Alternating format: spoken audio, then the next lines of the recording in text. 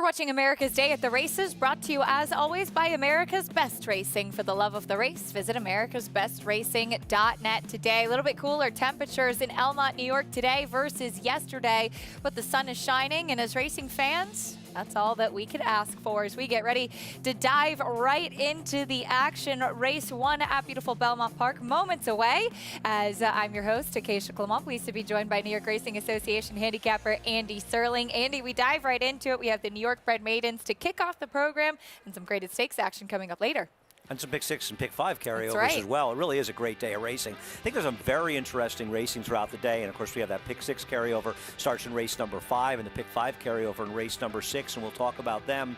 Talking about these maidens in the first race, I prefer the 3 Storied Fella, horse that raced out of town, the horse that finished second. That race came here and ran much better. And I prefer that one over Favored Sensible Conclusion, but they're the 2 logicals to start out the day. You have a nice size pool in the early pick 5 kicking off here. 219,000 pick 6 carryover, 291,000 pick 5 carryover a little bit later on, and some good races to do it in as well, as Andy mentioned. A couple of horses that make a lot of sense in here. Eddie Barker has Sensible Conclusion, who does cut back in distance. A horse that was wide, did not show any speed in the first turf race last time out. Yeah, Sensible Conclusions has chances on the dirt, but he just feels like he's sort of the logical horse in this race. Nothing particularly clever overall, to be honest. I like to prefer the 3 of those horses. How about the 7 the first time, or taking a little bit of money in this race? Is that a horse worth taking a look at, or are they just betting because there aren't that many options? It could be just a little bit of a fresh face in here. Klingman, who does draw Louis Saez for his debut, for Mark Hennig to the outside. Kevin Boniface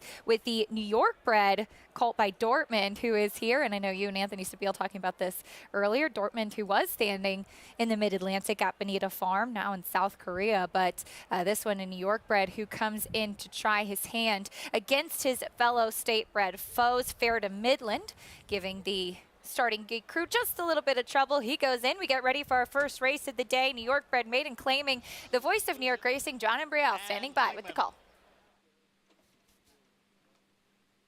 The Saturday opener at 7 furlongs with a field of 6. Klingman moves in, and we are set for the start.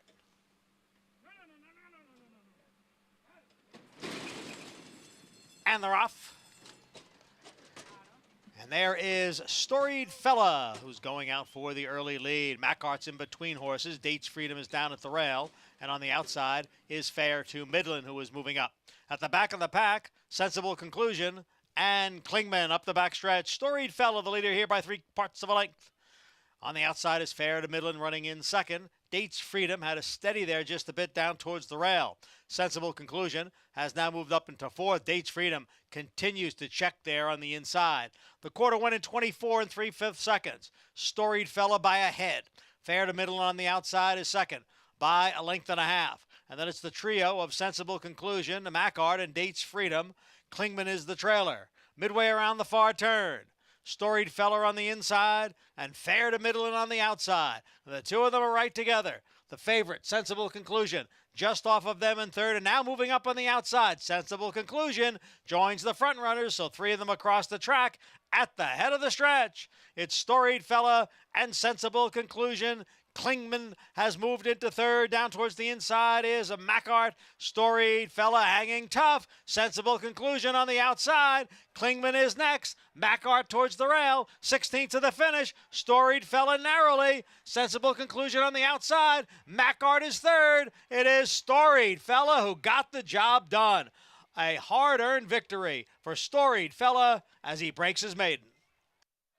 A hard-earned victory indeed from Storied Fella. Andy Serling made a case for this horse coming in from Laurel Park, and he takes them every step of the way, Andy. One of the oldest things to do as a handicapper, and I'm sure many people watching do this, is you look for the stranger in the group, the horse that hasn't been running here or hasn't been running against the same kind of horses. And as opposed to Sensible Conclusion, who ran fine here and I think finished 3rd, this horse had fewer chances, having only run twice, running out of town. And I know some will look and say, oh, well, the horse running in $25,000 claimers. Yeah, but they're not necessarily worse than these horses. They might even be better. As we pointed out, the 2nd place finisher came here and ran a respectable 2nd, improving his Beyer speed figure. And it just feels like Storied Fella found his friends. And things I like about Trevor McCarthy, and he and I were talking off air during the race. If Trevor's on a horse that has speed, he's going to get that early position, as opposed to the horse like the 5, where he just kind of lost a little of that position early, and he had to run to get into the race. Not saying it cost him the race, but with Trevor, I'm always confident if he can be forward, he'll be forward. And we are told Eric Cancel actually dropped his crop in the stretch. I hadn't noticed that at first glance. He was aboard Sensible Conclusion. You'd imagine that was a pretty key loss there in the stretch, not being able to urge his horse along. But very game was the 3-storied fella who got the right kind of trip and ride from Trevor McCarthy to win the opener. 1 down. We still have plenty more to go, including today's featured race, the Grade 3 Poker, which will go as race number 6 this afternoon, Andy. And Chad Brown, amazingly, looking for his first win in the Poker. It's our America's Best Racing Race of the Week. How dare he not have won a graded stake here at Belmont? It's kind of amazing that he hasn't won the Poker or the 4-Star Dave. Yeah. And he's had short price in these races and run a lot of horses. Well, maybe not as short as Mason. Now, Mason's not going to be 6-5. He's going to be about 2-5 or 1-5 in this race. And he probably should be a very short price. It's a very important race because it not only starts out our late pick 5, but it's the second leg of the pick 6. And there's no bigger single in this sequence, no more likely winner, I should say, that people will lean on heavily than Mason. Now, Mason's being an overmatched 3-horse field, which does include Wolfie's Dynagos, the speed horse who's back today. He's got to face 2 new horses in here in Sanctuary City and Public Sector, also for Chad Brown, that weren't in the last race, and both of them are better in the competition. But he's run fast figures, triple-digit buyers, both his races coming here from Juddmonte, and he does feel like, at this point, potentially one of the better mile turf horses in the country. And it is pretty incredible, too, is he's a gelding, so he's not eligible for those Group 1s over in Europe. So being a Juddmonte homebred and coming here to the U.S., but still, his stateside debut right into Grade 1 company speaks a lot of the confidence of the connections, and he will look for his first graded stakes victory stateside. Yeah, and you see how easily he won last time. He's good, but I think Public Sector is worth using as a small backup. I'm not saying a high percentage of your play, but somewhere, if you're like me playing multiple tickets, it's an interesting sequence. Starting with race number 5, I'm going to lean very heavily. I'm more focusing on the pick 5, which is races 6 through 10.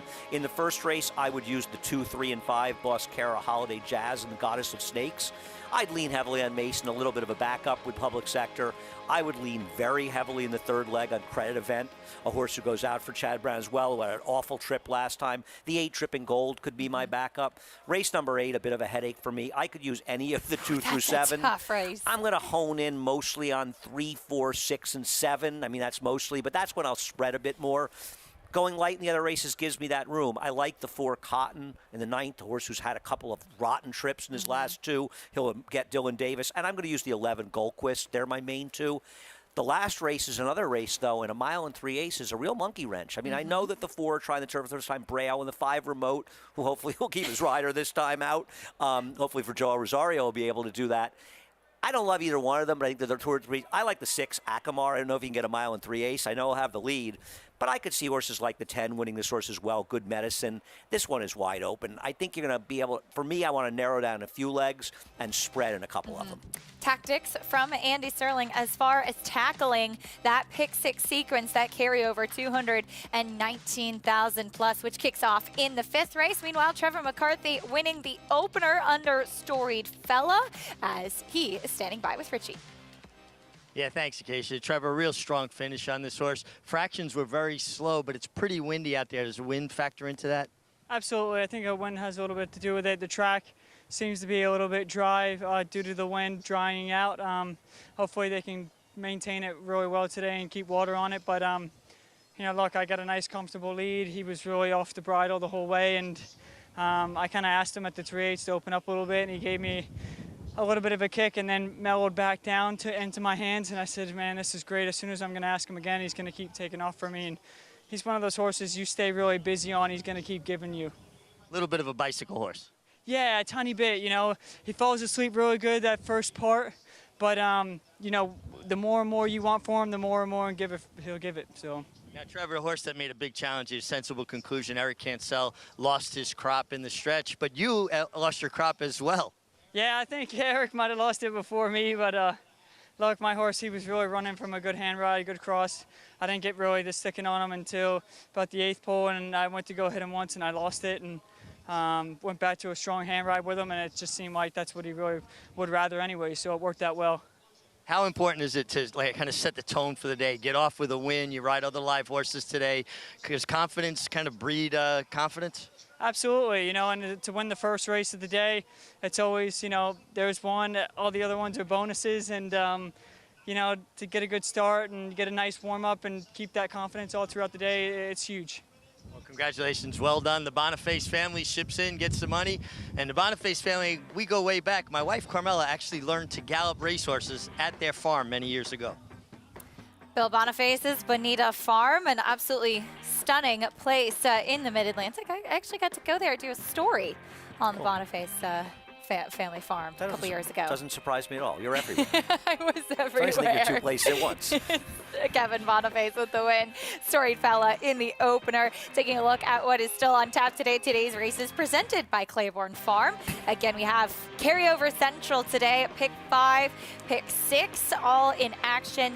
The Pick 6 starts in the 5th race today. The Pick 5 in the 6th race, which is that Grade 3 poker, races 2 through 10, still to come on today's program at Belmont Park. You can join Naira Bets today and play all of the action on our program and more while earning up to a $200 deposit match bonus. Sign up with promo code MATCH200 and earn up to a $200 deposit match right after your first deposit. Bet any track, anywhere, anytime. And don't forget to join now at NairaBets.com to get your $200 deposit match. You did a good job reading the Naira Bets promos yesterday. Thank you. I appreciate it. It means a lot to me. It really is. I'm good for the day now. When we come back, we'll talk about a major classic contender, Hot Rod Charlie, who ran twice over in Dubai, including a second in the Dubai World Cup. He's back stateside. We'll get to see him on the track today.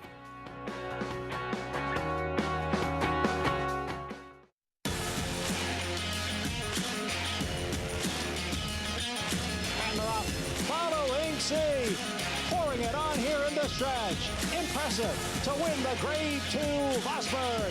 Following C, Mile Happy has kicked it into high gear, and Mile Happy with a powerful performance wins by 2.5. The Cup champion Run Happy, standing at Claiborne Farm.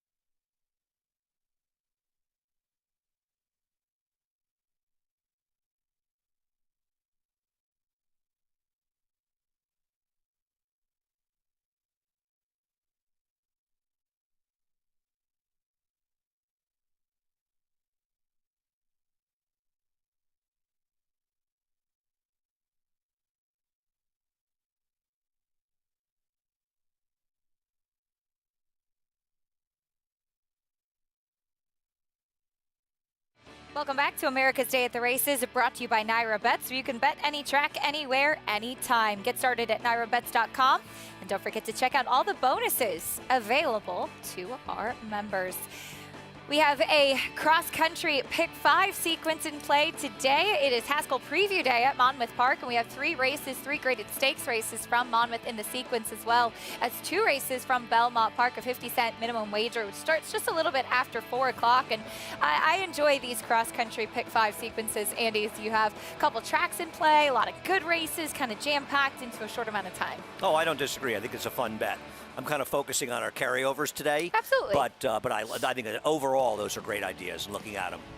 One of the races in the sequence is the Grade 3 Salvatore Mile. It's a 2-turn mile on the main track at Monmouth Park. And what a field assembled here. Hot Rod Charlie, back stateside horse that I know we're both fans of, Andy, as this was a horse who was very consistent on that Triple Crown Trail last year, second in the Belmont. He won the Haskell, and we last saw him finishing second behind Country Grammar in the Dubai World Cup. He finished first in the Haskell. Yes, I said he won the Haskell. Well, he got DQ'd. Yeah, you're right. You're right. I thought what was unusual about this race was that he wasn't forward, and he's been a horse that it seems like he runs his best races forward. Now, I think they probably didn't want to engage with Life is Good, and that's understandable. Life is Good couldn't get it. They still finished second to Country Grammar. I've been a big fan of this horse. I thought his Belmont was just a great effort. We'll see. He's getting started here. Obviously, a heavy favorite, Mind Control. We'll see if he can get sort of untracked.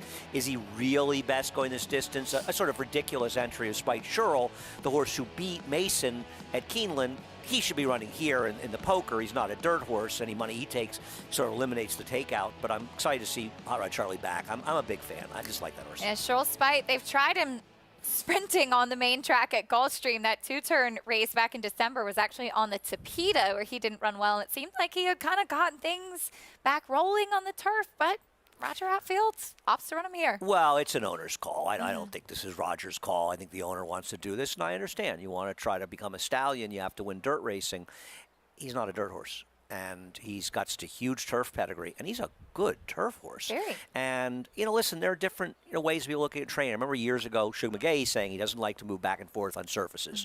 And we'll see what they do with him. But, I think he's a horse that's supposed to be pointed towards 4-star Dave. Now, obviously, if he won here, it opens up a new world for him. But Sure. it's not going to happen in all likelihood. And if it doesn't, they'll come to their senses, and hopefully he runs the 4-star Dave. I mean, he won a Grade 1 against Mason. Why not run against those horses again? Yeah, that would make a very exciting 4-star Dave this summer in Saratoga. We look forward to a lot of big races at Saratoga this summer. But earlier on the card today at Monmouth 2, we have the Grade 3 Eatontown, which is a mile and a 16th out of the turf chute. Taking a look at the fields here, Fluffy Stocks will break from the outside as she comes out of a second behind what we now know is the super talented Bleecker Street in the Modesty. And Irad tried every trick he could to beat her here. He drifted out as much as he could, making Flavia. And Flavia said, all right, Irad, you're out far enough. I'm going inside of you. And it's tough to do sometimes to split the way Bleecker Street did. And I think it's another feather in her cap. Now, obviously, she ran big last time as well. Fluffy Socks has been it's one of these rare Chad Brown horses that I would say has been unlucky a lot in races. Did not get a particularly good ride. I don't know, was it out in California or was it? Yes, somewhere. that was in the American Oaks. Yeah, she's gotten some less than terrific trips in her races, and she's good, but we'll see if Milamista, who maybe was a little aggressively ridden last time out, Princess Grace isn't bad, Vigilante's Way, I feel like she might have won this race last year. Fluffy Socks? No, Vigilante's Way. Vigilante's Way. I know she's in a she'll break huge down field, from the right? inside. She did win the Eatontown last year at Monmouth Park, so she'll look to defend her title for Shug McGahee. He came off of a layoff and ran at Monmouth last time, finishing second behind Whimsical Muse in the Miss Liberty. But that'll be some fun races as part of the Cross Country Pick 5 a little bit later on today at Monmouth Park, part of Haskell Preview Day. As back here today at Belmont Park, we have the second race coming up next, the mile and a 16th on the inner turf. It's a 30,000 non-winners of 2 in life. Here's a look at the field. Bezos back on the turf. There's pedigree for it, and he is 9-5. A very, very strange favorite. Favored in the doubles. Maybe you'll try to wire the field. I'm not so sure you want to be inside in this inner turf course, or at least you've wanted to be the last 2 days. We'll talk more about his chances after this. We'll also talk about jockey Dylan Davis, currently leading the standings at Belmont Park as he looks to hold on to that lead. This was his win yesterday at Belmont Park as he looks to pad that tally. Fun to run. In the Breeders' Cup Dirt Mile, he defeated a loaded field that included multiple Grade 1 winners Omaha Beach and Improbable. His brilliant speed figures were among the fastest of any 3-year-old at a mile or more. And he hails from the legendary Danzig sire line. Multiple graded stakes winner, millionaire, Breeders' Cup champion, Spun to Run, standing at Gainesway.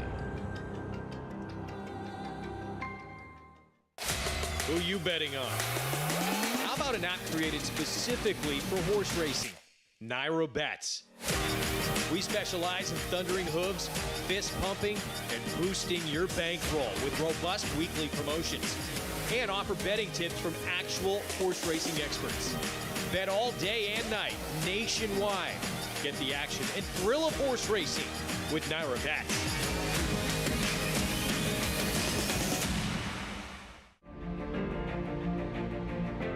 Idle, perfectly timed. Idle gets up under Joel Rosario to win the big gap. It's known agenda for St. Elias Stable. Race and the race, scintillating performance in the TBG Del Mar debutante. And Clariere will win the cotillion. Down to the wire. Who's going to win it? It's Mala by a neck. Curling, the classic sire.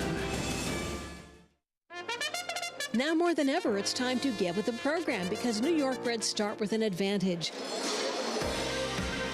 New York breds run for serious green at Belmont and Saratoga. New York bred maidens run for up to $75,000 and allowance horses for up to $85,000. And serious New York bred owners can collect awards of up to $20,000 per horse per race in open company. So get back with the program. Seriously.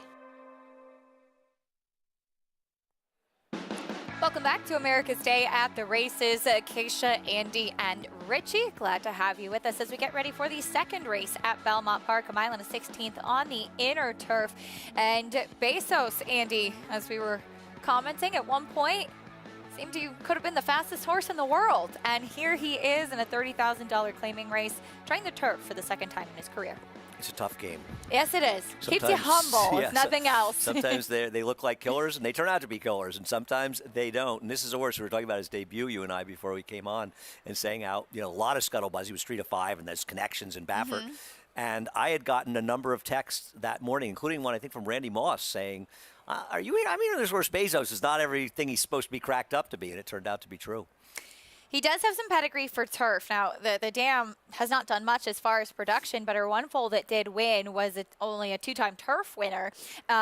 And so we'll see, as he did try the turf once. That was obviously against much tougher in an allowance at Keeneland last year. But he didn't really do any running. No, he and when didn't. you see a 6 beaten 2 1/4, you have to, if you haven't watched the race, and I know that you and I both did, he was a little bit wide, but he was just running along with the pack. And I know, listen, he's got a pedigree to go longer. He should be the speed inside of Brazilianaire. And I can understand the appeal. To me, he's got a little fool's gold feel to him. Mike Maker stretching out, the speed. And listen, Brazilianaire is the horse to beat. He has had his share of chances. I took Bless, a horse who ran well last time, but maybe last time was the time and beat up on lessers. But this horse ran last time, and I was just sort of hoping this was sort of the now horse.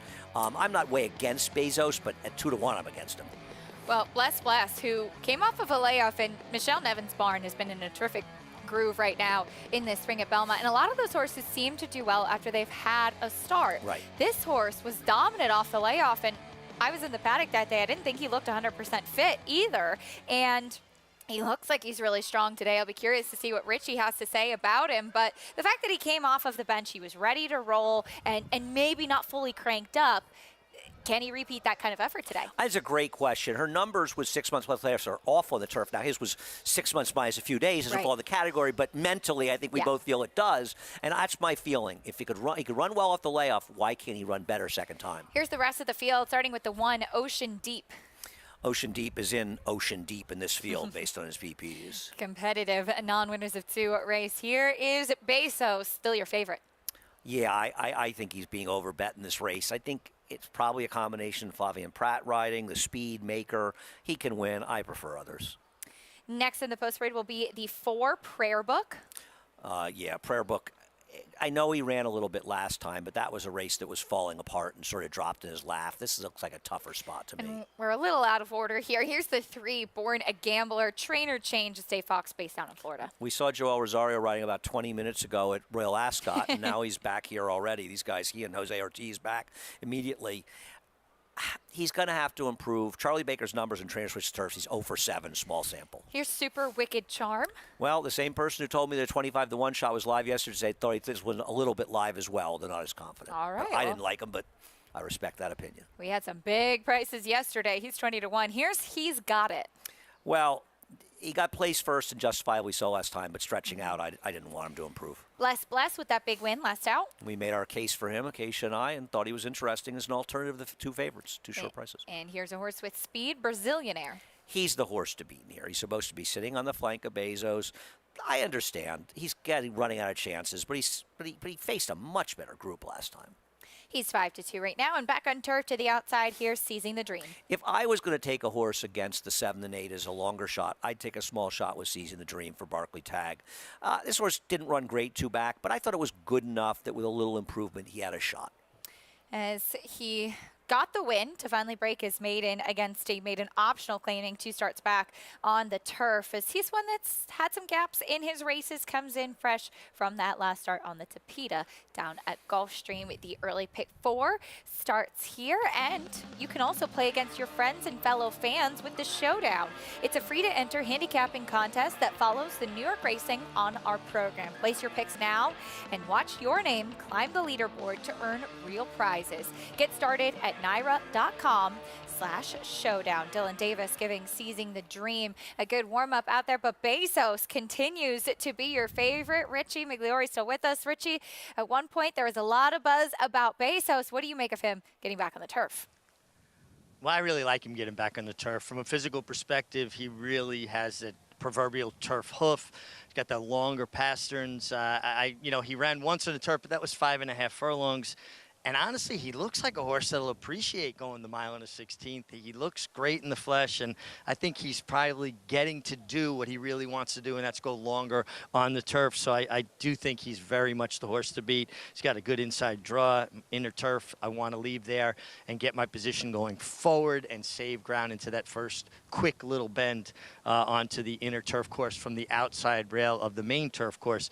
Born a Gambler, a horse that I was very interested in. Looks like he's carrying a little bit extra weight. Talked with Charlie Baker's conditioner, said that he missed some training with him, wish he had another work or two, but felt like this was a good spot to get him started. But I would agree, he does look like a horse that will be better for a run today. The 7 horse, Bless, comes off a big run last time.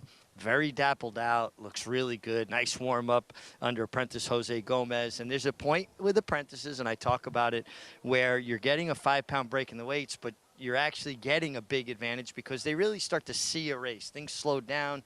They really know what they're doing. And I've seen that maturation with Jose Gomez, a kid that just really kind of like the light going on for a racehorse, light going on for a rider, where they really start to see a race and their field of vision is wider and things slow down. And he looks great on the racetrack. Very, very sharp. I would pick, under normal circumstances, the 9, Seizing the Dream. He looks outstanding. He could not look any better in the flesh. He's dappled out. I love everything what I'm seeing. I loved his energy level. I hate his post. I just, it's just such a difficult post. Post 9, a mile and a 16th on the inner turf. You got to make a lot of decisions early. You got to make a lot of right moves. Dylan Davis is riding great. But if he had an inside draw, hands down, he would be my top selection. I'm going to go back and forth, and I'm honestly just going to wind up landing on the 7, Bless, because of the way he warmed up and just how sharp he looked leaving the paddock. Richie, thank you. Dylan Davis, who has been making all the right moves during this Belmont stand, as he has 37 wins, notched win number 37 for Mike Maselli yesterday, 5 above Irad Ortiz Jr., and I was laughing at what you said, Andy, yesterday. I'm sure Dylan not upset that Irad Ortiz decided to go ride at Royal Ascot this week, and maybe not too upset that he got a few days suspension as well. I think Dylan really took Irad's suspension at Ascot very well. I really think he did. I'll tell you something, sometimes you say, well, Dylan's a few up, but Irad has been riding here that much, and I don't know, he's hanging around. People have to realize there's only 3, there's 3 weeks, there's 12, including today, there's 14 days left of racing. That's crazy. Here. You're up 5 now. I think Irad may have to serve those days. If he has to, I think he has to serve them. So that means that he's going to be out for half of them. I mean, Manny Franco's 8 behind him, and Manny's riding great, and maybe Manny could catch up. It's not easy, though. You have to win, more than half a race a day more. If Dylan wins 5 races over that period of time, which is less than a race, it's a half a race a day, Manny's got to win 14 to beat him. It's not so easy. And I'll tell you something, winning a meet like this after winning this winter, that's huge for Dylan. I know his confidence at an all-time high too, and just a guy who came back from injury and was really hungry. He worked really, really hard and much improved after that too. And that really can be a pivotal point for a rider's career too. And I think all of us, and a big cheerleader of him and his improvement as well. And we've seen that, his aggression paying off on the racetrack. I think we like to see all these riders ride well. Absolutely, I think we want to see them all. And I think, you know, the more good riders you have, the better the racing is, because you don't want to sing like there's two good riders, and if I don't get one of those two guys, then I'm at a disadvantage. You look to the room here, it's very rare in handicap you go, oh, I can't believe, you know, this rider's on it. Because most of the time, it's just a good rider. And with Dylan, I think one of the things that really helped him, and Richie had talked about this a lot, and I know Richie's talked to him a lot in the past, he's gotten more aggressive. I'm not saying he's setting everything, but there were times in the past where you feel like, Dylan, you're supposed to be more forward than you are. Not saying it anymore. And I think that's the biggest change. And just, he's a terrific rider. But I think overall he's been more involved in the races, and it's made a difference. As it's funny, my husband Miguel was joking with me yesterday when they had a couple of runners who had to be scrapped the other day after not getting the Lasix in time, and he said, you know, it's too bad I ran Ortiz and Joel Rosario over at Royal Ascot, so I had to get some backups. He said, I got Flavian Pratt and Manny Franco. I said, I think you're doing okay as a result of that. So the colony here, it makes it so fun for us to watch. And you landed on the apprentice, though, in this race, Andy, Jose Gomez, who's been holding his own as well. Oh, he's a terrific young rider. I'm looking forward to seeing his career go forward. And he feels like one of these riders that we'll be hearing from as a journeyman as well when he loses his bug. It's not easy to do, though. He'll be aboard Bless, looking to make it 2 for 2 in 2022. We have race number 2 coming up next at Belmont Park. Here's John and Brielle.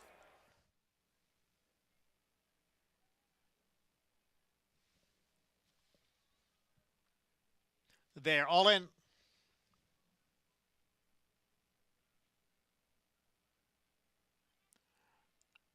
And they're off. There goes Bezos out for the early lead. Born a Gambler races in second.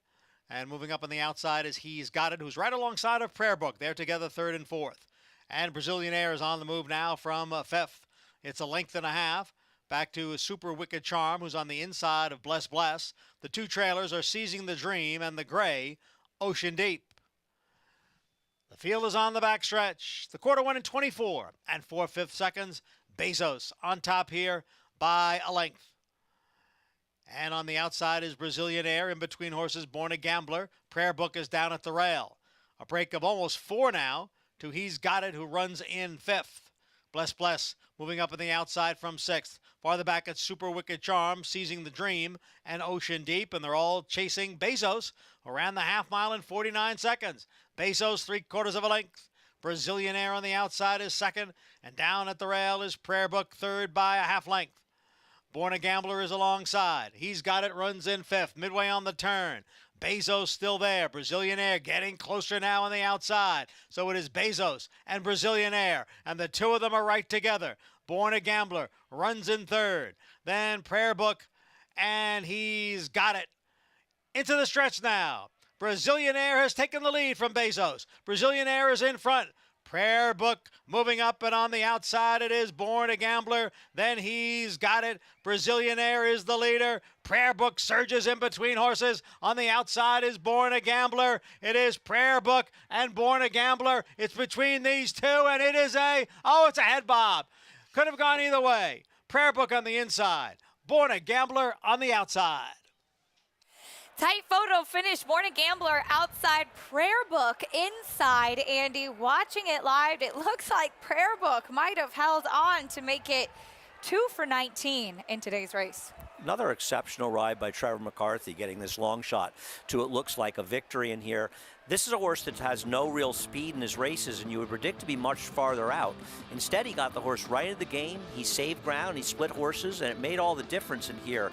I do wonder sometimes when you see this type of situation on the head bob, and then they kind of separate at the end, because the 3 was getting him there, and I do think that the 4 won, but we'll want to watch. Yeah, he's in front at this point. They almost synchronized a little bit more at this point. They did. The 4 got it done. I wonder if there was a bit of a drift. Without seeing a head-on, you can't really tell. There may have been a bit of a drift, but the 4 did finish first. The 4 Prayer Book, I remember Richie reporting on this last time, actually. They added an extension blinker over his right eye, so as we'll get a chance to see the close-up here, Prayer Book can't see anything to his outside. You can see that his right eye is fully covered. but he can obviously feel the presence of another horse near him. But I wonder if that's part of it too, is that he couldn't see the other horse who was outside. Interesting. Yeah, it could be an interesting thing for that kind of tight duel right there. You know, Brazilianaire, you could argue, there's an argument he could have won. It was the usual lax ride out of the gate by Eric Cancel. Bad post draw for sure, but when you have that post, you can't be lollygagging the way Eric did, and it cost him real position early, and maybe he ran the best race, but he's also worse. He's just racking up the losses and the excuses, and Prayer Book at 28-1 is declared the winner in the photo. Bless finished fourth, but he was never running in this race, and we talked about it before the air. Bezos was fool's gold. He was a horse that kind of sucked you in. He's the speed. He didn't run that badly at 5.5. He's not very good. But 28-1 winner Trevor McCarthy sweeps the early double. Congratulations to Amira Shishakli and her team. Prayer Book getting the win. And there are a lot of us that are very happy that this race wasn't part of any of the carryovers today, because this would have blown a lot of us out. When I say us, it includes me. Absolutely. Prayer Book, he wants to go around another time. He's feeling fresh after that win. Congratulations to the Connections. We'll bring you prices and reactions after this. We'll also look ahead to what's coming up at Churchill Downs, as we will honor a very special race mare indeed, a two-time Breeders' Cup Distaff winner, two-time Champion Eclipse Award winner, Monomoy Girl, her namesake race. We'll talk more about it after this.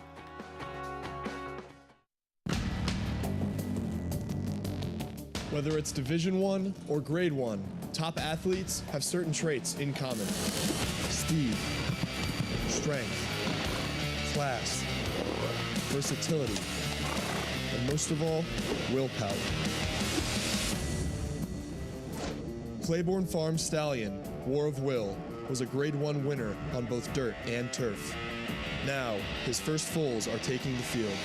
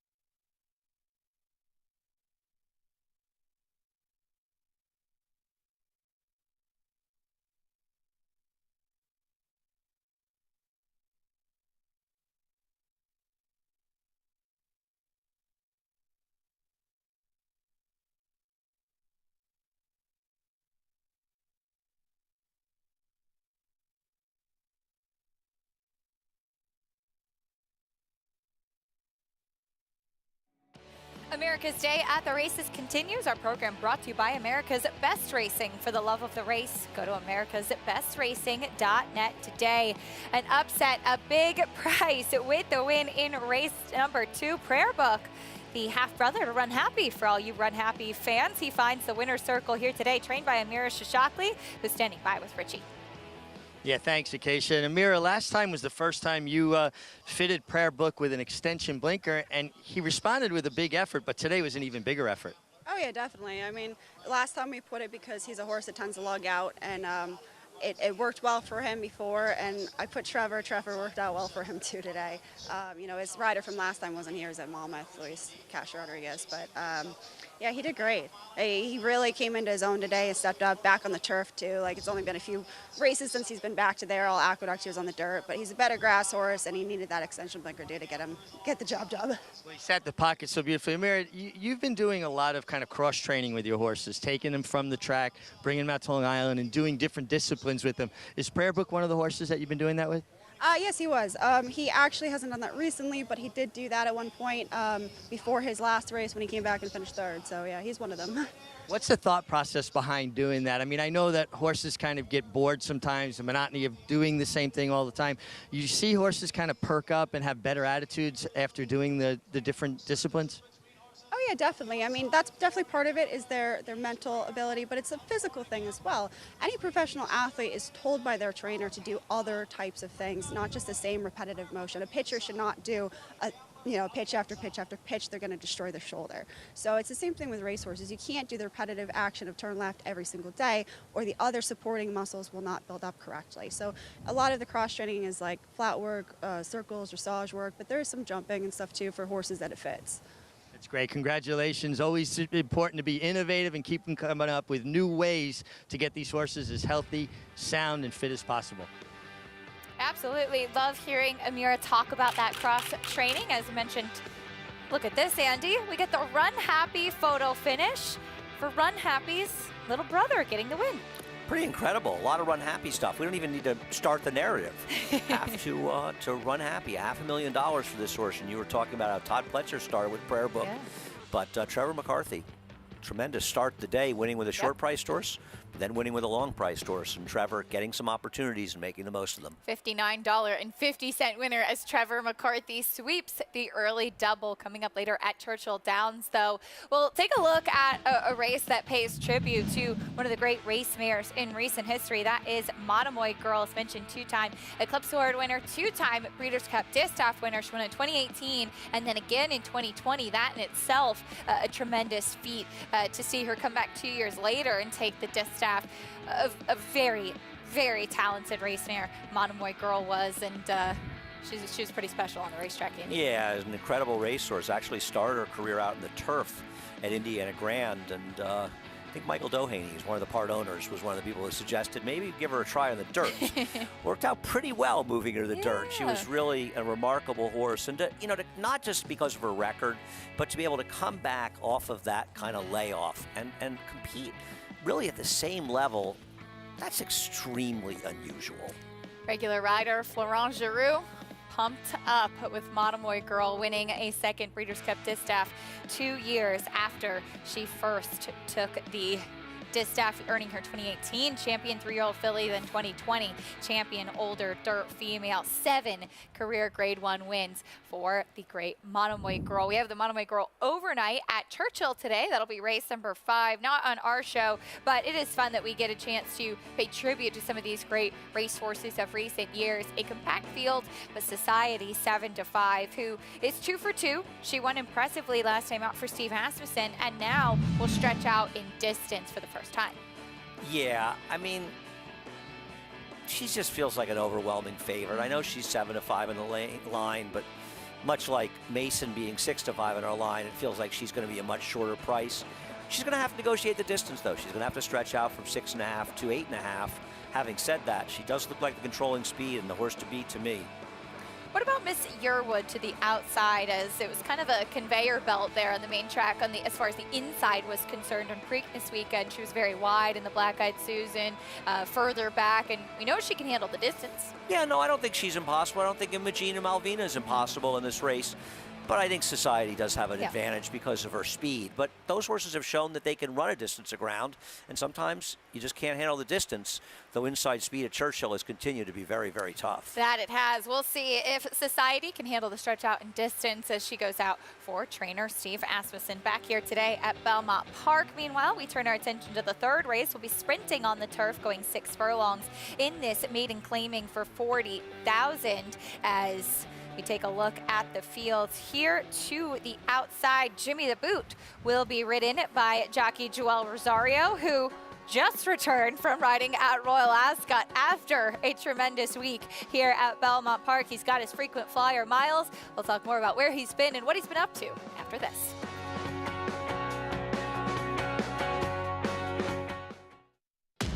Speightstown. Munning. Echo Town. It's Echo Town for Joe Talamo, and Echo Town raced away, and Echo Town is drawing away in the stretch. Echo Town wins the Allen Jerkin Stakes. A sire line so prolific it repeats itself. Echo Town.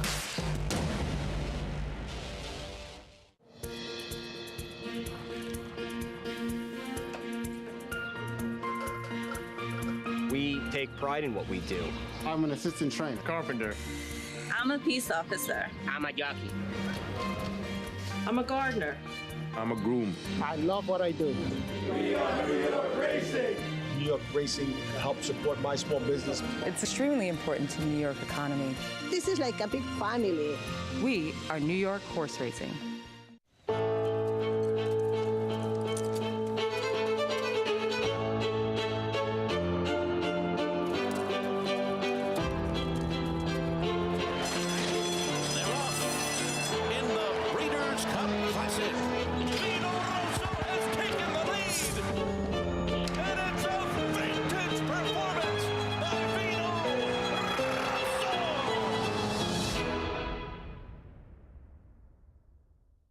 Racetrack Television Network brings you every race, from every track, on every screen, every day. With monthly packages starting as low as $5, RTN gives you great value and access to more live HD streaming and race replays than anyone. Visit RTN.tv today to sign up and watch on almost any device, including Roku and Amazon Fire. RTN has packages that start at $5 per month.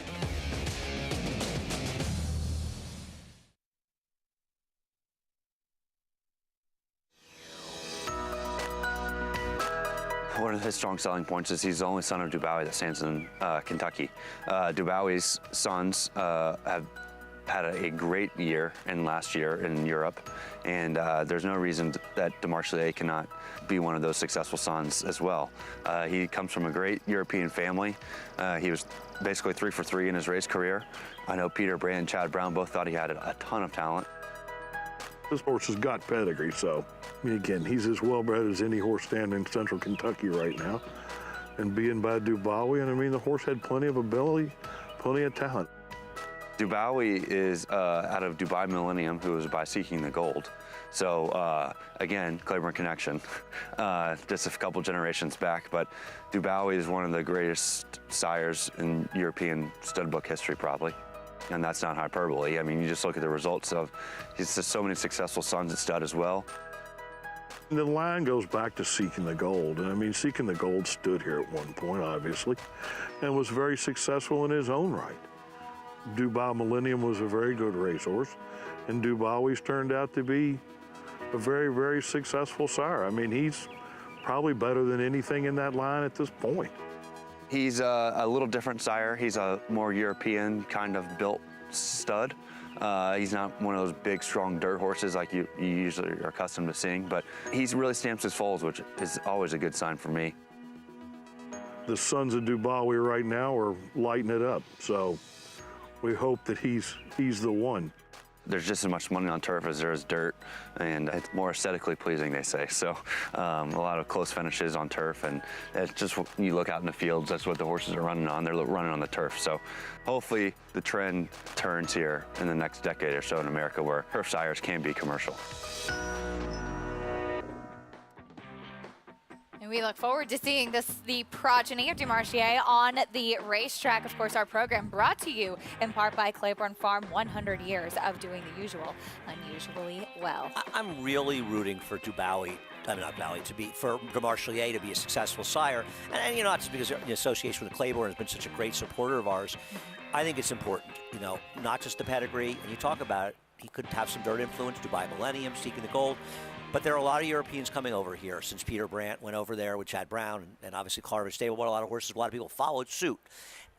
As Walker said, there's a lot of money out there in turf races, particularly here in important races. And, you think of Warfront. Yes, he can sire dirt horses, but he has a lot of very good turf horses, and he's staying for a lot of money. So if a horse can prove successful, they'll get the backing. So far, we haven't had those kind of horses get a chance to stand at stud, especially at a marquee place like Claiborne. So if Demarchelier pans out as successful sire, I think it's going to be more opportunities for more of these Europeans. He has the pedigree to do so, and it certainly will be fun to follow. As mentioned, cannot wait to see his progeny on the racetrack. Meanwhile, we get ready for the third race at Belmont Park, 6 furlongs on the turf. There's a look at Jimmy the Boot to the outside, your current favorite, Uptown Hustler to the inside. For more on this horse and the rest of the field, let's get a paddock report from Richie. Well, Keisha, let's start with the one Uptown Hustler who took a lot of money first time, didn't run particularly well, drops in class, gets a good inside draw, actually has a work over the turf course on the training track side at Saratoga. He looks great. I mean, I really can't fault him at all. I'm always a little reluctant, though, when Wesley Ward has horses that take money first time and they don't show up. It's unusual. Usually they fire first time out. So, you know, it's hard for me to have confidence in a horse, even though he is dropping in class for his second start for owner-trainer Wesley Ward. The 4 Super Quality could not be better turned out. He gets the paddock check mark as far as looks. I mean, he could not look any fitter. His coat could not look any better. George Weaver has his horse looking as good as hands can make him. And he is also another one taking a drop in class, getting on the turf for the first time, and he does have that turf type hoof on him that makes you believe that he would handle the turf just fine. The 7 Rugged Union, kind of an interesting runner. This horse was lugging in really bad last time, almost unmanageable for Kendrick Carmouche to handle. Talked with Danny Gargan. They changed the bit. He's a horse, he said, that they got to try to stay out of his mouth because once they kind of get into a fight with him, his tendency is to lug in very hard. If he's more manageable today and can run straight, he is definitely the horse to beat with the equipment change and more of an outside drawer where Dylan Davis should have more options. But he is a horse that can be very difficult to ride. And then the 9 horse, Starry Night from the John Kimball barn. Gosh, this horse, he looks really, really good. John's got him looking good. He had cotton in his ears, trying to keep him a little quieter here in the paddock. You know, they put cotton in his ears to mute some of the noise. A lot of horses react negatively to louder sounds, or, you know, tend to get a little more nervous. I asked John how much about the high speed he showed last time. He said he hopes he settles a little bit better, but that he's naturally a pretty fast horse, Acacia. All right, Richie, thank you, Starry Night, who did show some improvement, dropping in class last time out, finishing 3rd, as it's 9-5 on the 1 Uptown Hustler, though, Andy. As Richie had alluded to, this horse was favored in his debut. He just was flat in the stretch, and typically we're used to seeing Wesley Ward firsters. I know this is a 3-year-old, but we're used to seeing them ready to roll at first asking. He's going to win this race if nobody in here can run. And maybe it'll happen. And Wesley's a dangerous trainer, but this horse was 8-5 first time and was awful. I mean, he was a little bit wide, but he didn't do any running at all. And for what it's worth, Wesley Ward, maiden special weight to maiden claimer on the turf. He's 6 for 35, $1.06 ROI. He's 5 for 21 with the sprints, $1.14 ROI. Second starts maiden special to maiden claimer on turf, 2 for 10, 86-cent ROI. It's not a move. It's just his horses, they run. And he's dropping this one, not saying he can't win. If the 7 sort of behaves or whatever you want, the 6 and 7 come out of the best situation. They were involved in a wicked fast pace against a crazy tough field and a race that completely collapsed. So the fact that they fell apart in the front end isn't bad. Look at the 7 on the inside. I mean, Kendrick's having just a lot of trouble with him, and I don't know what's going on. Yeah. But you see him sort of behind right on the rail on the inside, second to last, backing the horse behind him. He's just can't even ride him, and I don't know what the deal was. It's not he didn't want to ride him, and he actually still finished ahead of Dad's Good Runner. Now, Dad Good Runner did do more work early than he did, but they also were able to ride him. These are the horses, in my opinion, that you want. That was a race that collapsed.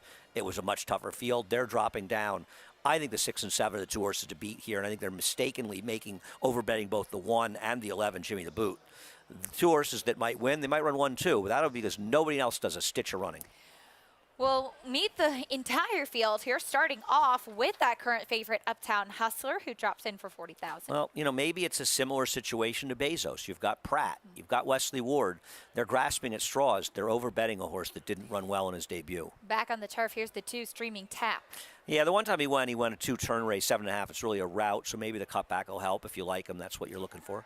when cutting back in distance is the 3 Irie Spice. He'd probably like to cut back to just sort of getting out of the stall and walking around a little bit and going back in.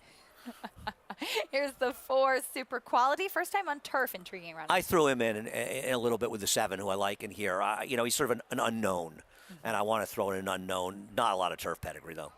Here's the 6 Dad's Good Runner. Comes out of that turf race on May 1st we talked about. He's just involved in a very fast pace, and I think his first turf race is a lot better than it looks. Goes out for Michelle Nevin. Here is the number 7 Rugged Union. Richie said they changed the bit to hopefully give Dylan Davis a bit more control. Well, you know, Dylan will look to get another win, and I think he's a very logical horse that right now is too big a price. Here's the number 8 King of Sting for Joe Sharp. I respect Joe. This horse just hasn't done enough running for me. He was in some softer spots. Comes back on the grass as well. Here's Starry Night, who did show speed last time out. He did show a lot of speed last time. We'll see. I didn't love his performance. I don't love the race he's coming out of, but I don't think he's impossible. If you don't like the favorite 2 horses, the first, second choice like me, maybe he has a chance. Marco Polo, first on the turf. Yeah. Did you find any turf pedigree? Because I sure did not. So, you know, looked. Good luck, right? I looked too. And Linda Rice, first time on the turf off the claim, she's 1 for 11, as this horse is. Here's Jimmy the Boot, blinkers on. I know you can't disparage the family horses, but this one's being bet because it's Clement and Rosario, and that's the only reason. And maybe that's not a terrible reason, but for me, if you look at the horse's PPs, and this horse had a perfect trip last time. 5 to 6 upper stretch, and what planet? This horse stayed in the rail and angled out too wide the turn. Man, he gave him perfect right at nothing. Well, Joel Rosario just yesterday morning was riding at Royal Ascot last week. We saw him in the winner's circle with 3 stakes victories, including an absolute throwdown in the Ogden Phipps with Clairiere. He had a little bit of an easier time with Jackie's Warrior, who he was a passenger for. But Clairiere, what a big performance to get her 2nd Grade 1 victory. Yeah, I mean, obviously she was very lucky. Search Results Right. ran the best race and just got involved in that ridiculous pace scenario and finished 3rd. But Clairiere has really improved as a 4-year-old. She was always a good horse, but she's just taken that big step forward. And it feels like it's a theme for Asmussen horses. A lot of them, especially routers, just seem to get better. You obviously think a gun runner, but there have been plenty of them. And where last year, even though she was, you know, reasonably close behind Malathot, I think Malathot's run well. You know, this race, obviously, good effort, good setup or not. But I think Clairiere is the one of the 2 that's taken the bigger step forward. Yeah, she has, as it did seem like last time when she faced Latruska in the Apple Blossom, we saw her kind of stack up with older horses as she was trying to take that jump as a 4-year-old, and then she really cemented herself in the division with this win in the Ogden Phipps. Joel Rosario aboard 2nd career Grade 1 win for Clairiere. One of just many exciting races and performances we saw in Belmont Stakes weekend. Yeah, that was a really great race, and I think it sets it up. You know, the idea of those horses coming back and meeting the personal ends in Saratoga is going to be really exciting, and we're getting closer and closer. It's going to be real fun if all these horses stick around and we get a chance to see them meet again, especially in this second half of the year. And the 3-year-olds onto the Midsummer Derby in the Travers 2. There's Joel Rosario aboard Jimmy the Boot, though. Horses finishing up their warm-ups. For more, let's check in trackside with Richie. Yeah, Cation, some of the things I saw in the paddock would just reinforce what I saw in the racetrack. The 4 Super Quality. He got the paddock check mark for me. He got the warm-up check mark for me. I think this horse looks outstanding. You know, remains to be seen if he's going to handle the turf. He does sport a turf workout up in Saratoga. They had that luxury. They can take horses out on the turf course with more frequency, training up there in the spring. And I think he's very well meant. And at 9-1, he's a horse that I'm very interested in.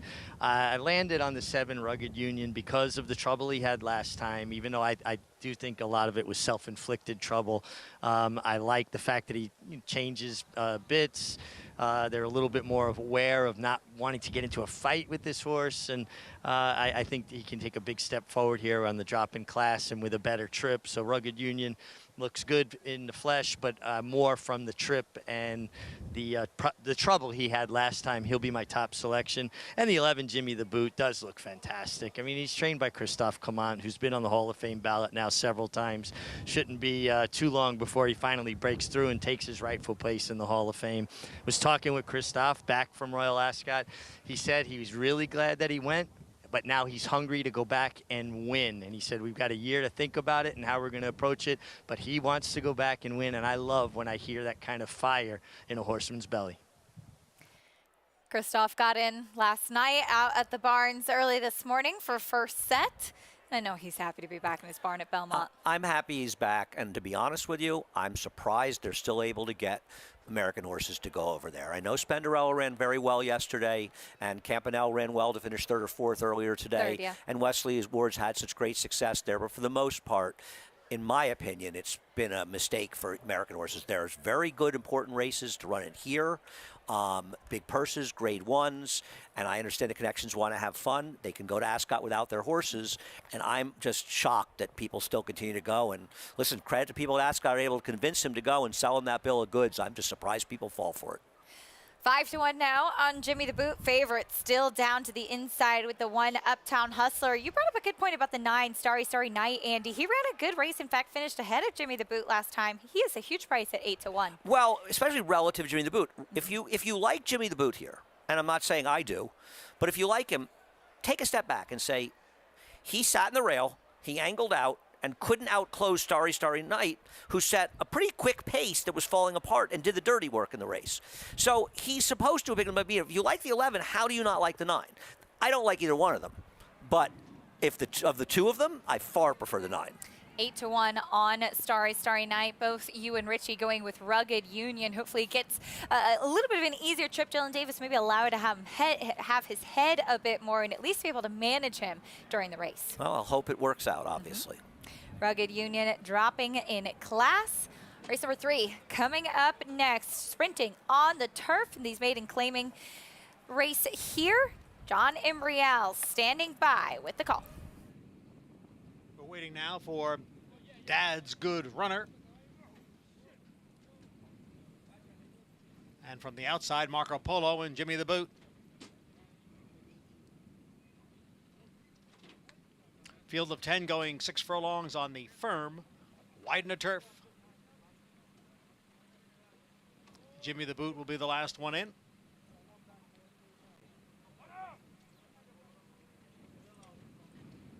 He moves in and we are set for Saturday's third.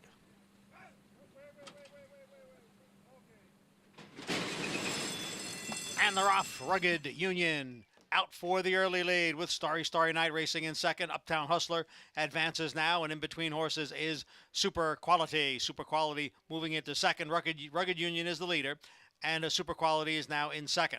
Starry Night, Uptown Hustler, they are heads apart, third and fourth, with Jimmy the Boot next in fifth. Dad's Good Runner down at the rail runs in sixth. Marco Polo had to check there. Marco Polo checked back and is racing in seventh. Then comes King of Sting in eighth. A big break. Back to a streaming tap, and the trailer is Irie Spice, the quarter 21 and 4/5 seconds. It's Rugged Union on the inside and Super Quality on the outside. The two of them are together. Starry Night in third, Uptown Hustler down at the rail, Jimmy the Boot on the outside. They head for home after a half in 44 and 2/5 seconds. It is Rugged Union, Super Quality. Rugged Union and Super Quality, they are right together. Starry Night gains on the outside. Super Quality, Starry Night. Now those two hook up in the final 100 yards, and it will be Starry Night to take it length and a half. Super Quality was second, Photo for third.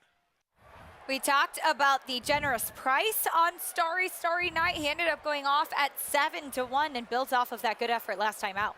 And listen, as I said before the race, I didn't like him. I actually bet him last time. But the point being that if you like the 11, you had to bet this horse because this horse ran so much better than the 11 last time. And, you know, in this particular case, Dylan was aggressive, and I don't flaw his aggressiveness at all. The horse had every chance to win, just wasn't quite good enough to get it done. But he gave Rugged Union his best chance, unlike his last race. And he sat the perfect trip. I mean, listen, the 4 did the dirty work. You could argue the Super Quality might have run as well, if not better than anybody. But in this case, Jose Ortiz, unlike last time, he was much more patient with him.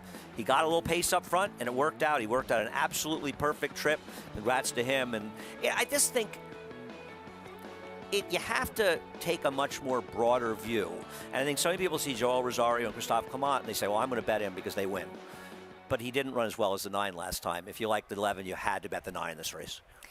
Believe the number 11, Jimmy the Boot, got up for third, but it was a Pair of 7-1 in first and second. Starry Night over Super Quality. Starry Night and Jose Ortiz, who also just came back from Royal Ascot just yesterday morning, riding Pizza Bianca, and gets into the winner's circle here today with Starry Night. We'll bring you prices after this.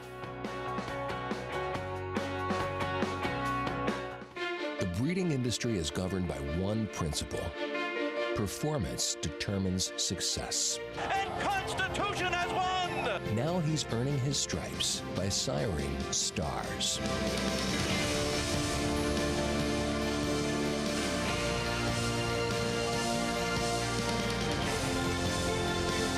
Constitution, a natural-born leader.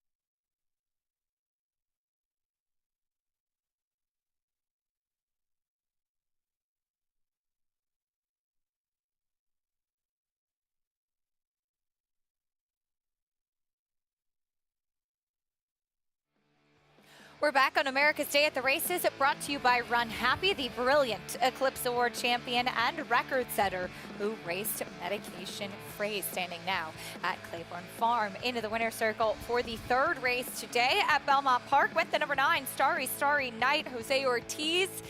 Seen round the world, back from England and back into the winner's circle here at Belmont as he's standing by with Richie. Yeah, whirlwind trip for Jose Ortiz. And Jose, Starry Night, last time showed a high speed. Today, a little bit of an adjustment. You stalked the pace more. Did you learn something about him last time? Well, last time the ground was soft, and I think she didn't like it at all. And I was pressed a little bit early, and today I had a better draw in the outside. And I knew the 700 was very fast, so I talked to John before the race, and we said you don't take nothing away from her, but just let it break and sit and wait for the time to punch home. Well, it worked out perfectly. Now, you rode here on Thursday, flew to England, rode there yesterday, and right back. How difficult is that to do, and how hard is it on your body? Very hard on my body, honestly. I kind of feel it today now. A little tired, but, you know, we're here. We got to try. We got a winner already, so we keep going. I think a winner kind of pumped up my energy level now. But yeah, a little jet lag, I feel like, you know, but I mean, just part of the job. It was great to go there and ride. I appreciate the opportunity from Christophe and Bobby. I think they have fun. They feel it from very well. So we're very happy. She did run good. There was a lot of traffic. You had to kind of weave your way through, but she finished okay. Well, I was following Frankie, but I don't have the same amount of hope he had to make the holes he made. And then I tried to follow him. When I realized I don't have the same amount of hope, I came back inside. And I think we go B for second, maybe 2 lengths. I think she run a very good race. We'll keep it up today. I'm sure the winner definitely gives you more energy. And guys, it's a funny thing. You can follow the right horses, but if they're going faster than you, you can't get off and carry your horse through the holes. And Frankie Dettori aboard Inspiral yesterday in that Coronation Cup, and she was absolutely sensational. Jose Ortiz back here at Belmont Park and back into the winner's circle. That's certainly a way to get over jet lag. A $17 winner with Starry Night. Taking a look at the field for race number 4, which is coming up next. 6 furlongs on the main track in this $12,500 claiming race. The number 1 will be ridden by apprentice Jose Gomez, who we heard Richie talking about earlier. The maturity that we've seen from this young rider who has been making a name for himself in the toughest jockey colony in the country, if not the world, here in New York. And he sat down with Richie, a former champion apprentice rider, to give a little bit more of an insight of what it's like being an apprentice jockey here in New York. I'm very pleased to be joined by the leading apprentice jockey here this winter, Jose Gomez. Jose, I always find it fascinating when a young rider gets off to such a good start, and you've been riding so well. Give me a little bit of background. How did you get started? I know you started kind of going to the track with your mom, who was your groom, Anna Maria. From a young kid, you know, I was always around horses. I went to actually Arlington. I started galloping there. I wasn't ready. I got fired. I went to Ocala, started breaking babies, and from there, you know, I just learned, and then from there, I went to Monmouth, you know, galloping for some people. Then I got introduced to Kelly. And from when I started working with Kelly, I just started going him from Monmouth to Palmettos, and to Palmettos back to Monmouth. And then in Monmouth, he put me on some horses. And, you know, like once a month, you know. And then when Monmouth ended, he said, just go to New York. I got an agent up there for you, and, you know, we'll keep going. And I said, okay. And you're talking about trainer Kelly Breen. Yeah, Kelly Breen. And you won a race at Belmont for him. Mm-hmm. What was that like? Because Belmont is big time. I mean, New York is big time. To break your mate and win your first race at Belmont Park, what was that feeling?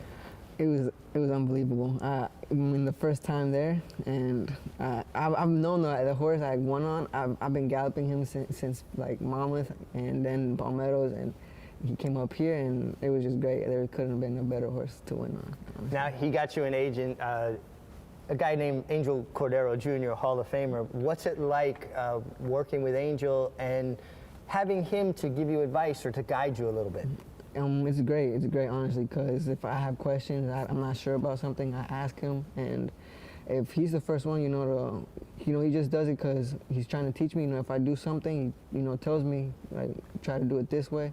You know, and just keep trying to help me, you know, and it's great. It's great, honestly. I learned a lot from him. Just watching his old replays, you know, from back when he was riding, and I just study a lot. Good jockey colony here, a lot of top riders. Is there anybody that really you want to be like? Somebody that like, you pattern yourself after, or you know, guys that actually give you advice or help you? Honestly, I don't want to be just like one guy. I want to have my own style, but I take a lot from all these guys, you know, like Irad, Jose, Telegraph Leon, just everybody here, honestly. And I try to make my own thing, but take pieces, you know, from everybody. Just learn from everybody, you know. Look how they do this, how they do that. Just learn from everybody. As a young man, he's got a twinkle in his eye, great smile, and loves what he's doing, living large, leading apprentice jockey, Jose Gomez. And he certainly made a name for himself here on this circuit. Andy, Jose Gomez, it's been a lot of fun to follow him and see how he's really given some terrific rides on turf and dirt in New York in this tough circuit. Yeah, I mean, it's interesting. You mentioned the turf because a lot of apprentices, they'll get the bulk of the ride in the winter when they run here or even out of town in places where they don't have turf racing.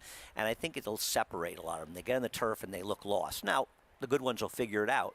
Didn't seem like he was lost for more than about 5 seconds in the turf races. He was immediately riding well. He's a good rider. Paying attention to how the track is playing, paying attention to trends as well. As Richie, you are the champion apprentice jockey, and it looks like Jose Gomez is on his way to potentially garnering for that title. What are some of the things that you've seen from him and his growth on this circuit?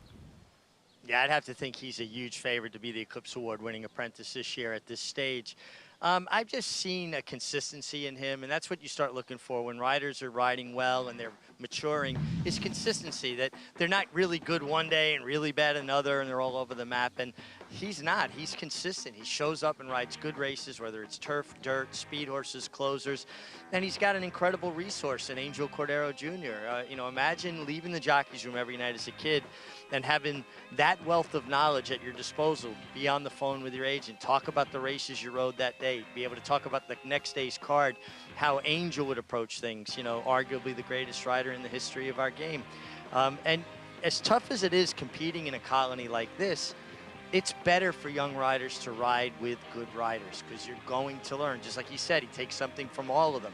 You're going to learn the things that you want to incorporate into your repertoire and good habits, just how to prepare properly, how to, you know, go about your everyday in a professional manner. And I'm seeing a great level of professionalism from Jose, as well as somebody that's just really enjoying life and his job. And it's so important to enjoy the process as much as the end result. And I kind of find it ironic here, Acacia, he rides the one bad guy. Well, he's the opposite of bad guy. He's one of the good guys. That he is. I always love getting a chance to interview Jose Gomez, and he always has that big smile on his face, and just like Richie said, enjoying riding here, and he's done really well. I know we've all been impressed, and I think it's gotten to a point too where a lot of trainers, a lot of bettors too, not afraid to take a chance with a horse that an apprentice is riding if he's on. I think that's a very good way to put it, afraid. Because a lot of times we're bettors, we're afraid. Or connections. You say, oh, an apprentice, I don't really want to. I don't think they even think about it with that kid. There's his mount, Bad Guy, down to the inside, dropping in class for Rudy Rodriguez. The New York bred will break from the rail. We'll talk more about Bad Guy and the rest of this field for race 4 at Belmont Park after this break on America's Day at the Races.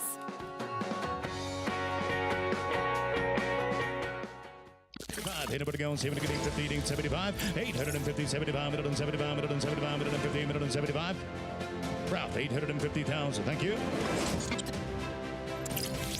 Volatile in front by 2. Whitmore is down at the rail. Forense Fire and Mind Control. It's Volatile in front as they pass the 16th hole. Volatile victorious in the Vanderbilt. 1 by 2 lengths. 850,000. Thank you. Who you betting on? How about an app created specifically for horse racing? Naira Bets. We specialize in thundering hooves, fist pumping, and boosting your bankroll with robust weekly promotions. And offer betting tips from actual horse racing experts. Bet all day and night, nationwide. Get the action and thrill of horse racing with Naira Bets.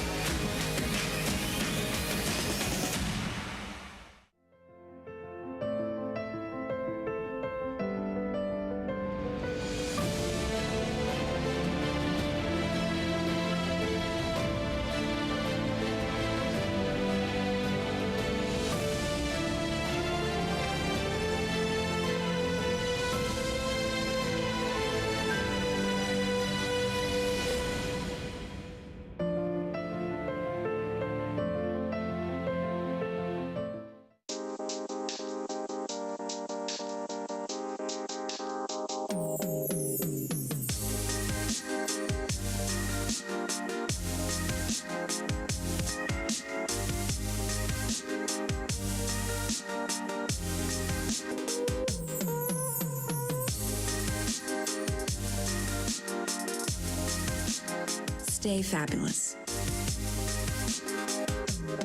Resorts World.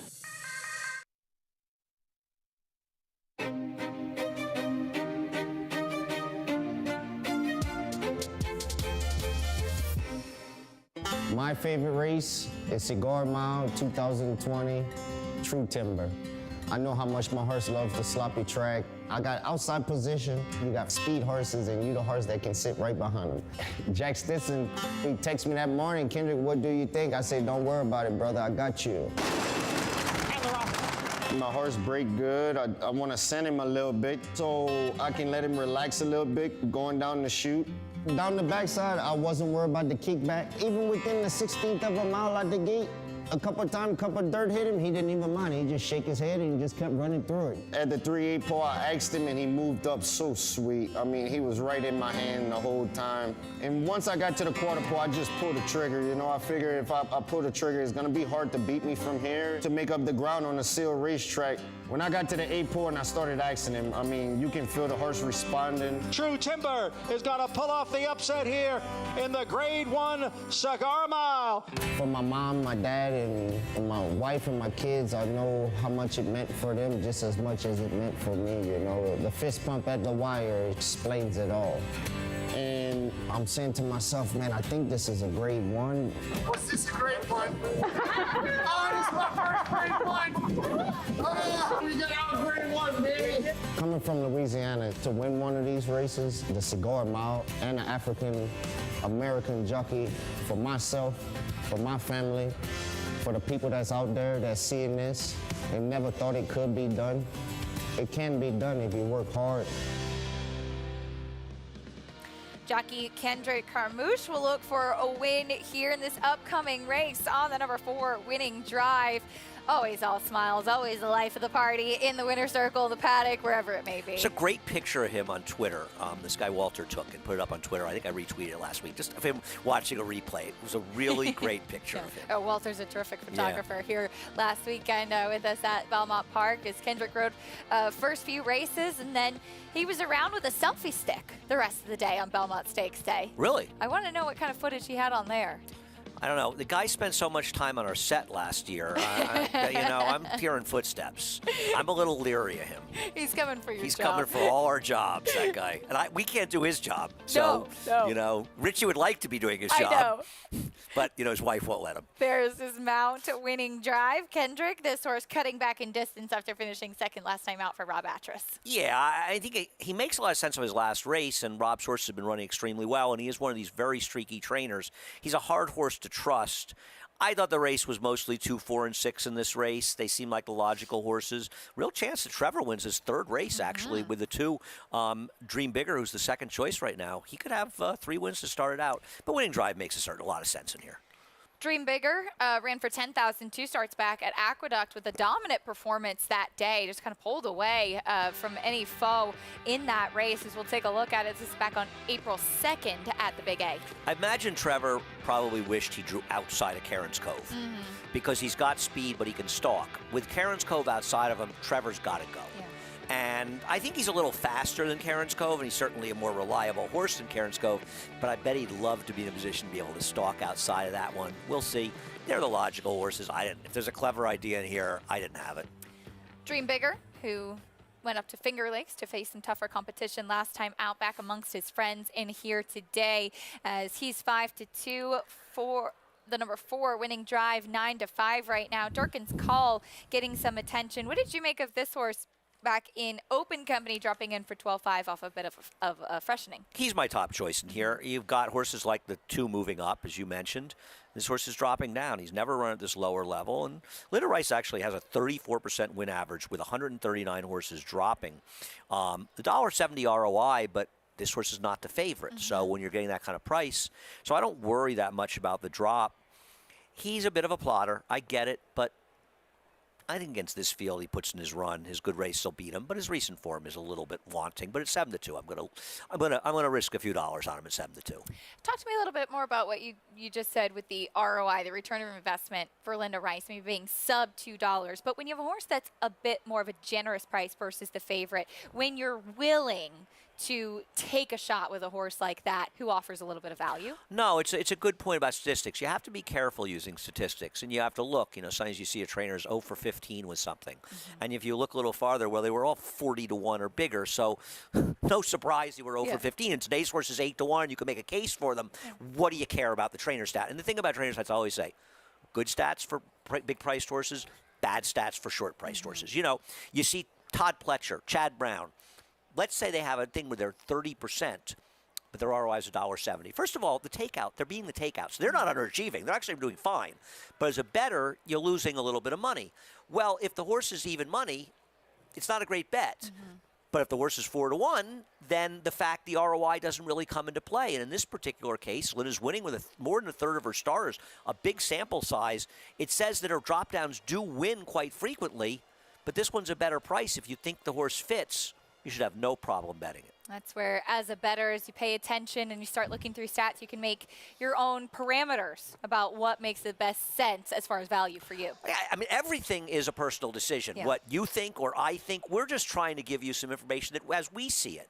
You might see it completely different than us. And by the way, we're dead wrong sometimes. We're right sometimes like you are, but we're also dead wrong sometimes. Amen to that. It's a tough game. Here's the one bad guy, Jose Gomez aboard. I had a lot of love for bad guy. I wonder if 6 is a little short for him. Here's Dream Bigger. Trevor McCarthy looks for 3. Trevor's going to be forward in here and has a real chance to win his 3rd today. Karen's Cove dropping in class.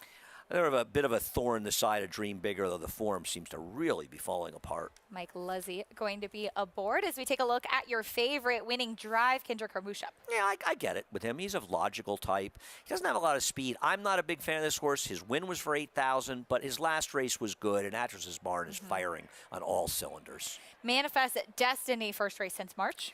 Funny horse, right? When they switched to Kendrick 5 races back, he ran this big race, and then his form just completely fell apart. Yeah, can he run back to that race at any point? We'll soon find out. There is Durkin's Call making his way out onto the racetrack. Well, it's easy when Eric rides a horse with no speed because he's never forwardly placed anyway. By the way, Talbot Howell's riding Manifest Destiny. Maggie's going to be very annoyed that she missed him riding. She's Talbot's biggest fan. Yes. Well, we'll have to text her and let her know. Here's the 7, Mission Wrap It Up. I guess if you want a price horse, you could make a bit of a case for this horse. Thought he ran fine against it. You know, it was a 10 claimer last time, but that was a pretty salty bunch of 10s. So if you want a price horse, he's the way you go. Finished 4th with our Tees aboard that afternoon. Cuts back to the 6 furlongs as well after trying the 7 last time out. The number 1 bad guy is down to the inside, trained by Rudy Rodriguez, who we saw with a couple of stakes wins last week at a nice sprinter on Sunday. Hot Peppers and his stable star, Bella Sophia, victorious in the Better Roses. Obligatory. Once she got out, she started getting a little closer later on, but Bella Sophia, who didn't switch to her outside lead, she was game and dug in under Luis Saez. Yeah, no, she did run very well. I think she ran easily as well, if not better than she did when she won her return race a little bit early in the meet. She's pointing towards the Ballerina at Saratoga. I hope we see her twice. She's terrific. If she runs against Obligatory in the Ballerina and there's even a scintilla of pace in that race, she's not being Obligatory. I thought Obligatory ran great. She ran a huge race that day, and I do think Obligatory 7 furlongs is her best distance. It was a short field. She needed something to run at. She had to be a bit closer than she typically is. Things up against it for her. I thought this might be the best race she's ever run. I agree, actually. She's got a career that concludes some huge wins because taking, as you just pointed out, completely out of her game. And Bella Sophia, she's pretty darn good, so it's not like she was running against a bad horse. I thought that was a very impressive effort. Not knocking Bella Sophia, she's terrific, and she's done it. But Obligatory is good, too, and that was a good effort. Looking forward to those races in Saratoga. I mean, we keep talking about it. And I think we both, you and I are similar. We love being at Belmont, and the racing is good, and we've still got some terrific racing coming. Life is Good is supposed to run here on July 2nd. That weekend's going to be great. Stars and Stripes the following week. Modern Games talking about coming over. Last year's Breeders' Cup Juvenile Turf winner. We've seen some nice performances. Todd's horse, Emmanuel. A lot to look forward to. But Saratoga's getting closer. It is, and those two, Obligatory, Bella Sophia, should make it fun for the filly and mare sprint division this summer for Rudy Rodriguez, who trains the 1 bad guy. There he is on track. For more on him and the rest of this field, let's go trackside to Richie.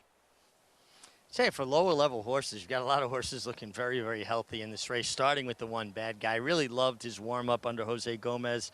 Horse that just looked really good, traveled really well on the racetrack, drops in class. Maybe the class relief helps a lot. I think the inside post probably doesn't help him because he's not particularly fast, and he's going to have to deal with a lot of kickback and, negotiate a trip. But from a physical perspective, really checked all the boxes. The 2, Dream Bigger, he's that perfect blend. I think he's got a really good chance on paper because I think he's the controlling speed in here, and he looks fabulous on the racetrack. I really love him from a physical perspective, and he makes sense on paper as well, and that's the perfect blend for me. A horse that his form's terrible, hasn't been seen since March where he bled that day, is Manifest Destiny. This horse could not look any better. I give high marks to his connections. This horse is dappled out, couldn't look fitter, and he's 19-1. And if he runs anything like he looks, he is going to far outrun those odds. I love what I'm seeing from the 5 Manifest Destiny. And the 6 Durkin's Call is another one that makes a lot of sense on paper, but he is a little slow early, and I just think that the pace dynamic or the way the race projects to play out won't help his particular style, but from a physical perspective, could not look any better, and he is taking that drop in class that is meaningful, Acacia. All right, Richie, thank you. We'll see if that does help Durkin's Call to find the winner's circle today for Linda Rice, whose barn has certainly been in a good groove this meet as well. And this is a horse that does come from off of it. He has, for the most part throughout the winter, though, been facing much tougher competition too, Andy, with those New York bred second-level allowance fields. I'm kind of a sucker for this horse because he's had his share of trips and he's been in lucky races. He's been around a long time. Yeah, he really has. And let's face it, he's named for the great Tom Durkin. Yep. I saw Tom last week, actually. Did you? Nice to see him. Yeah, Tom was, I mean, it's amazing how many races we were looking. Well, we were watching one of the most entertaining races I ever watched before. Ryan Martin, who works for us in press, who knows more about racing than just about anyone I know and is young, he had never seen the Light CCA Oaks. Oh, yeah? And for those of you out there, if you've never gone and seen the Light CCA Oaks with Hammer and MC Hammer at the end of the race, who owned Light, go to YouTube and watch it. It's fantastic. It might be one of the greatest races, and with the Hammer performance is one of the greatest things you've ever. And he was so great when he was coming here. He was so good with the kids, but Ryan had never seen before. But you go back, it's 1991, and there's Tom Durkin calling the race, and you think, geez, Tommy's been around as long as I have. And you still could catch some glimpses of him around Saratoga. Yeah, absolutely. And, potentially or Belmont here last weekend. Yeah, in the winner's circle as well. Durkin's Call. He is the number 6 in this race. John Umbriel giving the call here, the voice of New York racing. He's standing by for the 4th at Belmont. Waiting now for Manifest Destiny, Durkin's Call, and Mission Wrap It Up.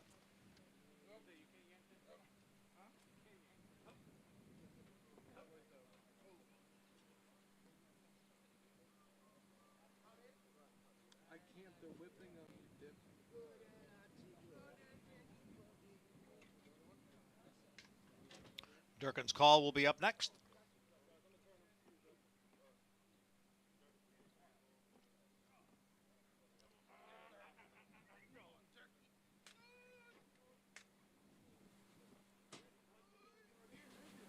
He goes in, and the final horse, number 7, Mission Wrap It Up.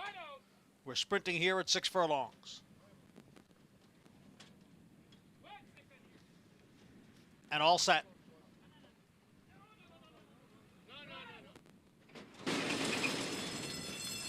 And they're off.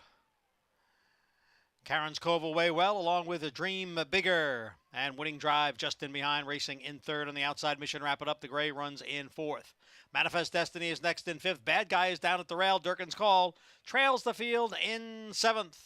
And it is a long shot. Karen's Cove in those yellow blinkers, who has a half-length lead over Dream Bigger.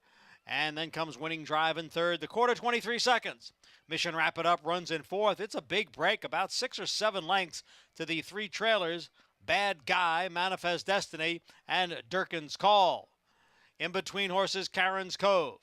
Down at the rail is Dream Bigger. And on the outside is Winning Drive. Winning Drive now takes the lead at the head of the stretch. Dream Bigger at the rail. Karen's Cove back running in 3rd. Then Mission Wrap It Up and Bad Guy. The half one in 46 and 3. It is Winning Drive who has the lead as they pass the 8th pole. Dream Bigger down at the rail. Bad Guy continues to move up. Then comes Durkin's Call. It is Winning Drive trying to hang in there. Bad Guy surges on the outside. They come for the finish. Bad Guy got there.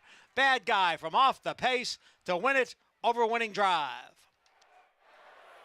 We talked a lot about jockey Jose Gomez, and he must have heard, Andy, that we had run a feature on him and we're singing his praises, and he had to back that up with a big win on Bad Guy. Gave this horse a terrific ride, saved ground the whole way, kept his position in here, angled out in the stretch. And you see those fractions and they go 23.19, 46.79, and it seems like they're moderate. The track's pretty slow today, and I think these horses were fighting a little bit up front. There was enough contention, but a terrific ride by Bad Guy and gets it done, and really felt like the 4 was on his way to victory. Winning Drive, he just couldn't seal the deal. Bad Guy gets it done off the pace. With For winning drive, hanging on that left lead a little bit late, switching over. It seemed like when he did that he was clear of the two Dream Bigger, but coming late was the one bad guy, Rudy Rodriguez, and apprentice jockey Jose Gomez. And you know, we talked about it before the race, how Trevor was inside of Karen's Cove, and you do wonder if he didn't have to force it as much. But the truth was that Carmouche was right on top with winning drive, and he sort of made the pace heat up a little bit. I wonder if Kendrick's thinking, was I a little too aggressive? But I'm not sure, because if he wasn't, maybe he's not able to beat the two Dream Bigger. So I think Kendrick was just a little caught between a rock and a hard place, and you're always supposed to make the mistake of being too aggressive as opposed to too unaggressive. You'd rather he did what he did on the number 4 winning drive. Just got caught late by the one bad guy. Apprentice jockey Jose Gomez picks up another win this meet at Belmont Park. Bring you prices in a little bit and some reactions as well. Bad guy, the 7-year-old gelding by Power Broker into the winner's circle on that drop in class. We'll also look ahead to coming up on Sunday, the return of the horse that was favored in the Breeders' Cup Juvenile Turf. He was 2-1 Dakota Gold for trainer Danny Gargan. He's a New York bred and he's back in New York ready for his 2022 debut.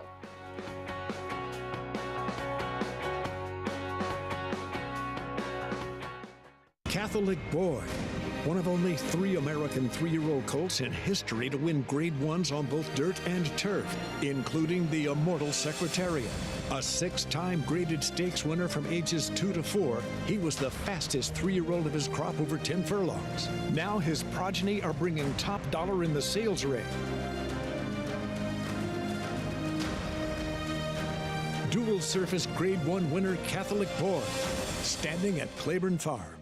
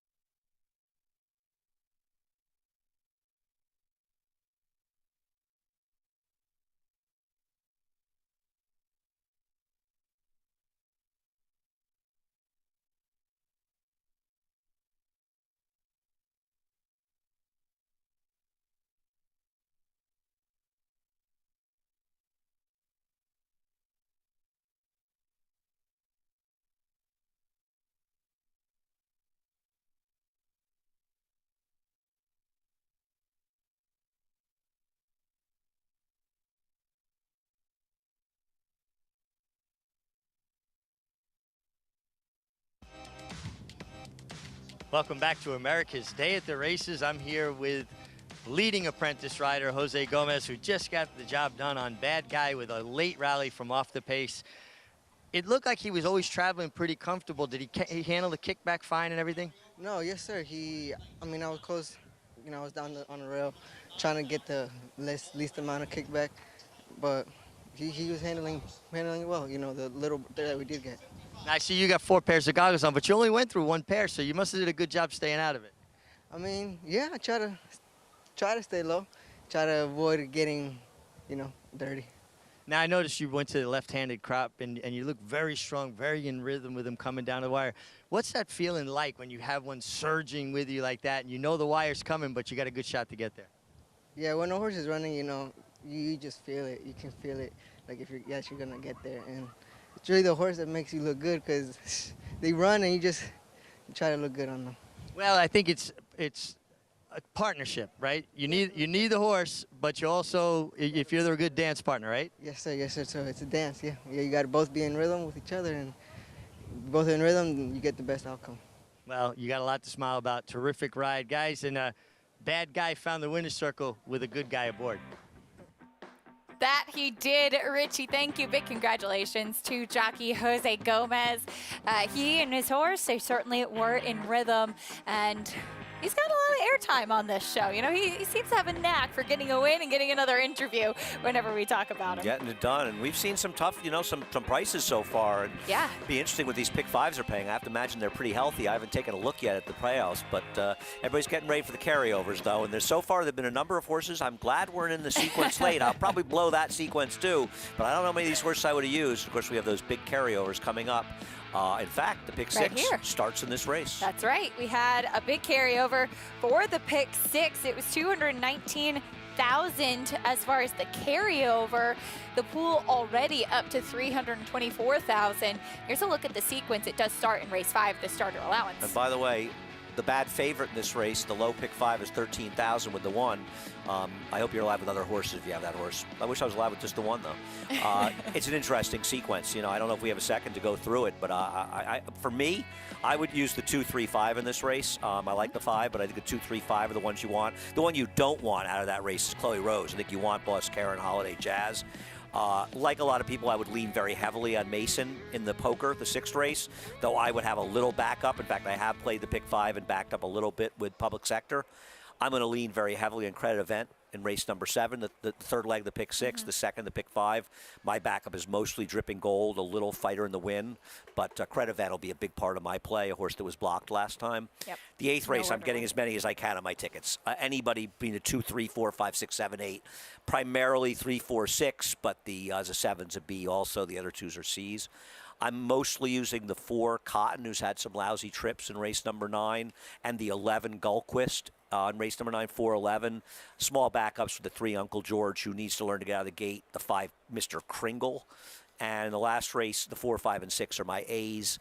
The 10, Good Medicine, a B, and the 8 is the 8, 1, and 8 are C's in there. But we'll see how it plays out. It's a terrific sequence. I think you owe it to yourself to get involved at some level. Absolutely. You know, just play it for something, and you know, if you have a friend you can get in, it gives you some more coverage. But it's a rare opportunity to get that kind of carryover in these bets, the pick 5, the pick 6, and you want to take a little swing at it. You get a little positive equity. It's not a bad thing. Best of luck if you're playing either the pick 6 or pick 5 carryover today at Belmont Park. We hope that you are. As Andy said, some terrific opportunities. We'll take a look at some of the exciting stuff coming up tomorrow. Meanwhile, as we have some New York Stallion Series races and spectacular bid, we'll take a look at his 1979 Marble Cup. He's leaving a couple of real bums in his wake. General Assembly was coming off a track record 15-length performance in the Travers, and if everybody gets together every morning and say, I wish Spectacular Bid wasn't born. Coastal, who beat him in the Belmont, he's 3rd. He's coming off a win at Monmouth, what used to be the Monmouth Invitational. It's now the Haskell. But the Bid is doing what he does, running super fast races, winning by, 5 lengths over, honest to goodness, tremendous racehorses, and making them look like bad horses. I think he was 24 for 24, going 7 furlongs to 1.25 miles. This was, I think he had a prep race before this, but this is really the comeback race after the Belmont. I was here actually at Belmont Park watching this with my friend Mark Campbell back in the day. We went to high school together, driven down from Saratoga.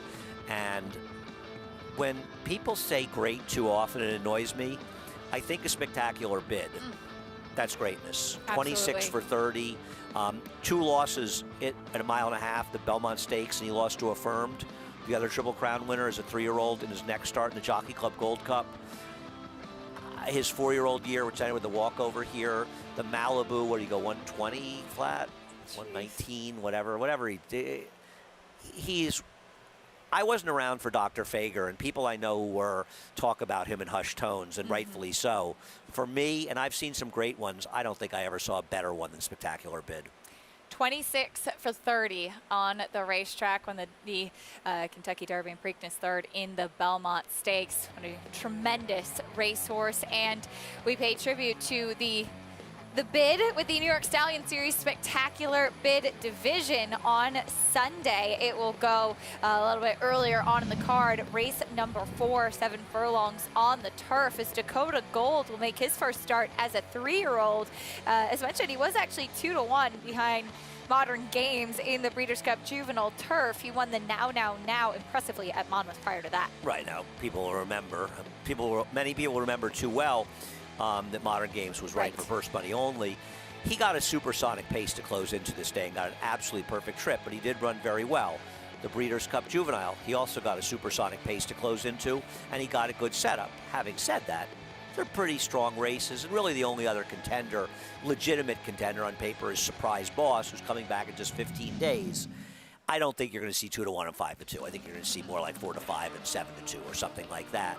Surprise Boss is 3 for 3 on the turf, though. And unlike the win before this, when he ran the big figure, he rated in this race. That race, the big race, he had gone to the lead, so he's shown that dexterity, draws well towards the outside, and I think that Dakota Gold better be ready to show up, because this guy has run 2 very good races. Some may be concerned he's coming back on short rest. I don't worry about those things as much, but he is coming back on a relatively short rest. Dakota Gold will have the layoff. Meanwhile, it's a quick turnaround for Surprise Boss. We'll see how it does shake out. That will go as race number 4 in the New York Stallion Series Spectacular Bid Division. And we'll also have another terrific horse that will pay tribute to Kupokoi's Joy as we take a look at the 1982 Mother Goose. Which I'm not sure she ran before or after she ran the Preakness, by the way. She's awesome. I think that was something to do with getting tables for the connections, the Preakness. She was a tremendous horse. She ran for Bob Perez and Alfredo Callejas, actually. Remarkable horse. And you see her win the Preakness. Is it possible she's being Versailles Treaty? I got to think with those Cynthia Phipps colors inside of her, that may have been, is that 92? 1982. 82. No, Versailles Treaty was much later than 82. It's not Versailles Treaty. Christmas Past. I'm going to take a shot. It was Christmas Past, actually. You're probably right with those. Yeah, Versailles Treaty was much later. Maybe it was her. She was a monster. How big the field was. You want to look at a great race in history. Go into the NYRA.com and take a look at the Mother Goose. And look at the horses that have won. I think there's 5 races at NYRA named for winners, including the great Chuvie. Incredible horses. Kupokoi's Joy was a really cool horse, and I love that she's remembered with this race. That race will also be on Sunday, goes as race number 9, 7 furlongs on the turf for the 3-year-old fillies. Morning Matcha. What do we get from this filly who is drawn to the outside for Butch Reed and will be trying the turf for the first time? Filly by Central Banker. History tells you these horses are horrifically bad bets in these races. She is probably the best, most talented overall horse in this race, but she has at best a modicum of turf pedigree. Not like she couldn't handle it, but they don't usually do that well. This is a pretty tricky race. I mean, I know you've looked at it as well, and I thought it was a complicated race. I won't be shocked if Morning Matcha wins, but I'm going in other directions. She's drawn to the outside. She'll have Irad Ortiz aboard for the first time in her career, as this I thought was kind of the more wide open of the 2 New York Stallion Series races that we have. Of course, you have kind of the big 2, especially Dakota Gold in the boys division. I thought with the fillies it could kind of go a number of different ways and depends who shows up on that day. I actually was going to pick how do you make money. I don't trust the morning line. I don't think I want her as the 7-2 favorite. She's kind of a class, right? I don't think she's going to be 7-2 in here. It's a little bit tricky, so I don't know what to do with her. I think Robin and Eli, the maiden for Chad Brown off the layoff, is going to run very well in here. That's certainly an intriguing runner as well. That will come up tomorrow. That'll go again as race number 9, the fillies in the New York Stallion Series Kupokoi's Joy division. When we come back, we'll talk a little bit more about race 5 and the start of today's Pick 6 carryover at Belmont Park. There's a look at closing deals. Hope you get to close the deal and get the win in the Pick 6 sequence today.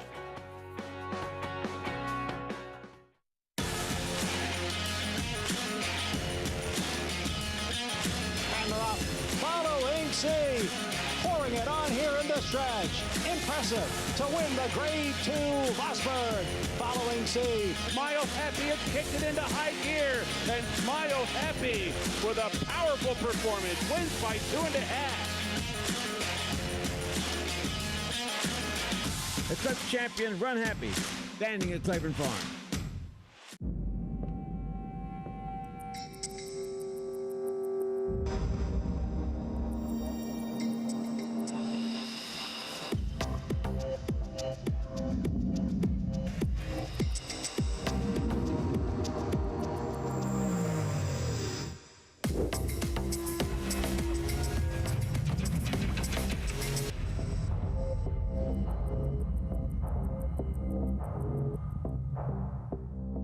The ultimate accolade for a racehorse is to be named Horse of the Year. To be enshrined to the Hall of Fame is to achieve immortality. As a stallion, genetic immortality is defined in 2 words: breed shaper, plain and simple. 2-time Horse of the Year and Hall of Fame inductee, Curlin, is just that. Breed shaper, Curlin, the classic sire. Racetrack Television Network brings you every race, from every track, on every screen, every day. With monthly packages starting as low as $5, RTN gives you great value and access to more live HD streaming and race replays than anyone. Visit RTN.tv today to sign up and watch on almost any device, including Roku and Amazon Fire. RTN has packages that start at $5 per month.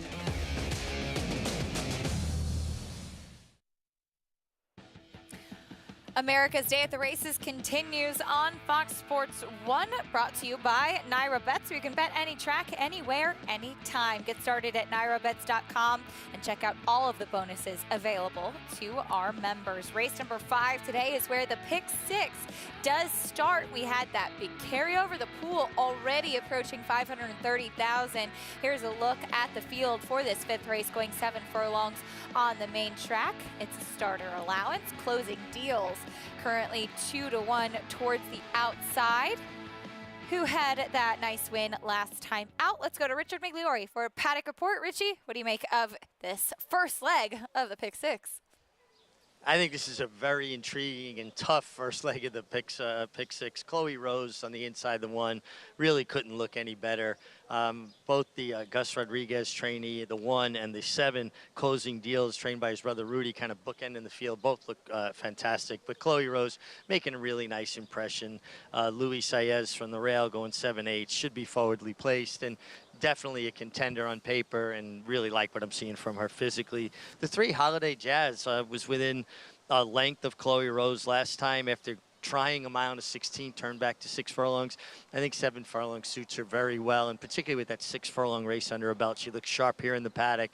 She's carrying good weight for a filly that there's not a tremendous amount to her, but for her, she looks actually really good. The 5-horse Goddess of Snakes probably would get the paddock check mark. She's really dappled out.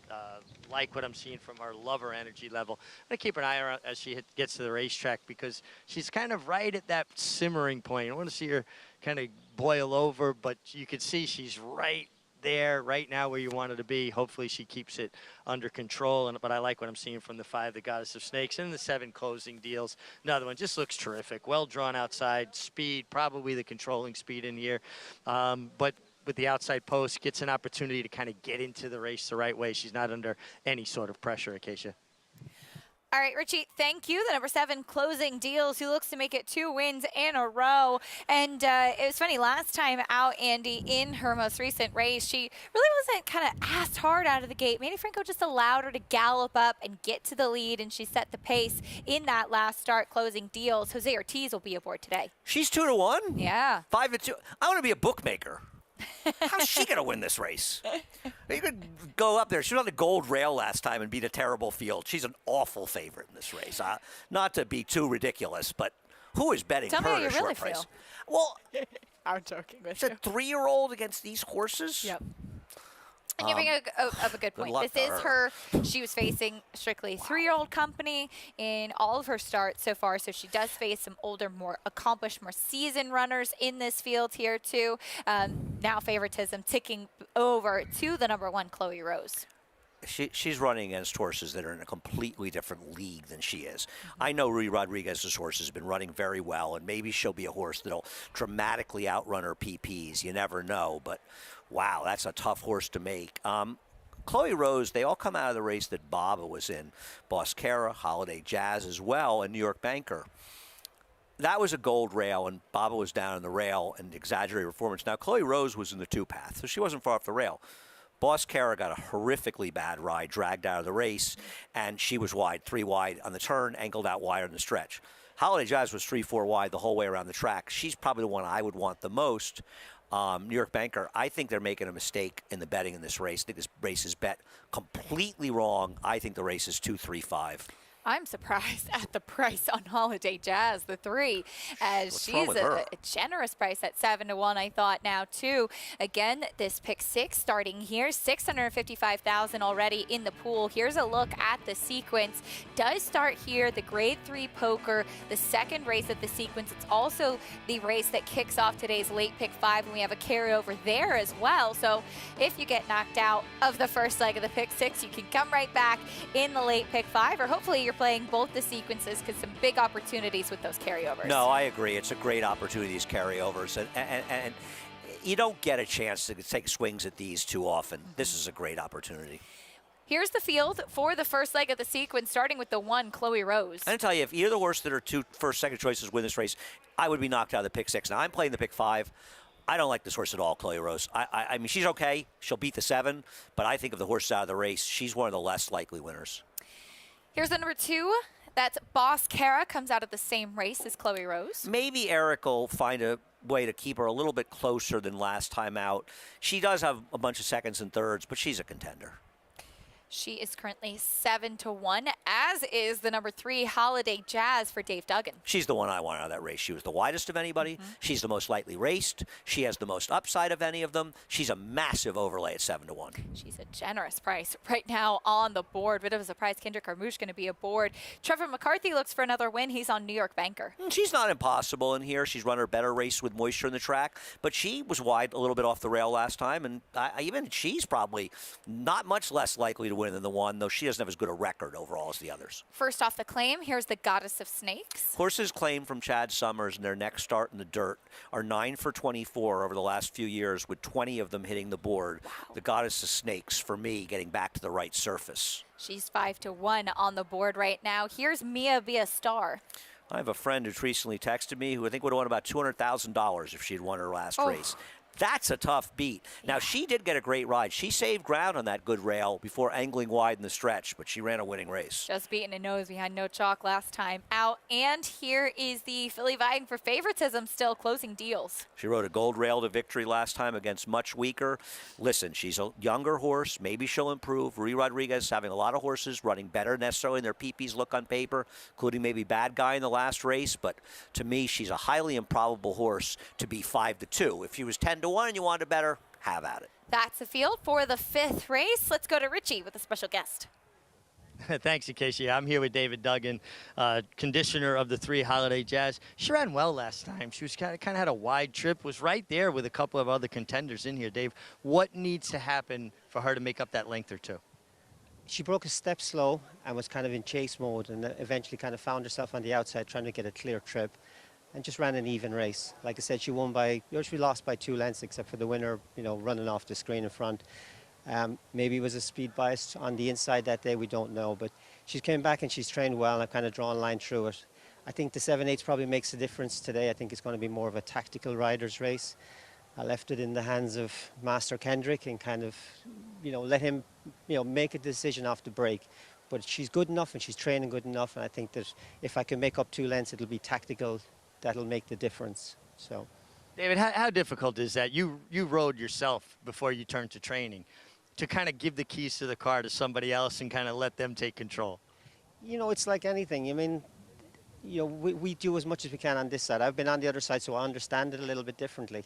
Sometimes stuff happens. When you open the gates, anything can happen. So you at the hiring process, you hire the best that you can at that time. And, like I said, Kendrick does his thing, and he's well capable. So why would I give him instructions? He knows the filly.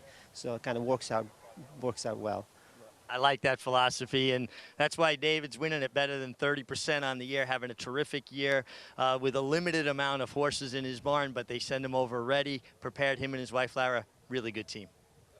Indeed, and they have Drafted, who has won back-to-back stakes wins too. The ageless horse for the barn. We saw him win the Grade 3 Run Happy. We just won the Mr. Prospector at Monmouth, and they send out Holiday Jazz here at barn, who, as Richie mentioned, having a great year. Yeah, no, I agree. I'm a big fan of David Duggan. I think he's a terrific trainer here when he gets an opportunity. He's done a great job with Drafted. I love that horse. Me too. He is so cool. Here's a look, meanwhile, at the 6, Mia Be a Star. She was 43-1 last time out and was beaten a nose. Heeman Harkey really did everything right with her. This was a very tough beat. Yeah, especially if you need her for a 6-figure score. I thought Heeman rode this horse great. You know, you see a horse like that who did make a wide move in the stretch, but he stayed on the rail as long as he possibly could. He sort of angles a little bit the 2-path at this point.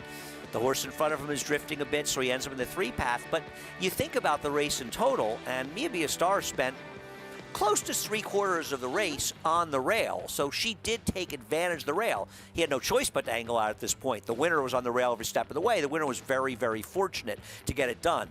It's tough, and I didn't bet her, but she shouldn't have been 40-1. We said that in the air before the race. You make a big bet on a horse like this at 40-1, and you have a chance to make a monster score, and they run as well as she did. Those are tough beats. Fortunately, he's back and already texting me and complaining about beats again today.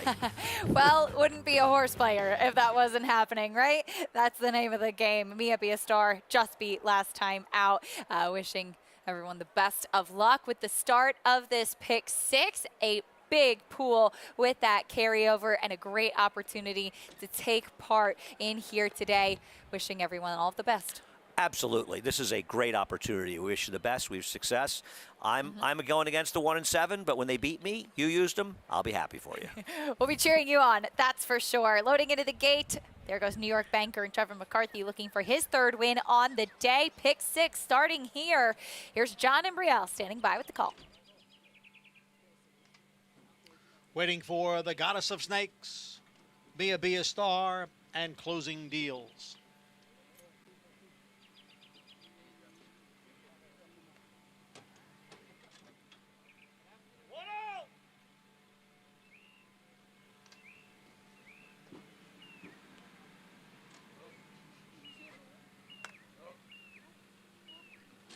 We are set for the start of the pick 6.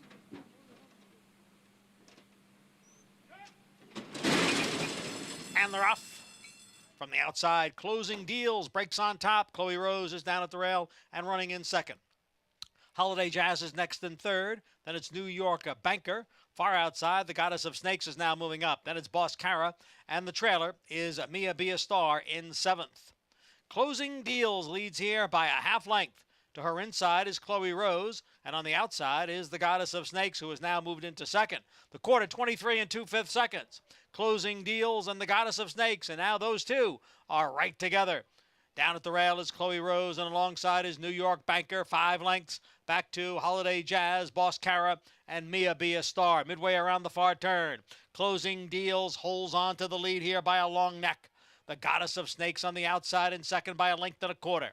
Then Chloe Rose in 3rd. New York Banker has tailed off in 4th. Boss Cara begins to pick it up and has moved to the outside for the final quarter mile.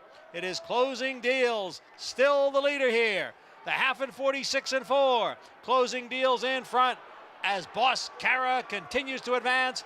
Chloe Rose is in between horses, 3 of them across at the furlong marker. And here is Boss Cara now to take over the lead. It is Boss Cara in front, and it will be Boss Cara at 8-1 to get things rolling in the pick 6. Boss Cara with the win under Eric Cancel, one of the horses Andy talked about as a major player in this race, and she delivered, Andy. Yeah, I mean, Eric did a better job. He didn't fall 100 lengths behind in here. The pace got a little bit contentious up there. She's a preposterous overlay at 8-1. I mean, there obviously was something going on with Closing Deals because she did run a sort of reasonably competitive 2nd or 3rd in here, and off her last race, she didn't have that in her to do it, and they were betting her for a reason, and she ran a bit today. But, you know, Chloe Rose is 5-2 in here, and this horse is 8-1. This horse ran she finished ahead of Chloe Rose and had a worse trip. And she's 8-1 and Chloe Rose is 5-2. It's insane. Now, unfortunately, my 2-3-5 box, I think I was 1st, 6th, and 7th, so they're not paying off for that. Unfortunately, I have a lot more money in general in life, but this horse is an overlay. Maybe I should have bet a lot more and blown up my pick 5 ticket and used this horse at 8-1 because this is a crazy price in this horse to start pick 6, and I doubt she's that price in the sequence. Well, hope you had it and hope that you're still alive after the first leg of that pick 6 with that big carryover that we did have in play. Just a reminder, coming up in the next race, in the 6th race, we start the late pick 5, and there's a carryover in there as well of 291,000. Boss Cara with the win, though, in race number 5, 2-1-7-6, as the 7 closing deals ended up fading to 3rd, but Boss Cara at a tremendous 8-1 with the win under Eric Cancel. We'll bring you prices and get ready for the next race, which is our feature race of the day, the impressive miler Mason, bound to be a short price favorite as we get ready for the Grade 3 poker after this at Belmont Park.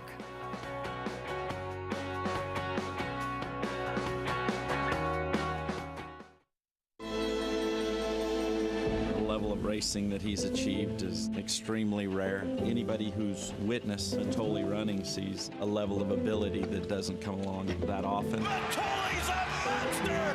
Matoli wins the sprint! Oh, what a horse he is! Matoli, he did it again! Wins the mid-mile! The only thing to be better than one Matoli is a few Matolis. The mighty Matoli, who won the Fargo by 3.5 lengths, the new stakes record.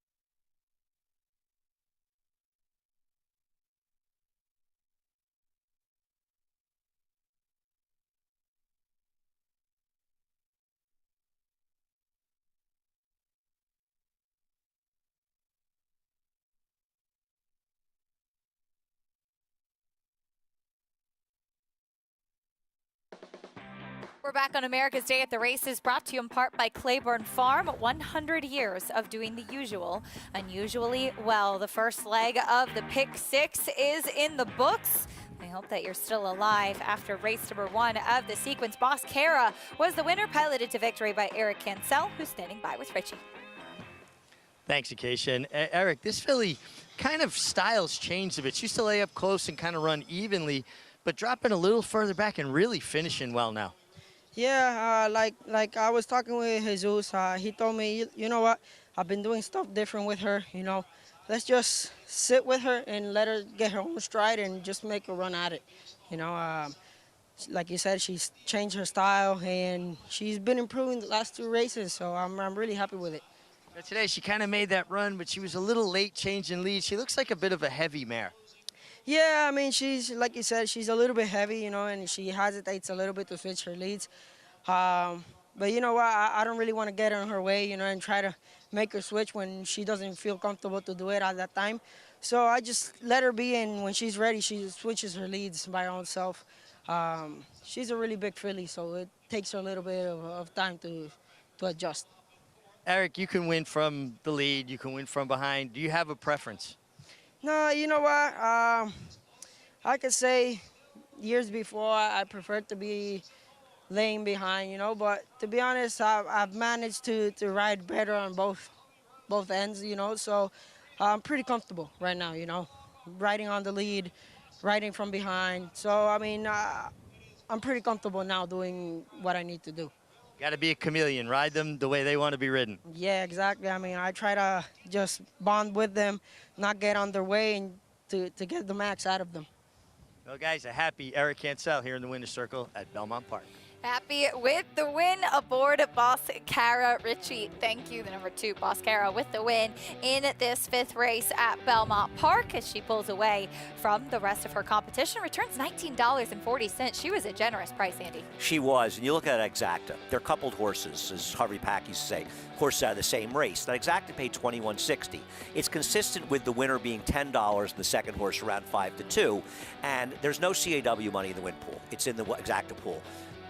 It'll be interesting to see what price this horse ends up being. Now, listen, if you have her, you're happy.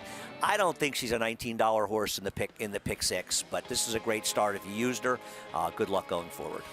And good luck if you're diving in for this late pick 5 sequence. It does kick off in our grade 3 poker. No surprise, Mason, a very short price, 1-9 right now on the board. As take a look at the sequence to come. Starts with the grade 3 poker. Andy, we had a $291,000 carryover in the late pick 5. That pool is already over $1 million. This is a big opportunity. And would you say that Mason in the poker is potentially a free bingo square? Yes and no. He's not a 1-9 shot. He's a very tough horse to beat. I'm very skeptical of playing that way. I understand, depending on your bankroll and what you can invest. For me, I've played this, and about 85% of my money is on Mason, the one. But I do have a backup for the rest of it with the number 4 public sector. Playing multiple tickets gives you a chance to be right in a lot of legs and sort of wrong in another one. But for most people playing, especially with limited bankrolls, they're going to hone in on Mason. And in this sequence, he is far away the shortest price and the likeliest winner of any single horse in the sequence. So if you're somebody who always feels you need a single or you need to for your bankroll, he's the likeliest single. Meanwhile, as you mentioned, playing multiple tickets gives you a little bit more opportunity. And if a horse like Mason gets beat, you have that second tier type of ticket and another opportunity to kind of hone in on another horse. Right. There are different ways that people want to play it. The people that I know that have been successful in pick 5s and pick 6s play multiple tickets. They don't play caveman tickets. When you play one big ticket, every horse is weighted the same. Now, if you come into a race and you use 4 horses, now, for me in the 8th race, I feel sort of similarly like that. But a lot of races, you don't like them all the same. You like some more than others. And by playing multiple tickets and weighting them a little bit, you give yourself a chance to be more right. I like this horse a lot more than that horse, and give you more coverage with that horse winning. And the idea is to hit them. And not to be a hero and throw off the favorite in a race or single an 8-1 shot or something. For me, that's how you lose. The idea is to win. And a lot of people say, well, I save $48 here and $64 there by not doing it. No, what you do is you miss out on winning at other times when they pay $2,000 or $3,000 and you didn't have it, you should have. We have a monster pool coming up with this late pick 5 with that carryover. Some tips of the trade from Andy on potentially how to tackle this sequence. Chad Brown, meanwhile, he has 2 chances in the grade 3 poker as he looks to win this graded stakes race for the first time. Looks like that may happen today.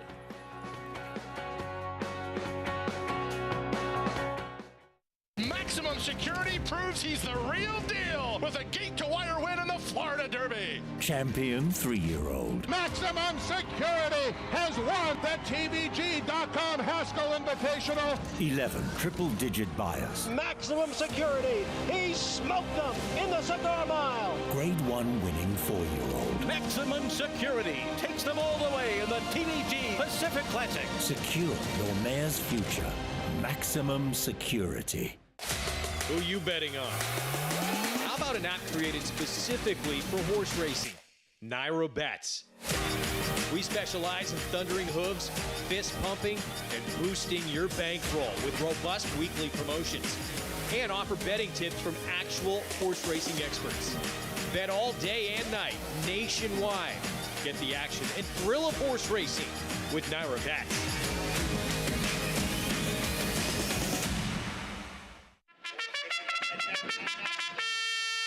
Monmouth Park's newest featured race day is Haskell Preview Day, Saturday, June 18th. Wager on the TVG.com Pegasus for 3-year-olds, plus 3 graded stakes, all on the road to Haskell Day, Saturday, July 23rd. Win early and often by playing our 50-cent Win Early Pick 5.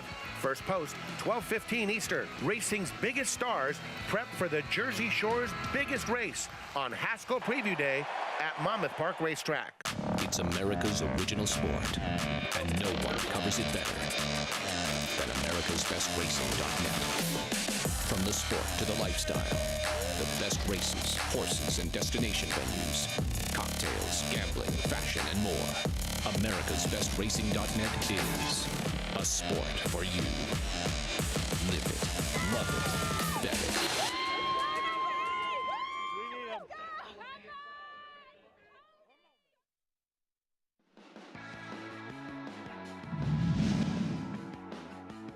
Oscar Performance is ranging up on the outside. Majula closing down the center. Balarax is next. Force the pass and fire away. Oscar Performance is taking the lead after 3/4 in 108.36. Oscar Performance a length and a half. Major Look on the outside is second. And then Voodoo Song toward the inside. It's Oscar Performance in front. Oscar Performance wins the poker. The 2018 poker won by Oscar Performance is the fastest in history, 1:31.1. Oscar Performance, very talented runner, Breeders' Cup Juvenile Turf winner as well, and won this poker back in 2018. Yeah, he's a cool horse, actually. I'll be interested to see how he does to sire. Yes. You know, because of his speed and his stamina. He was a very, very good horse in Jose Ortiz. Jose Ortiz, I don't know if he rode every race, but I feel like he rode. This was his first Breeders' Cup winner. Really? Yes, wow, was Oscar Performance. Yeah. He also won the Belmont Derby. Yes. The 1.25 mile here. Yeah, he's standing at Mill Ridge, and we look forward to seeing how he may do as a stallion. This year's rendition of the poker, according to the betting public, does seem to revolve around the number 1 Mason gelding by Kingman, the Juddmonte homebred, who crushed the field in the Seek again last time out. It was just a field of 3. He faces a short field again today, Andy, but he is a horse that does seem to have quite a bit of talent. Yeah, no, listen, I'm not in any way saying I didn't pick against him. I picked him on top. No, for Clever sure. guy that I am. I smoked him out 1 to 5. You're sharp. This was basically a walkover. There are 2 new players. Sanctuary City, I love Sanctuary City. I think it's a super cool horse. I don't know that he could beat this horse, but he is going to run better, I think shorter, and the Widener turf course more favorable his running style. But I do think that the other Chad Brown runner in here, Public Sector, you know, he did enter this horse in the Maker's Mark, where Mason lost by a nose, and I think he was confident he'd run well. They scratched the post, really didn't do any favors. He drew the outside post, but they were confident, and Chad ran him in the turf class. He didn't handle the turf last time. Well, neither did Tribuven, who won the Manhattan last week. Be careful just totally dismissing this horse, Public Sector. We'll see how it shakes out. There's a look at your favorite Mason. For more, let's head down to the paddock, check in with Richie McLeory. It really does feel like a 2-horse race on paper, and certainly what I'm seeing in the paddock. I mean, in general, it's a very good-looking group of horses. It is a, $250,000 graded stake, so you expect all the horses to look good. But both the Chad Brown's runner, the 1 Mason, and the 4 Public Sector, Sons of Kingman, they look fantastic, and they both have, honestly, the look of more of the milder type, a little bit more compact, short-coupled, very, very strong hind ends. I got to be honest with you, from a physical perspective, looking at them in the paddock, I prefer the 4 Public Sector a little bit over the 1, and I'm splitting hairs. I mean, they both look fantastic. I think that the 1 Mason has a little bit of a tactical advantage. Not a tremendous amount of speed in here. Probably Wolfie's Dynaghost could go from the outside again, and he gets a similar trip to what he got last time. But I like the turn back to the mile for Public Sector, and he really looks very, very sharp here in the paddock, guys. All right, Richie, thank you. Richie saying on physical, he preferred what he saw from Public Sector as he does cut back to the mile distance. We saw him winning here at Belmont at a mile, tried the Turf Classic last time out. And as you mentioned, Andy, sometimes I really think it's going to be tough to gauge moving forward those Churchill turf races. There is no turf racing. It's suspended right now at Churchill because of the turf course condition. Public Sector was very, very good as a 3-year-old. He might lose this race. He probably will, but I will promise you he's going to run better than he did at Churchill. And obviously, he has to improve on his 3-year-old form, but a lot of 3-year-olds do. And you think how the domestic betting was very good. Look at the step forward he took. Another Kingman for Chad Brown that they bought over at Tattersall. This horse is pretty good. He was unlucky in the Hollywood Derby. He was too far back in there. It's a slow pace. He didn't really run any worse than Santon did, and Santon's turned into a very good horse. Just throw out his last race. It doesn't mean he's going to beat Mason, and I'm not saying he is, but to just suggest this is a one-horse race and just completely ignore a horse like Public Sector, as good as he was last year, in my opinion, is a mistake. Have him as a backup if you can afford to. He really seemed to progress as a 3-year-old. I know for a short time, the Saratoga Derby potentially consideration, but Connections opting to keep him running a little bit shorter because the distances that seem to suit him better. And he went on a tear, winning 3 graded stakes in a row, and just a very, very strong 3-year-old season. Meanwhile, the 2 Sanctuary City, he has picked up some checks and run some big races in a variety of competition. Comes out of a 2nd place finish in the Kingston. How do you not love this He horse? is so A New York bred, he shows up every time. I love those Temple Cities. Last time out, makes a nice run in there. And when I say he's better suited to the Widener than the inner turf, the inner turf, because a lot of the races, mile 16th, mile 8th, they have very slow paces. Well, he's a deep closer. Slow paces are not going to be his friend. And yet he still runs fairly well. Whereas a course like the Widener with a longer straightaway in the backstretch, they run much more honest paces more frequently. So it gives a horse like this a chance to at least get a fairer run. I don't think he's, if you don't like Public Sector, he's the likeliest horse to run second. I don't think he's good enough to beat the favorite, but he's still a pretty neat horse. The one thing about him, too, in that, I mean, looking back, I did not like him going 1.25 miles. He ran so well, running second. A great spot for him, cutting back in the Kingston. Ran second behind Ocala Dream, who ran a huge effort. Yep. He runs no matter what kind of competition he's facing. What the distance is, 1.25 miles. I mean, and also, I'll be honest, one is part owner, Dr. Messina. I've known Dr. Messina around the racetrack since I was first coming to the track, when I was around 14 or something, talking to him. Oh, wow. So I've known him around the track for a long, long time, and he's still around. It's always good to see him here. He comes quite frequently, and it's great to see him here. So I'm also, I'm just going to root for his horse. I like to see him do well. And I also think the Sanctuary City, I know you agree, he's just a cool horse. You got to root for a horse like that. The New York bred, co-owned by, and bred, in fact, too, by Dr. Messina and Buck Butler, who have had a tremendous amount of success here in New York, and particularly with the New York bred type of runners. We'll be rooting for the New York bred, but the poker. Chad Brown looking to win this race for the first time, and it does kick off today's late pick 5 sequence. Andy, we heard you go through the pick 6 with that carryover. If people are just tuning in or kind of honing in on the pick 5, how are you playing this late pick 5 with that big carryover and $1.4 million in the pool now? I leaned heavily on the 1 Mason here. I also used a small backup with the 4 Public Sector. I leaned heavily on Credit Event in the 7th, the second leg. I used a little the 8 and a little 3 as well, mostly 1 with 8. I used all of the 2, 3, 4, 5, 6, 7, mostly 3, 4, 6 in race 8. Race 9, 4 and 11 are my main 2. Backups with the 3 and 5. And the last race, the 4, 5, and 6 are my main 2, with some 10 as well. Field for the grade 3 poker. We saw Mason, the heavy favorite, go by. Here's the New York bred, Sanctuary City. Yeah, we've talked a lot about him, and I don't know if he's good enough to win, but like he usually does, you expect him to give a good account of himself. Here is the number 3 penalty, second off the layoff. And Bill Mott's helping us out, taking a shot in this race. He's going to have to run to his very best race to be competitive. He does have some back races that are good, though. The other Chad Brown, so to speak. Here's the 4 Public Sector. I'm thrilled to see him back. I've liked this horse, and I don't care what he did at Churchill. That race is a total throwout. He's going to have to improve, though, on last year's form to win this. Let's see if he can turn things around today. Get back to the brilliance that he showed as a 3-year-old. And here's Wolfie's Dyna Ghost. I love this horse. He's the early speed in here, but it's hard to like him off his last performance. But he's better than that. And there was some give last time. A firmer turf will help him. Out for Tom Albertrani, whose daughter Teal getting married today. They're probably heading to the church momentarily. I wonder if they're going to be watching Wolfie's Dyna Ghost on the big screen. Well, I think Tommy will be watching. Whether Teal is really thinking about this remains to be seen. Certainly and not. Teal works with us at Naira as well, and congratulations to her and the family as well. Absolutely. Joe and Teal getting married this afternoon. Tom Albertrani sending out Wolfie's Dyna Ghost to the outside. You can join Naira Bets today Play all of the action on our program and more while earning up to a $200 deposit match bonus. Sign up with promo code MATCH200 and earn up to a $200 deposit match right after your first deposit. Bet any track, anywhere, anytime, and join now at NairoBets.com for your $200 deposit match. Chad Brown with 2 chances in here in this poker, and he's standing by with Richie. Yeah, 2 very strong chances here with Mason and Public Sector. They both look ultra sharp. Sons of Kingman. They both look more like those miler types, Chad, don't they?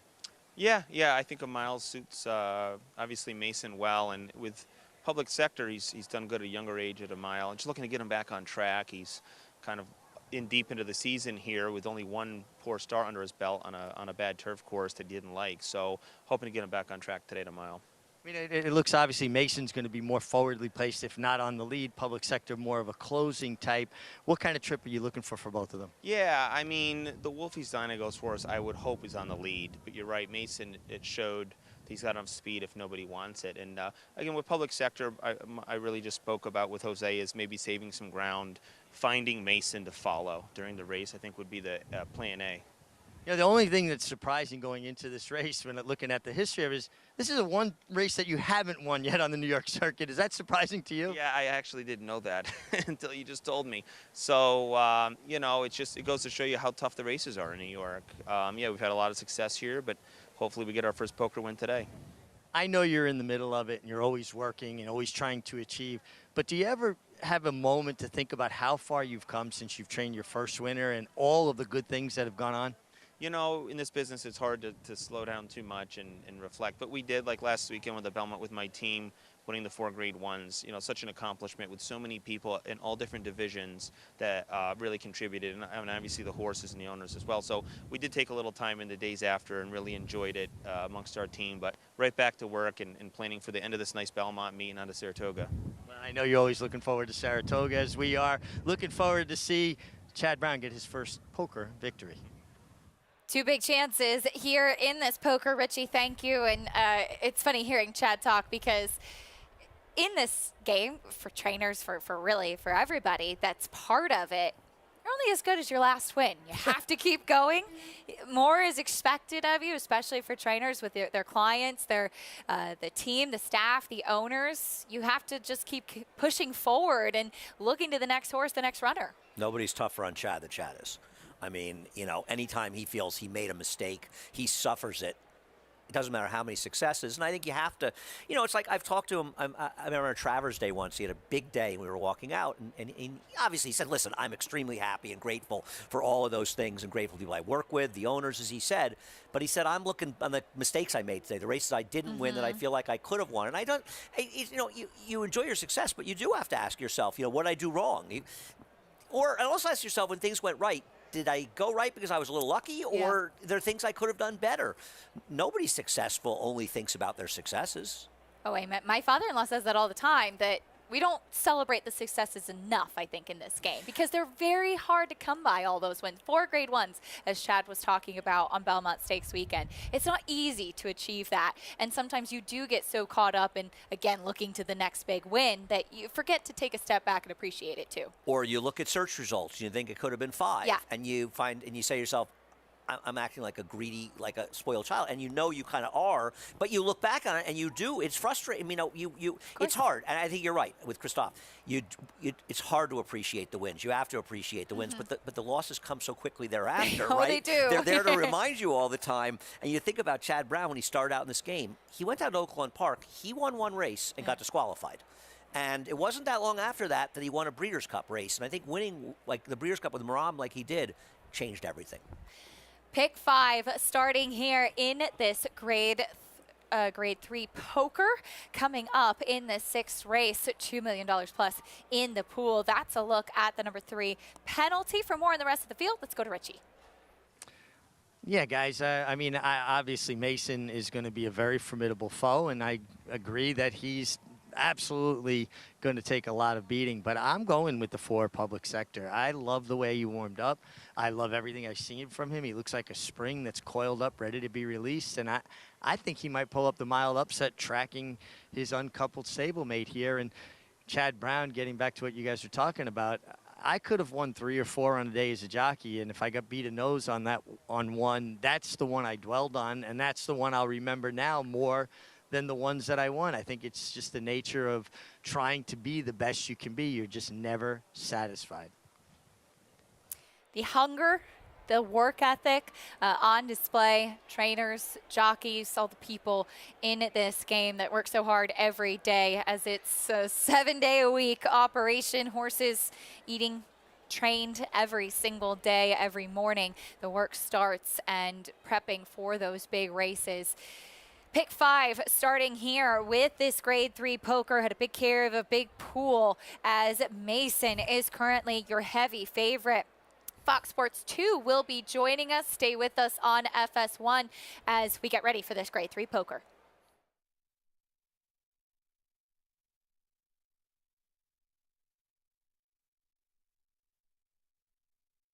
You're watching America's Day at the Races. If you're just tuning in on FS2, just a reminder, at the conclusion of this grade 3 poker, the rest of our show today will be on FS2, but we'll stay here on FS1 as well for the grade 3 poker. Acacia Mont, Andy Serling, Richard Migliori with us as well. Andy, as we get ready not only for our featured race of the day, the grade 3 poker, but a monster carryover in the late pick 5. Yeah, the Big 5 is coming up right now. We had a $19 horse win the first leg of the pick 6. Good luck if you're alive. $933,000 was bet into that. $219,000 carryover.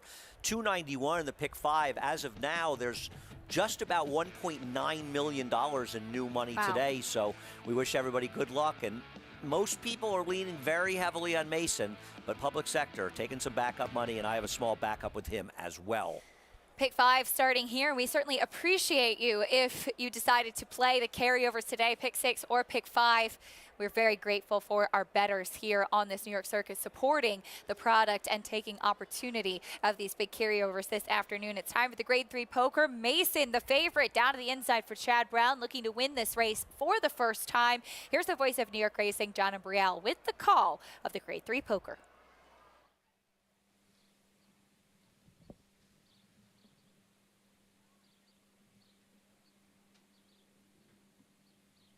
They're in the gate for the grade 3 poker. And they're off. Wolfie's Dyna Ghost and Mason. Mason, Wolfie's Dyna Ghost, and the two of them are right together here in the early going. They quickly open up 3 lengths on Public Sector, who's racing in third. Sanctuary City is down at the rail, and in between horses is Penalty. Wolfie's Dyna Ghost goes on with it. Mason's a bit ranked there, racing in second. Wolfie's Dyna goes the leader here by almost 2 lengths. Mason next in second. And then it is Penalty, and Sanctuary City heads apart. Public Sector is 5th, 4 lengths from the front. The quarter went in 24 seconds. Wolfie's Dyna goes the leader here by 1.5 lengths. Mason settling down now in second. And then comes a Penalty, Sanctuary City, and Public Sector. Wolfie's Dyna Ghost, the leader here by 1.5 lengths. The big favorite, Mason, in second through a half in 48 1/5 seconds. Midway around the far turn, Wolfie's Dyna Ghost holding on to the lead here by 1 length. Mason right behind in second. Then it's the trio of Sanctuary City, Penalty, and on the outside is Public Sector. Wolfie's Dyna Ghost, Mason on the outside, and they are at the top of the stretch. Wolfie's Dyna Ghost. Here's Mason now up to challenge on the outside. 3/4 went in 1:11 and Mason has now taken the lead from Wolfie's Dyna Ghost as Public Sector moves into third. It is Mason the leader, then Wolfie's Dyna Ghost, Sanctuary City, and Public Sector, and Mason has won the poker at short odds. Mason at 1-5 under Flavien Prat. Mason, the Juddmonte homebred, with the win in the poker. It was tight for second with 3 horses across the line, but no doubt about the winner, Andy. No doubt, but I don't think this is winning like a 1-5 shot should. And, you know, with Public Sector forced to chase wide the whole way, and I don't know if he got second. Maybe Wolfie's Dyna Ghost hung on for second, but Mason starts out this pick 5 for a lot of people, and those alive in the pick 6 with, I'm sure, a very popular winner. We're saying goodbye to our viewers on FS1. The MLB pregame coming up next. Our coverage of America's Day at the Races continues on FS2. Be sure to check your local listings and join us for more on America's Day at the Races.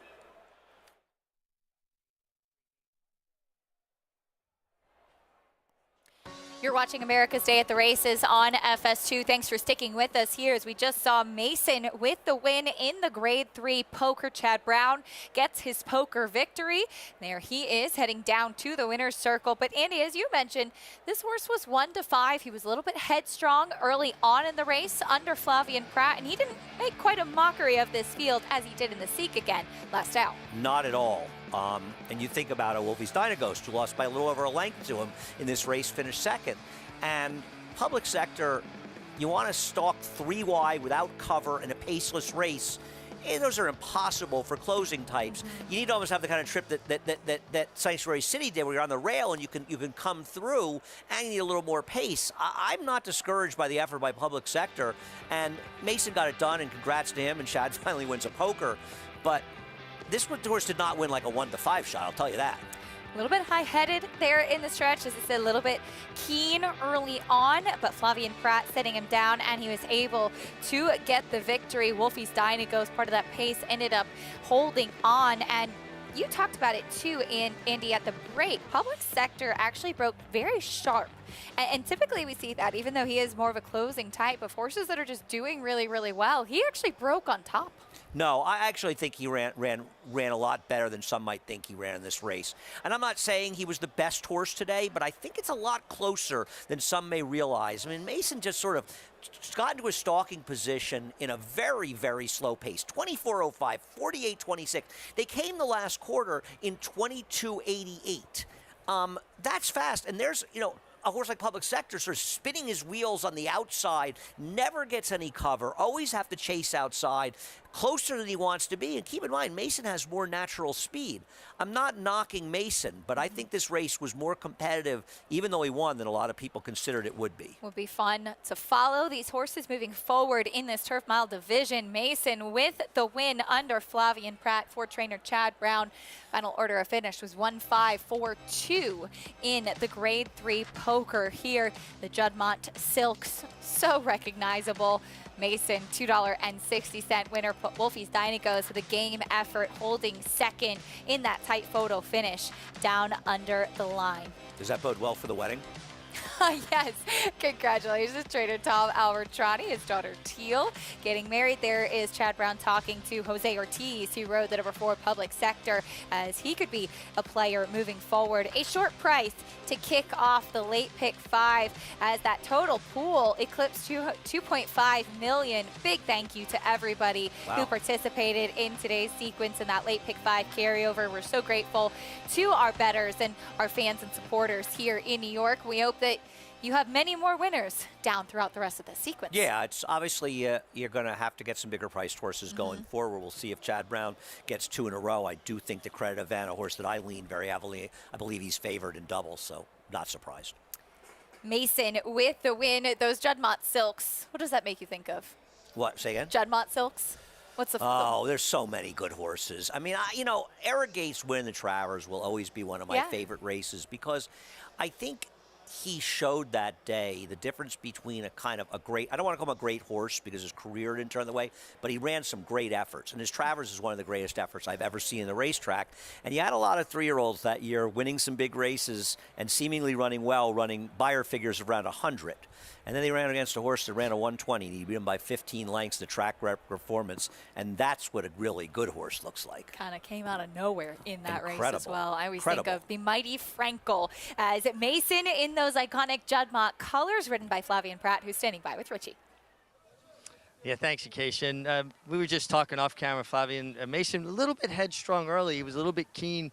Once you got him in the clear, he kind of settled a little better. Yeah, absolutely. Well, he broke well, and I kind of let him run out of there. And when I tried to grab him, he fought back a bit with me. But then as soon as I got myself covered up, and even down the backside, he switched off nice and made a good run after that. When he hit the front, it looked like, was he waiting a little bit? Because it seemed like he had to work pretty hard to put away Wolfie's Dynaghost. Yeah, that's true, but we were sprinting. We really kicked home well, and I don't know, he probably was waiting a little bit down at the end. What's it like to ride for a barn like Chad Brown, just one good horse after another? Yeah, absolutely. I mean, he has so many good horses. He's a great trainer. It's great to ride for him. Obviously, you learn a lot, and no, it's been great. Congratulations, well done. Mason, a player in this mile division, guys. With the win in the Grade 3 poker, Richie, thank you. Flavien Prat, who certainly has come here to New York and made this deep jockey colony even more competitive. Leading rider out in California, riding a lot for trainer Chad Brown. And big wins, Flavien Prat and Mason with the victory here. And that mile turf division, as we look ahead to races like the 4-Star Dave, could be pretty fun coming down the line. But Andy, we'll talk about a fan favorite, Chuck. Hot Rod Charlie, he is back stateside today at Monmouth, as we'll see his first start since his second place finish in the Dubai World Cup.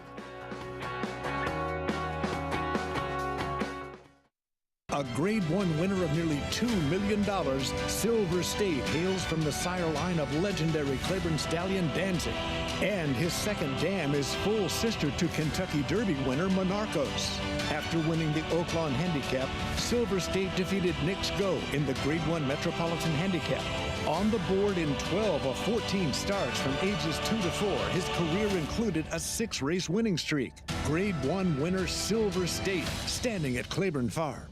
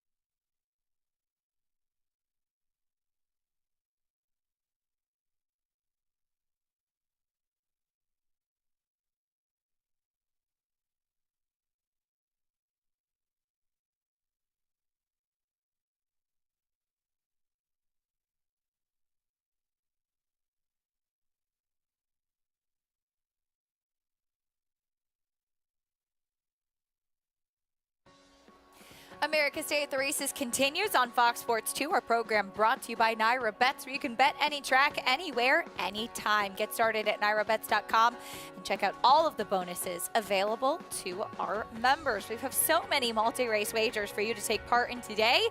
One of them, the cross-country Pick 5 sequence, which starts in this allowance optional claiming at Belmont the next race. It does include 3 graded stakes from Monmouth as well, including the Salvatore Mile, which goes as race 14. Also known as the stateside return of Hot Rod Charlie. I love Hot Rod Charlie. He's supposed to be able to handle this field. Mind Control's a nice horse, and he has won around 2 turns, but he hasn't shown yet he's returned to that good form for Todd Pletcher he had when Todd took him over. But Hot Rod Charlie, I guess, a horse who's always run his best race in the front end. You don't want to get involved with Life is Good. Life is Good. They rated, and he didn't win it, but he ran well to be second. He did second behind Country Grammar. He won a Group 2 in the Al Maktoum Challenge at Maidan. Prior to that, as a prep for the Dubai World Cup, a horse that was always right there, had some drifting issues we had been accustomed to seeing, but re-rallying up the inside for that second place finish in the Dubai World Cup. Comes back now making his 3rd start as a 4-year-old, and it'll be fun to see him moving forward and being a player in this older male division. I agree. I'm a huge fan. I mean, I don't know if they go back to California with him running at Monmouth. I'd love to see him be part of that Whitney. I love Hot Rod Charlie. I think he's a really, really, really good horse. He and Essential Quality in the Belmont Stakes, the way that they just threw it down, that was just a thrilling race, a thrilling performance from the two of them. No, that was such a great race last year. I mean, there were so many good races last year. You know, you hate the ones that get lost. It was such a perfect ending, the Triple Crown. A Triple Crown that, let's be honest, there were some disappointments with the Medina Spirit issue, but that race really sort of washed everything away, and it led us into the second half of the season, a second half of the season that had a lot of spectacular efforts. It does, and we'll see what is in store for us in the second half of this season in 2022. Hot Rod Charlie prepping for a potentially big year coming up. But earlier on in the card, we have the Eatontown, which goes as race number 11 at Monmouth Park, Grade 3, going a mile and a 16th in the turf chute. Fluffy Socks will break from the outside. And you had said, Andy, which I agree with, she has been a filly that's been a bit unlucky at times. A filly by Slumber, she was kind of one of the first ones of her Stallion that really was very exciting, and then we started to see how good Slumber was as a Stallion.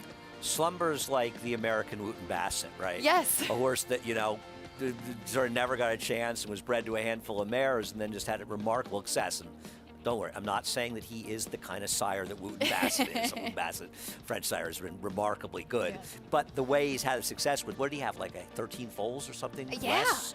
A couple of great stakes types. You know, he was standing in Saul Cuman's backyard, but yes, now actually he's standing in front yard. Yes. Front yard, right? Saul was out there with him as well, and now he's standing in New York. So we wish him the best. And the way he's done, especially you got a turf-looking dam.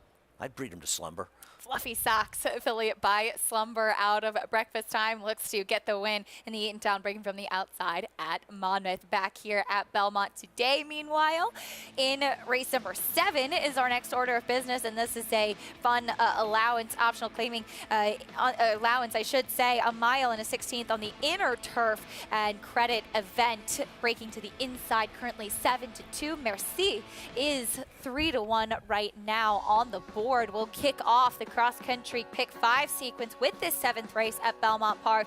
After this, stay with us on America's Day at the Races.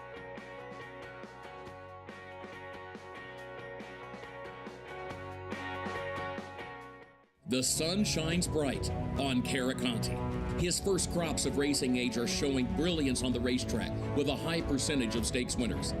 His versatility is evidenced by winners on all surfaces across the globe. And his offspring are lighting up the sales ring. With his biggest and best quality of books in the pipeline, the sun shines bright on this value sire. Caraconte, standing at Gainesway. These folks, they aren't the unsung heroes, they are the heroes of our industry, and it's great to be part of an event that recognizes them for all they do for our game. Without them, we really wouldn't have the sport or the industry that we have. So many of these people that are receiving these awards today have worked so hard, and you know, I think they should all be very pleased to even be a nominee to this thing because they're chosen by their peers.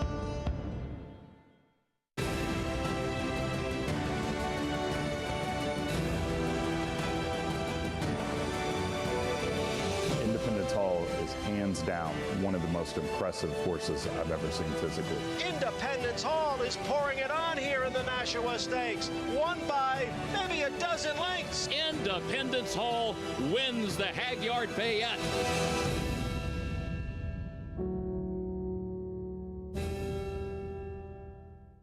Racetrack Television Network brings you every race, from every track, on every screen, every day. With monthly packages starting as low as $5, RTN gives you great value and access to more live HD streaming and race replays than anyone. Visit RTN.tv today to sign up and watch on almost any device, including Roku and Amazon Fire. RTN has packages that start at $5 per month.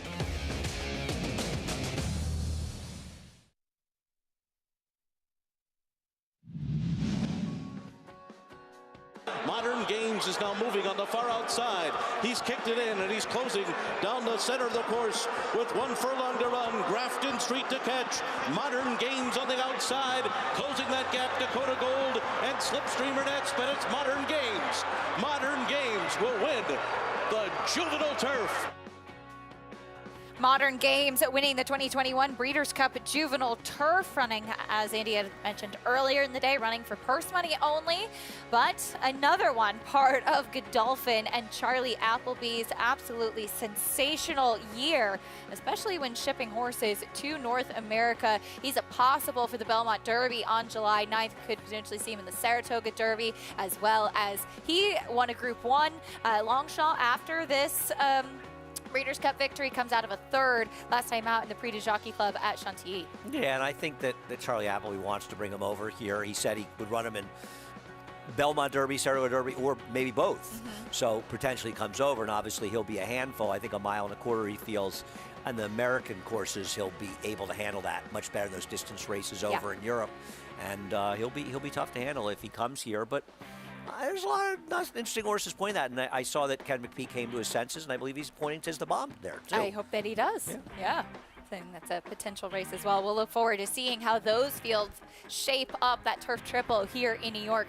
Always so much fun and so exciting to see which 3-year-old turf runners we'll get to see in those races. Allowance race in the 7th, the mile and 16th on the inner turf, and the late pit 4 kicks off here in this spot. This is a pretty competitive race. There's a look at Credit Event. He had just nowhere to run last time out at Keeneland, Andy. No, this is just horrible luck. And, you know, listen, Tyro Gaffleone is a tremendous rider. It is a problem when you get married to the rail in these two-turn races, especially at Keeneland. You don't have that other option. And you see him right here. He's basically just eating them. I mean, right there, he actually almost goes down for a second. I think he might have hit the rail a bit. Yeah, and even here, he's not even riding them. There's no reason to at this point. He can't get any piece of it. And the horse is actually finishing up a little bit. This horse is very unlucky. If you liked him last time, you have a reason to give him another chance. He's also not going to be 7-2 by post time. He's going to be favored. Colt by not this time. Blinkers go on today. For more, let's head down and get a paddock report from Richie Migliore. It's kind of interesting. You know, everybody knows I like inside post positions on the inner turf, and it just so happens that the inside runners all are looking outstanding here in the paddock, starting with the one Credit Event. It's a Chad Brown runner. You expect them to look good. He was a little bit studdish earlier. Looks like he's settled down nicely. He's got the tack on. They added blinkers. And I think last time, in fairness to Tyler Gaffleone, you know, sometimes there's a big difference between a bad ride and an unlucky ride. And I just think he got unlucky. A lot of times things will open up on the turf. It was one of those rare times it didn't, but horses come back and trained extremely well. Could not look any better in the flesh, and he gets an advantageous inside post on the inner turf.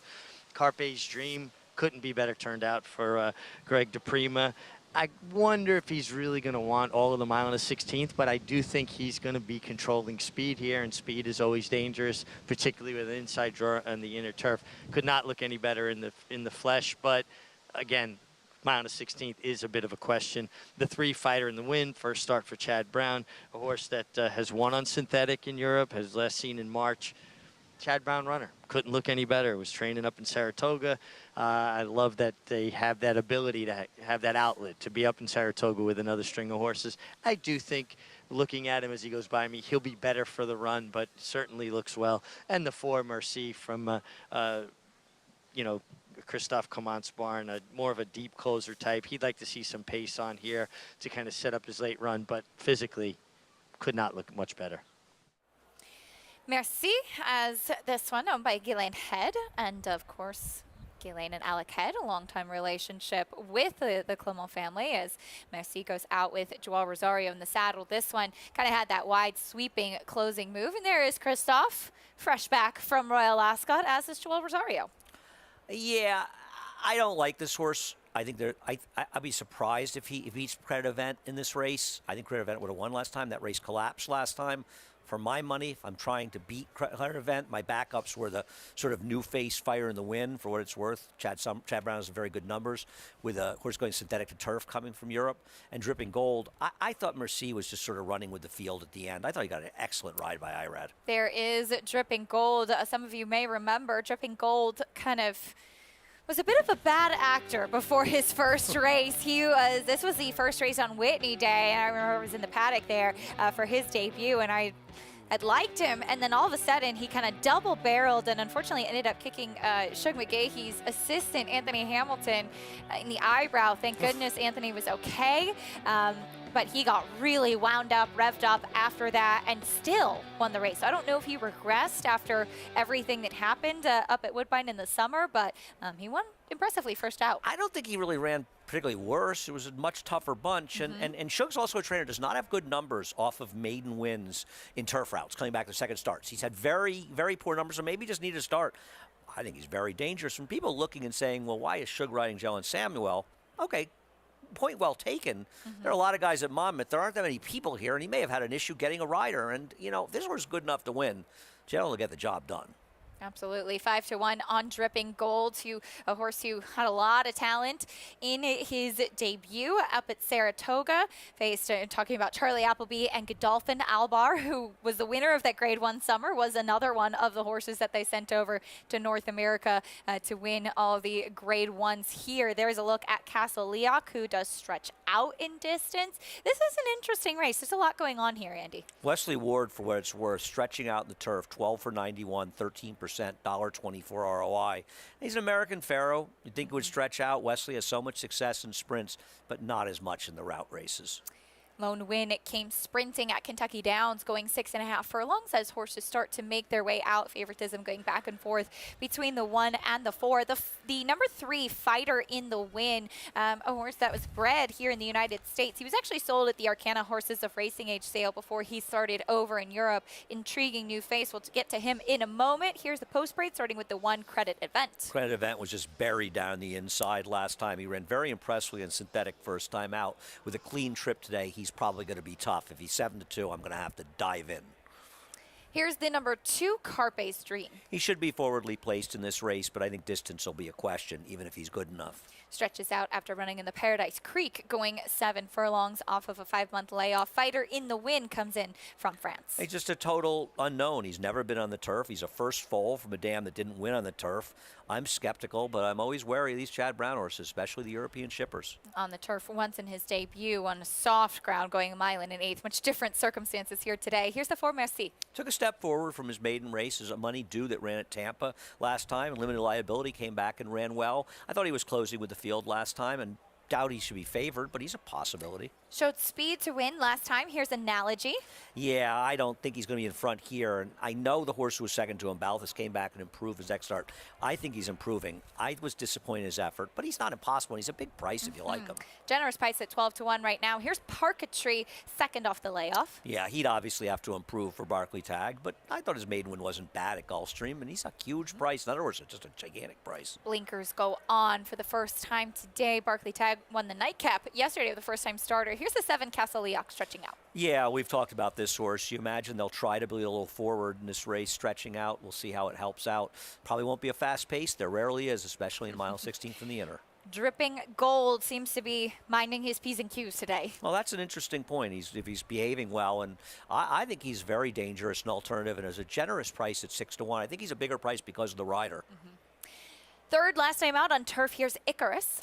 Yeah, I mean, he's not impossible off that race, the mile and 3/16 last night. I thought it was an okay field, not great. Thought he had an overall a pretty good trip, and the race sort of looked better on paper than it was. But his last effort was good, so I can understand why he has some fans. Cutting back in distance a bit from that mile and 3/16 try last time out here for Brad Cox. I want to remind you, you can get a $20 bonus today. You can get $20 today when you bet with Naira Bets. Hopefully you're doing that anyway, but you can play the races at Belmont Park and Santa Anita and get $20, win or lose. Get all the details, and don't forget to opt in at nairabets.com and get $20.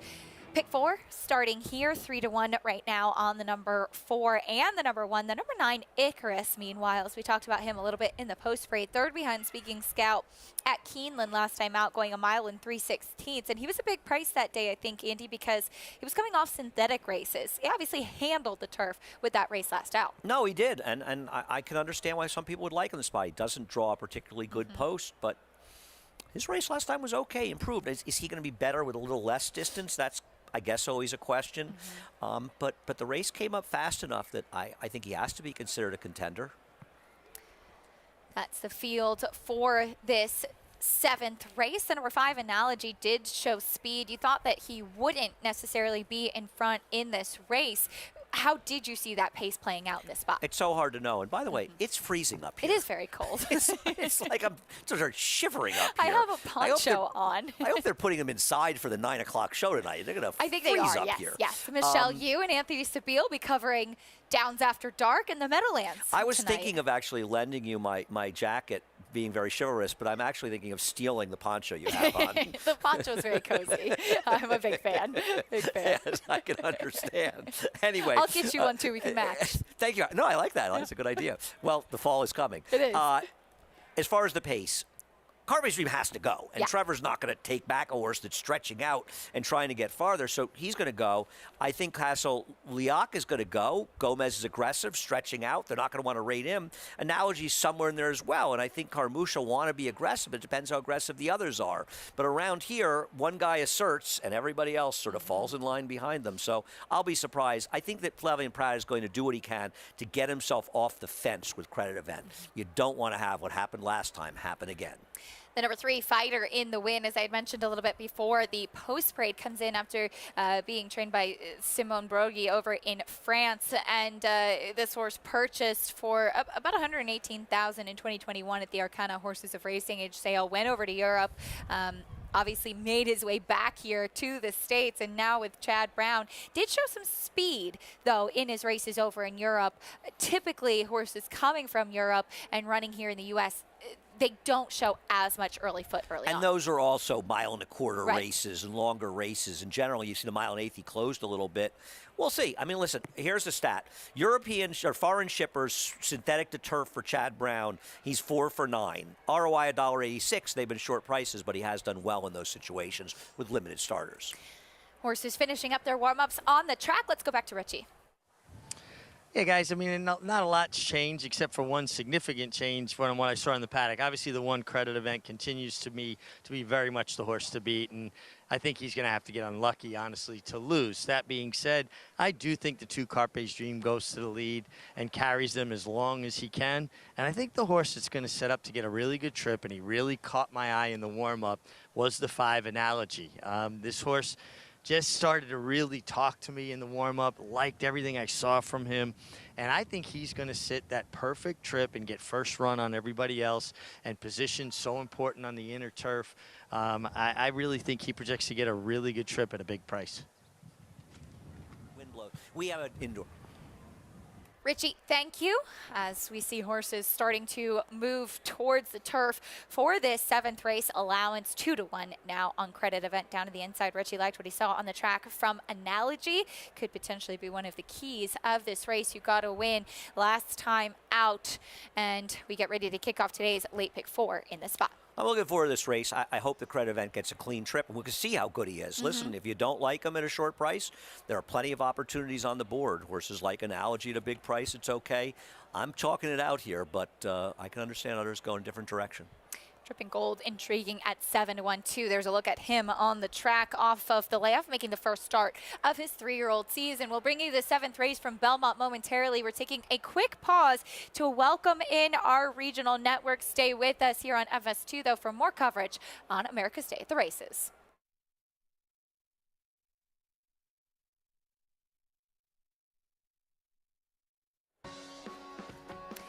If you're just tuning in on Bally Sports Southern California and San Diego, welcome. You're watching America's Day at the Races. If you've been with us on Fox Sports 2, we appreciate you sticking around. We're getting ready for this 7th race at beautiful Belmont Park. Acacia come on alongside Andy Serling, Richard Migliori with us trackside as well. Andy, we had some big carryovers in the pick 6 and pick 5 here. Now we get ready to continue on with the latter portion of the card. Here's a look at the field for the 7th. Yeah, and the favorites down on the inside, Credit Event, a horse that I leaned on quite a bit in the pick 5 carryover. And good luck to anyone alive in the pick 6 and pick 5 carryovers. Huge action here with those over almost $2 million bet in the pick 5, almost $1 million bet in the pick 6. Credit Event's the one to beat after getting blocked last time at Keeneland, but we'll see what he does because he hasn't had a fair chance to run cleanly on turf. His big win was on synthetic. Credit Event, who did win on the Tapeta first time out at Gulfstream Park. Was a little bit skittish, was a little bit distracted that day, but he put it all together when he was out on the racetrack and then had nowhere to run last time out at Keeneland. Blinkers going on. There's a look at him who looks like he's definitely matured a lot too as he makes start number 3. And he's a horse that Chad Brown has had high hopes for after that maiden win or maybe even before it. So we'll see what he does. Another one of the horses from Not This Time who has proven to be a very effective sire. He's one of those horses you feel bad that he got injured and never ran again after the Breeders' Cup because he could have been a very that Breeders' good Cup one. Juvenile, he ran a huge performance. With Both Classic he and Classic Empire, I thought, ran unbelievably well. And you think about how well they ran. Practical Joke, I know, was a little bit farther than his best. Right. But they just left him in his dust. And a multiple Grade 1 winner coming off a win in the Champagne. He was a very good one. It's unfortunate. And both those horses, Classic Empire was his own worst enemy. And, of course, not this time, never ran again. Not this time, though. He has left a terrific legacy as he continues on as a strong stallion. Chad Brown with 2 in this race. He also has Fighter in the Win, bit of a fresh face as he comes in from France and making his first start since March. First time on the turf since his debut, going 1 mile and an 1/8, and he's been going much further distances than he will navigate today. Yeah, you know, you just never know with these Euros. Chad Brown's had so much success with the Euros, you just almost expect them to run well, you know, but it's hard. They're all individuals. And if you look at all of them, he's had more than his share run well, as any successful trainer has. He's had a few that haven't, though. It's not like they all run well. Messi, as this one, the number 4 favoritism was going back and forth between him and the 1. He comes out of that same race. As Credit Event, though, he was clear closing from off of it to finish 4th that day. He was in limited liability. That looked like that race at Ascot we were watching today. There were about 8 horses spread across the track. Yes. It was actually kind of a cool race. Into the gate for the 7th race, late pick 4, kicking off here. Good luck if you're still alive, if you played those sequences at the carryovers in the pick 6 or pick 5. We send it up to the voice of New York Racing, John Imbriel, for the call of race 7 live at Belmont Park.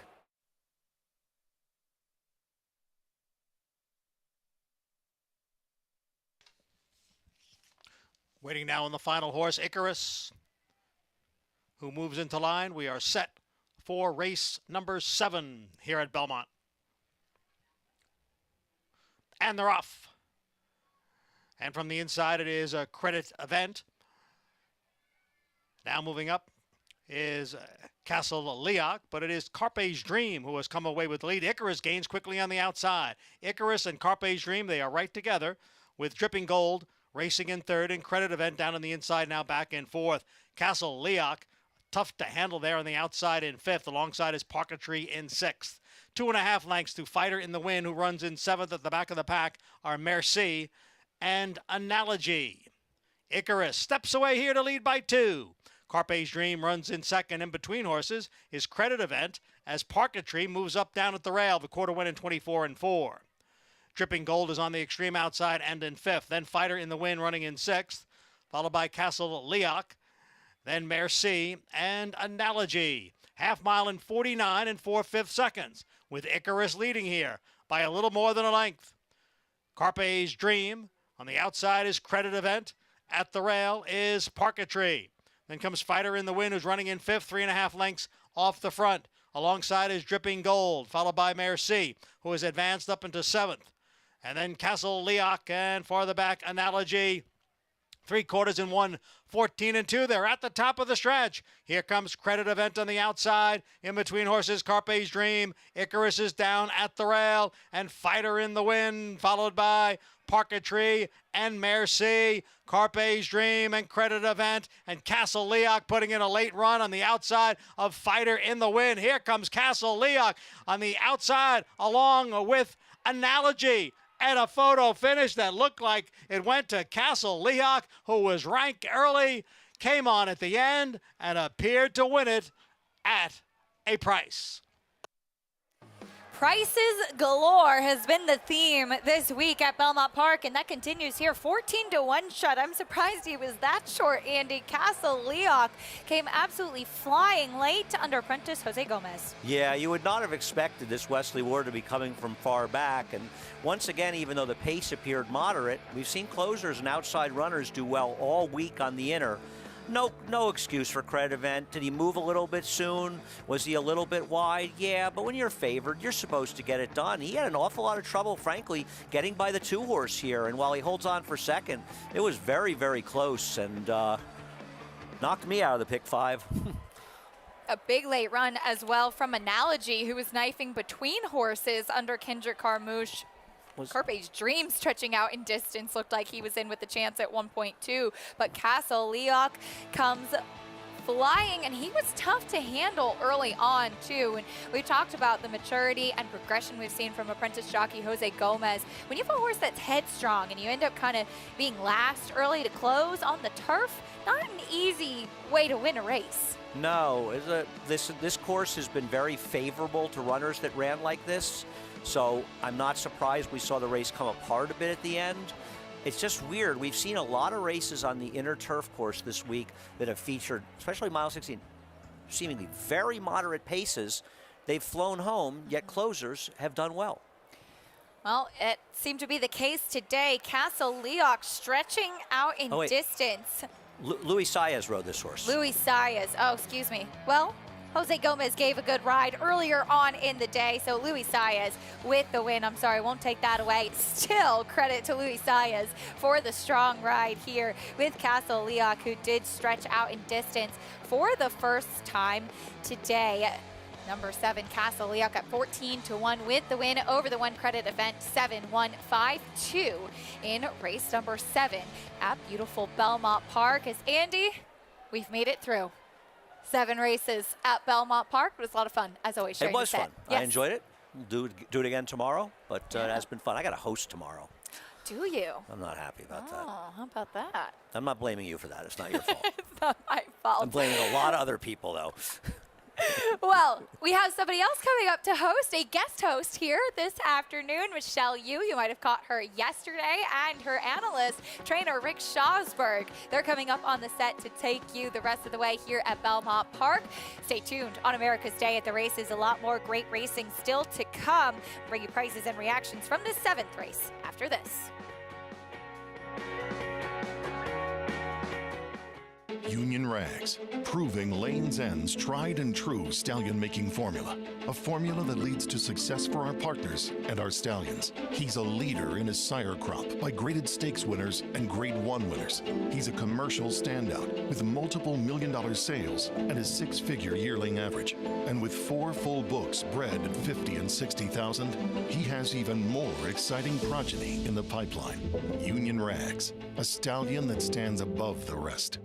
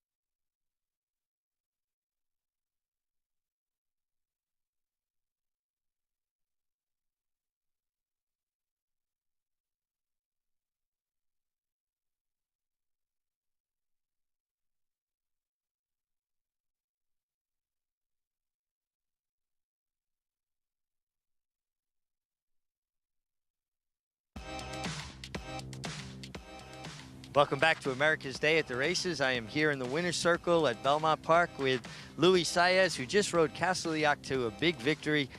A little bit rank early, Louis. He really didn't settle for the first 1/8 of a mile, but once you got him behind horses, he seemed to come back. Yeah, you know, he came from short, 5 bays. He was running all his races in 5 furlong. Today was a little stretch. He broke from there pretty fast. He was in the lead, but we tried to cover up. That was the kid with him, and he did great. He saddled perfect.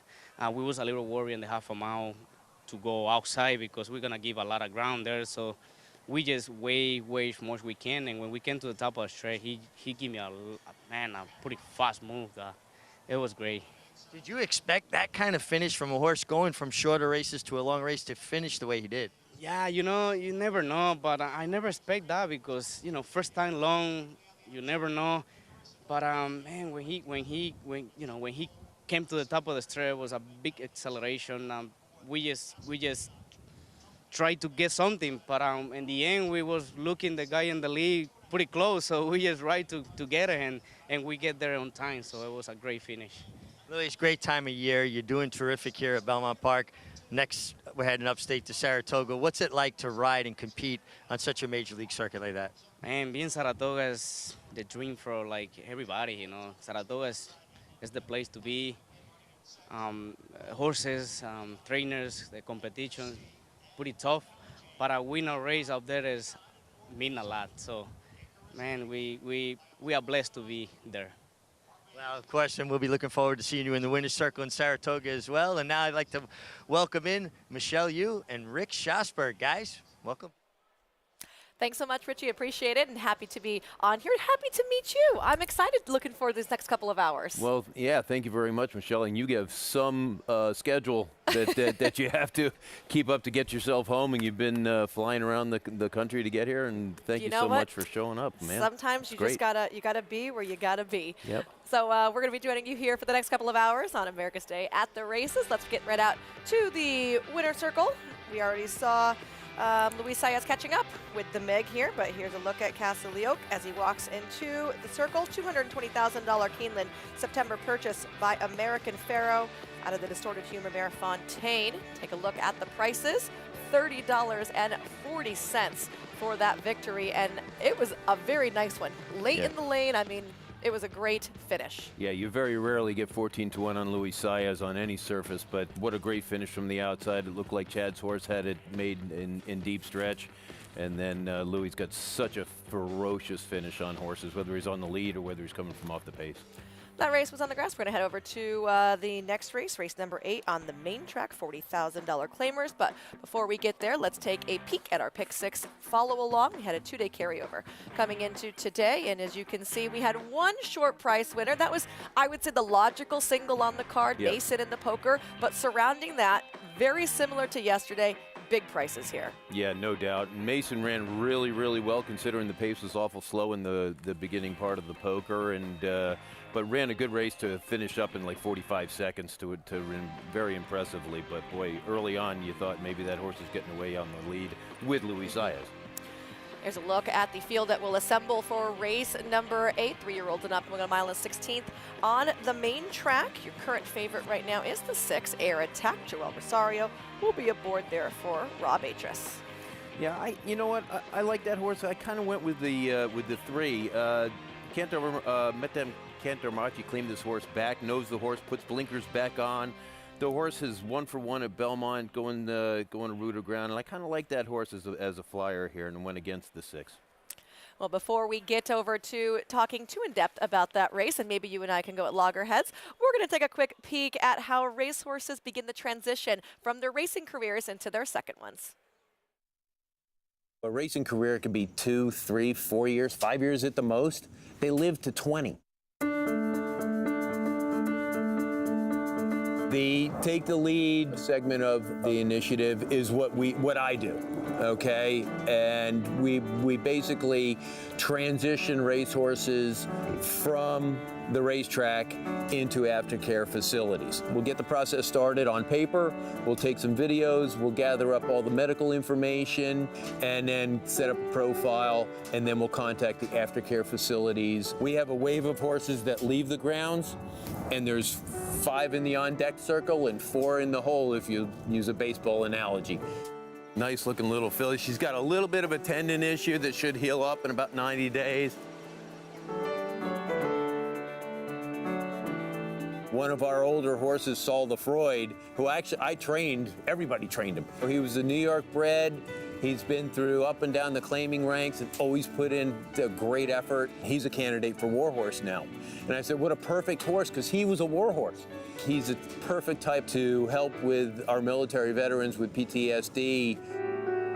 Thoroughbreds already have this innate ability to learn new things. Starting gait, big track, little track, jog the wrong way, go the right way. You're going to learn something new. They already know, they're already processed for that. Take Two part of our initiative is a hunter and jumper thoroughbreds only league, if you will. And to be able to see what these horses can do once they're rehabilitated and retrained and adopted out, and to see them in the Take Two competitions doing jumps or dressage or a polo pony. Riders are doing handstands and backflips off. I mean, this is really, really cool. What we've tried to put forth and to get through to all the horsemen. I've been training horses since 1988 on my own. Call us one race early, call us one workout early, okay? If you think something's going, if you think something's going awry, and there's a chance that your horse may have an issue in the future, call us before that. Instead of trying to get one more race or one more workout or something like that, we can expedite this process within a week and get that horse into an aftercare situation. Rick, I'm very passionate about aftercare as well, and I can see it's very important to you. Yeah, no doubt about it. And I mentioned on that piece before that the Take Two initiative is a hunter-jumper program. It was initiated and started by Rick Violet. But Rick Violet's really the father of aftercare in New York and in the country. I mean, he was one of the original members of the board of directors for the TAA, which is also having their 10th anniversary this year as well. But the Take Two program is a hunter and jumper program. We started out in 2012 with eight shows in 3 states, and now we're up to 430 shows in 23 states. We've given $1 million in prize money. There's over 2,000 thoroughbreds that have taken part in the Take Two program. Right now, we're running a fundraiser where we want to get about $10,000 a month for 10 months. It's the 110% initiative. We're actually ahead of the game a little bit, but we want to make sure that everybody donates to a good cause. It really promotes demand for horses that are transitioning from the racetrack, which is what our Take the Lead program does. We transition, we facilitate moving horses from the racetrack into aftercare facilities that are accredited by the TAA. And the demand, like I said, from 8 horse shows to 430 horse shows in 23 different states, that's demand. The RRP as well, the HIP program as well. But look, it's the responsibility, a shared responsibility of the entire industry to make sure that we take care of our thoroughbreds once they reach retirement age, because about 75% of their life is after the racetrack. That's right. And the funding mechanisms, the creative funding mechanisms, the accreditation program through the TAA, and the grant programs, and the high standards of rehabilitation, retraining, and rehoming these horses. It lays on the backs of the entire industry, no matter what part of the industry you're in, and it's fundraising or services rendered. Everybody's responsibility is to make sure that these horses have a safe and purposeful aftercare and second careers. I would say not even just the people in the industry. If you're sitting at home watching, if you are enjoying our thoroughbreds and you want to make a little bit of a donation to try and help our horses transition to their second careers, you can visit Take Two, that's the number 2, tbreds.com, as we are trying to raise some money here for horses heading into their second careers. We're going to step aside for a quick timeout here on America's Day at the Races, and when we come back, Mo Belmont Stakes wins for that man, trainer Todd Pletcher.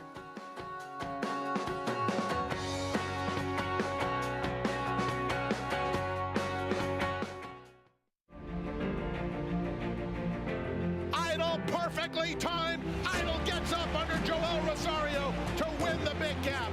It's known agenda for St. Elias Stable. Race and the race, scintillating performance in the TVG Del Mar debutant. And Clariere will win the cotillion. Down to the wire. Who's going to win it? It's Mala by a neck.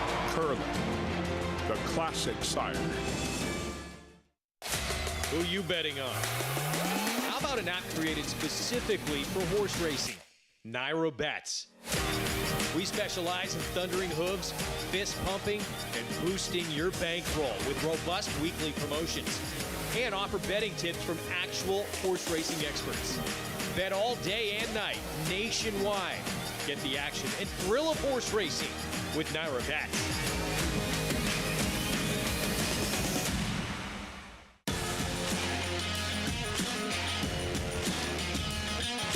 And they're off. Following C.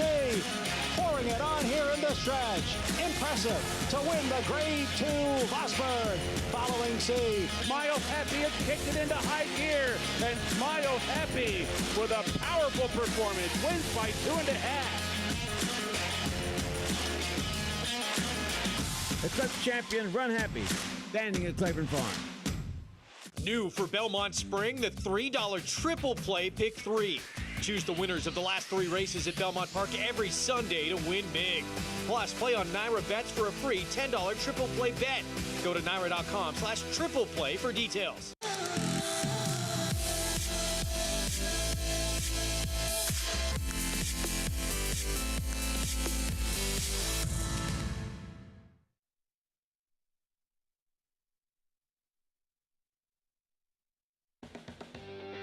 We're back here at America's Day at the Races, brought to you in part by Claiborne Farm. 100 years of doing the usual, unusually well. Welcome back here to Belmont Park, where just a week ago, it was Pandelirium here with the Belmont Stakes. I like that word, That's right? That's a great word. I'm going to use that word tonight. I think I made it up, but I'm happy to share it. It could be real. That's right. But a week ago, it was the Belmont Stakes here, capping off Triple Crown season for 2022. And we're going to take a look back at this year's edition of the Belmont. As they kick off here, that is a Kentucky Derby winner, Rich Strike, broken at a post number 4. Your eventual winner, Mo Donegal, coming out at post number 6. And Nest, your runner-up, the filly in the field, going to be in post number 3, Rick. Yeah, and she ran dynamite. And, you know, I love the way the Derby winner looked. I watched him school in the paddock here one day. He looked fantastic. Unfortunately, they were a little conservative early on and back off the pace. 1.5 miles, it's so difficult to come from that far back. People think, you know, that it's a long race. You got all that time to make up. Let me tell you, you want to try and make up ground after already running a mile? That's hard. It's hard enough on the front runners to stay, but it's harder to make up ground from back there. Mo Donegal has a perfect trip here. Well, and look at Rich Strike. I felt like he was really keen, and as a horse that comes from out of it, he wanted to be more involved. Yeah. And I felt like he wasn't allowed to have that position that he wanted. I think going into the first turn, it kind of set the tone for the race there, and he kind of got wrangled back in there behind horses. And this track, you know, even if there's no moisture in this track has maintains its moisture for safety reasons. And there's a lot of stuff kicked back going up into his face there, and he's on a loose rein. Right here, you don't know, but about the half-mile pole, you kind of did know, right? Looking at the horses right here, that's We the People that was on the front end, and you'll see Nest in the orange silks closest to you sitting right now in third. She sits a beautiful rail trip throughout. Her stablemate right to the outside, Mo Donegal, starting to get the move early. A lot of times that can be key, getting this early move so your horse is in full momentum before everybody else starts to ask. Yeah, no doubt about it. I mean, the dynamics of a 1.5 mile race, you don't run that many of them. There was one early on in the day, but you really got to be up in the hunt. The fractions are very rarely really fast in those 1.5 mile races. They're a little bit conservative, but if you look at Irad right here, he's just sitting still. Matter of fact, he peeked between his legs to see if anybody was going to make any moves. He knows what he has underneath him, and certainly the filly has a great trip here. She stays inside here. She gets to tip out just a little bit, but what a great race she ran. You know, here's Todd Pletcher running 1-2. He won the Belmont with the filly and beat Curlin. Yes. How do you beat Curlin with anybody? And then he beats Curlin with the filly in the Belmont Stakes. And right here, you know, the Derby winner is nowhere to be found, unfortunately. He just never got untracked here, and just a great ride by Irad, and he was absolutely ecstatic. I think really masterful training job there by Todd Pletcher as well. I think because, like you mentioned, the nuances of winning a 1.5 mile race, Todd Pletcher not only knows how to do that because he's done it 3 times previously, he's also so familiar with Belmont and the way it plays. Yeah, no doubt about it. You know, being able to train over this big monster of a racetrack and having your horses get used to those big wide sweeping turns in the morning, and again, having the experience, you know, having those kind of horses and having the experience of being able to have done it before. And again, you want to be in position to win, and being in position to win at Belmont Park is being in the hunt tournament for home, because it's very hard to make up ground after a mile of really chugging it and getting dirt thrown in your face. Look at this crowd that assembled in the winner's circle for Mike Rapoli and his team. That's him right there in the middle with the little girls in front of him. He calls himself the boy of Queens? Yeah. The King of Queens? The King of Queens. He's a diehard Mets fan, no doubt about it. And the Donegal people, they just kept coming. Oh, yes. The horse was already back at the barn, and they kept coming into the winner's circle wondering what happened. I never saw so many people in one syndicate. But they were so happy, and it was just a great day of racing. It was a safe day of racing. And that's the key. And Irad, the smile on his face was just amazing. And it was just really a great day of racing. And the weather held out for us. And the main thing for me, from most of our standpoints, is that it was all done very safely, and they had the track in great shape. And it was really something for the public to see. What do you think about the 3-year-old picture now? Because obviously our Derby winner flopped there, which he was a long shot to begin with. Yeah. And we have early voting who didn't show up here win the Preakness, but Mo Donegal has beaten early voting before. I mean, does this just mean we're all going to focus on the East Travers. Coast? Yeah, I think probably the Midsummer Derby is going to really say it all there, and that's cool. I mean, that's great. We're gonna have a load of people up there at Saratoga. Where else would you want to be? I know you probably want to be at Del Mar, but we want to be at Saratoga during August. But it's going to be a great showdown up there, and Mo Donegal right now, I think you probably got to put him up there on top. He's danced the dances, and he was very impressive. Let's kick off our post parade here for Belmont race number 8, $40,000 claimers. We'll kick it off with the one Musical America with a step up in class. Yeah, again, he ran third here for 32,000 last time, but well beaten last time. I think he's a long shot here, but he'd need a perfect inside trip. Prince James will come through next. Could be forwardly placed for Rob Atras. Yeah, interesting horse. He's really bred for the distance, and he's been running in short races, but some of his distance races were okay. He's got two races going long. He's got a win in a second. Don't throw this horse out. You mentioned war horses in your feature. Here's a look at Pioneer Spirit, the 9-year-old making career start 50. Yeah, and I like that the Cantar Machi camp claimed him back and changed the equipments back to where he was running with them. Blinkers on. 235, your current favorite right now, coming out of a 3-length score. And his only bad race at Belmont Park, he was off extremely slowly, finished 4th. Throw that race out, and he loves the course. Chris and Dave stepping up in class. Yeah, stepping up in class for Jeff Engelhardt, who tends to really do well when he steps up in class. Jose Ortiz takes this call. Don't throw that horse out. Air Attack next, the other horse for Rob Atras. Yeah, coming out of the Stud Muffin, which is the starter series here, ran a good second to Blew It. And, again, he likes the racetrack. He's run some good races over the track, and we'll see how he does. And a price to the outside, Last Chance at Glory. Yeah, and Michelle's done a great job. Young trainer just went out on her own and really doing a great job. This horse comes in from Oaklawn Park, kind of a flyer here, kind of hard to say. We're going to have a quick pause here as horses are going to turn around for Belmont race number 8, and we'll have some regionals join us.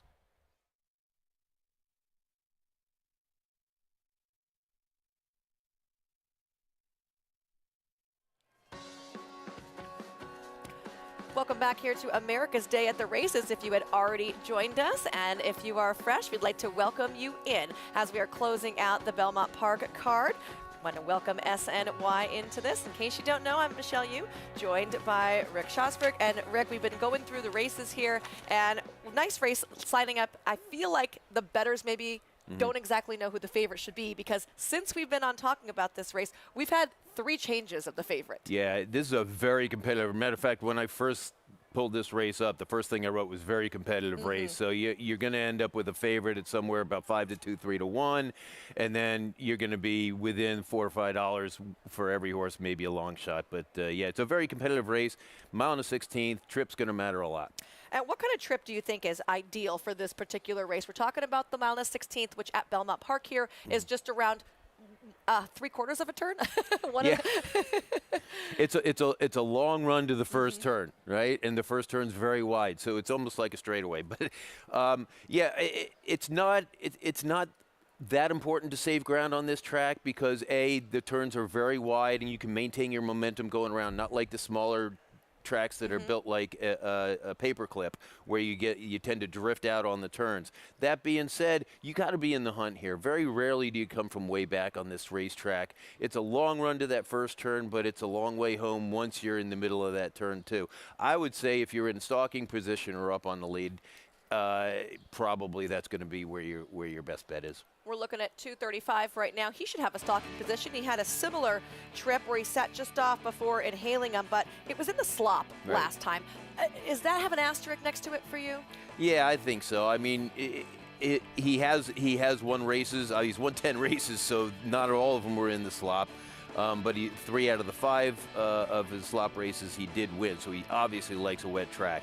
But he's won, here's a horse that's won 7 races on a dry track. Yeah. So I don't think it matters, but it may be advantage to him if it did rain. 235 sitting right now at 3-1, ridden today by Dylan Davis. Let's take a quick peek at our jockey standings here at Belmont Park. Dylan Davis firmly on top, 37 victories under his belt. Irad Ortiz coming in next with 32. Manny Franco, Joel Rosario, and Jose Lescano all in the 20s as well. So overall, I think pretty contentious in the middle part of it, but Dylan's got a firm hold here on the top. Yeah, and listen, Dylan's done a great job with the racing and winning the meet over at Aqueduct also, but to be leading the way here at Belmont Park with these guys that just came back, the Ortiz brothers, you got Rosario, you got Manny Franco who's riding here all year. He's really done a fantastic job, and Mike Migliori, Richie's brother, has done a fantastic job as his agent, getting him on live mounts, and Dylan's been doing a great job keeping those horses out of trouble. We mentioned 3 horses kind of vying for favoritism here, the 4, the 5, and the 6. Let's take a peek at the 5. Chris and Dave for Jeff Engelhart was a winner 2 starts back by 3. Again, looking for that sit close to the front type of running style, which he has. But this was, again, significantly easier. Yeah, it's about half the value of these are $25,000 horses. But he was, he was coming from a $16,000 claimer, jumped up into a new group, and won easily. He got claimed last time a little lower. He's jumping up into a new group. Kendrick Carmouche did a great job with him. Now he gets Jose Ortiz. Again, Jeffrey's really, really sharp first time off the claim. I know, Rick, that you like the 3 Pioneer Spirit. Blinkers coming on here for start number 50 after taking them off for just 1 start previously. Yeah, well, he was claimed last time. Those connections decided to take him off. Maybe thought he was a little too keen because he was hanging a little bit in his races, and got reclaimed again by the original partnership, the America's Pastime Racing and the Cantor Machi Group. And they want to put the blinkers back on. They thought he was comfortable with them, and I think that's a positive move. And he's a 9-year-old. He knows what he's doing. He's won 13 races. It's interesting to note that for a while he was on the front end, even though he wasn't going particularly fast. But then his last couple of outs, he has been content to sit further and further behind. Yeah, and if you look, you get a serious change of rider. Trevor McCarthy's a very patient rider, a very good finisher, and he was being ridden by Mr. Harkey, who's a much more aggressive rider coming out of there. And those races were at Aqueduct, where speed is very, very, very important. So here we are at Belmont. Maybe he's going to sit that perfect stalking trip you were talking about before. The 2 Prince James, I think, should be forwardly placed as well. He's taken a big class drop down, and this is my angle. I like to say the best hop is the drop. So rather than some of these horses who are trying to step up today, I'm always looking for the horse that's on his way down, because that's one of the best ways to win races. Kendrick Carmouche will climb aboard here for the first time, and I think this horse is really interesting. Yeah, absolutely. I do too, and I like the fact that Kendrick's on there. You have a really good jockey-trainer relationship with Rob and Kendrick, at about 20, probably averaging about 22, 23% overall.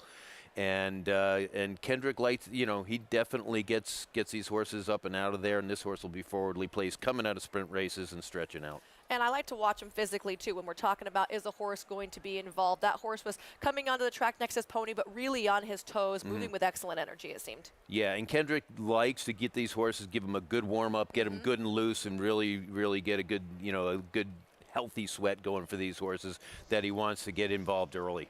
I have to say, I'm a huge fan of horses being taken away from the pony for the warm-up. Yesterday here at Belmont, I paid attention very closely. I saw a ton of riders doing that. It seems to be used more frequently on this coast. Yeah, no doubt about it. As a matter of fact, every time I saddle a horse, the jock always asks me, Rick, is it okay to break away from the pony? Because I use my own pony in the morning with every set, and I know that, you know, I do have some horses that I don't want to get away from the pony. But for the most part, listen, these riders know what they're doing. They're great riders out there, and there's nothing out there they haven't seen. Right. Right? So if they want to break away and they want to get a good warm-up for the horse, that's fine with me, unless it's a particular situation where we decide that it wouldn't be a good idea. There are some of those as well. We've had a few.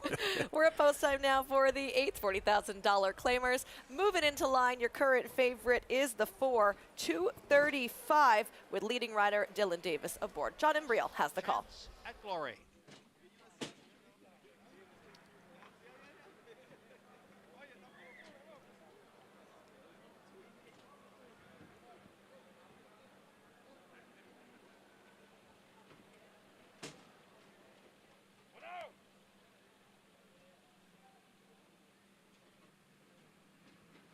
There in the gate.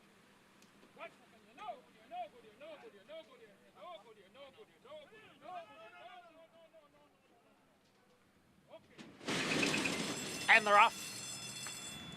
And from the outside, it is Last Chance at Glory, who shows first. Kristen Dave is up close. Now moving up on the inside, Prince James, along with Musical America and Pioneer Spirit in the red blinkers. Up the backstretch. Musical America down at the rail.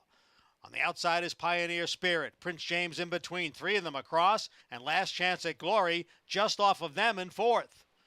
235 is running in 5th and moving up down at the rail. Then it is Chris and Dave, and Air Attack trails the field in 7th. The opening quarter, 22 and 4/5 seconds. 3 of them across. Musical America down at the fence.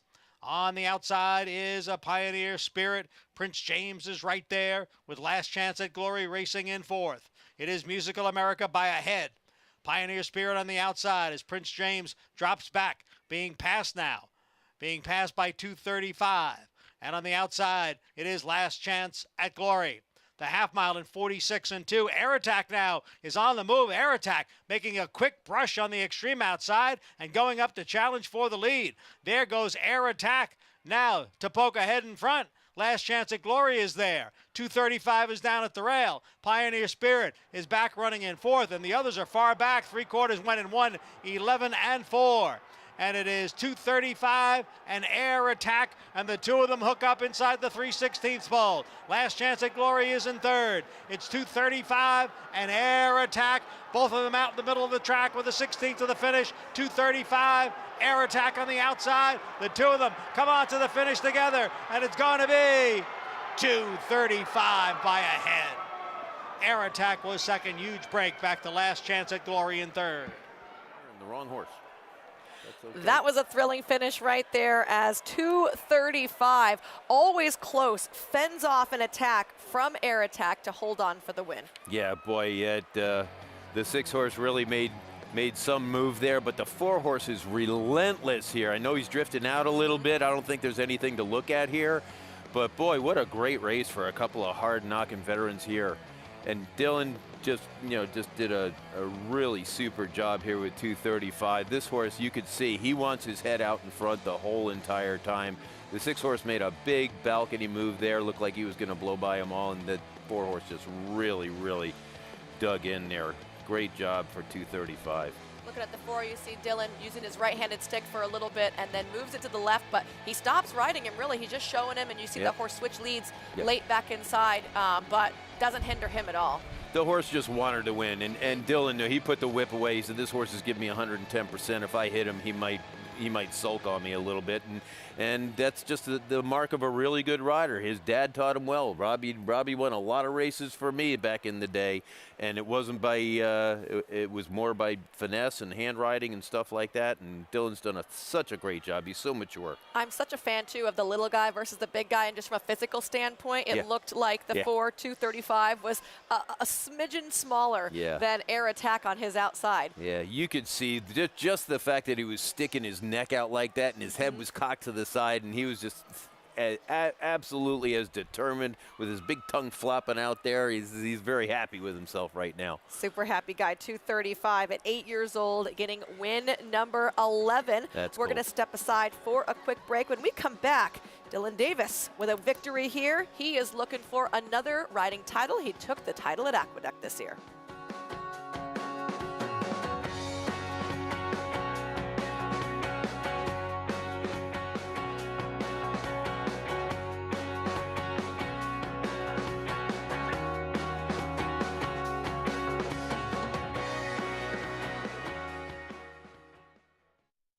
Warfront. This son of Danzig ranks among the world's elite sires, ranked #1 by percentage of stakes winners, graded stakes winners, and Grade 1 winners. No stallion has a better strike rate. Recent top runners include Group 1 winner Homesman, graded stakes winners Master of Foxhounds, Ancient Rome, and Bombard.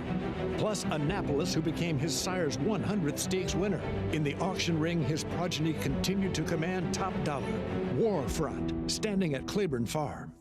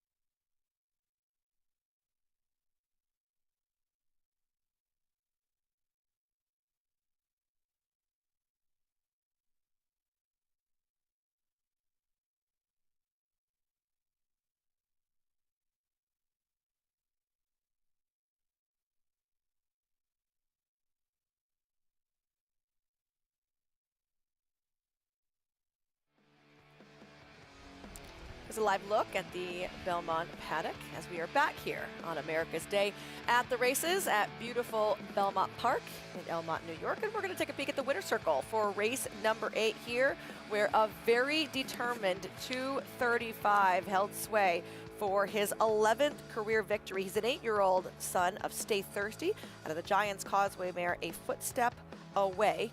And this was a fantastic, gutty effort from him. You can see he's the number 4 horse with the yellow saddle towel.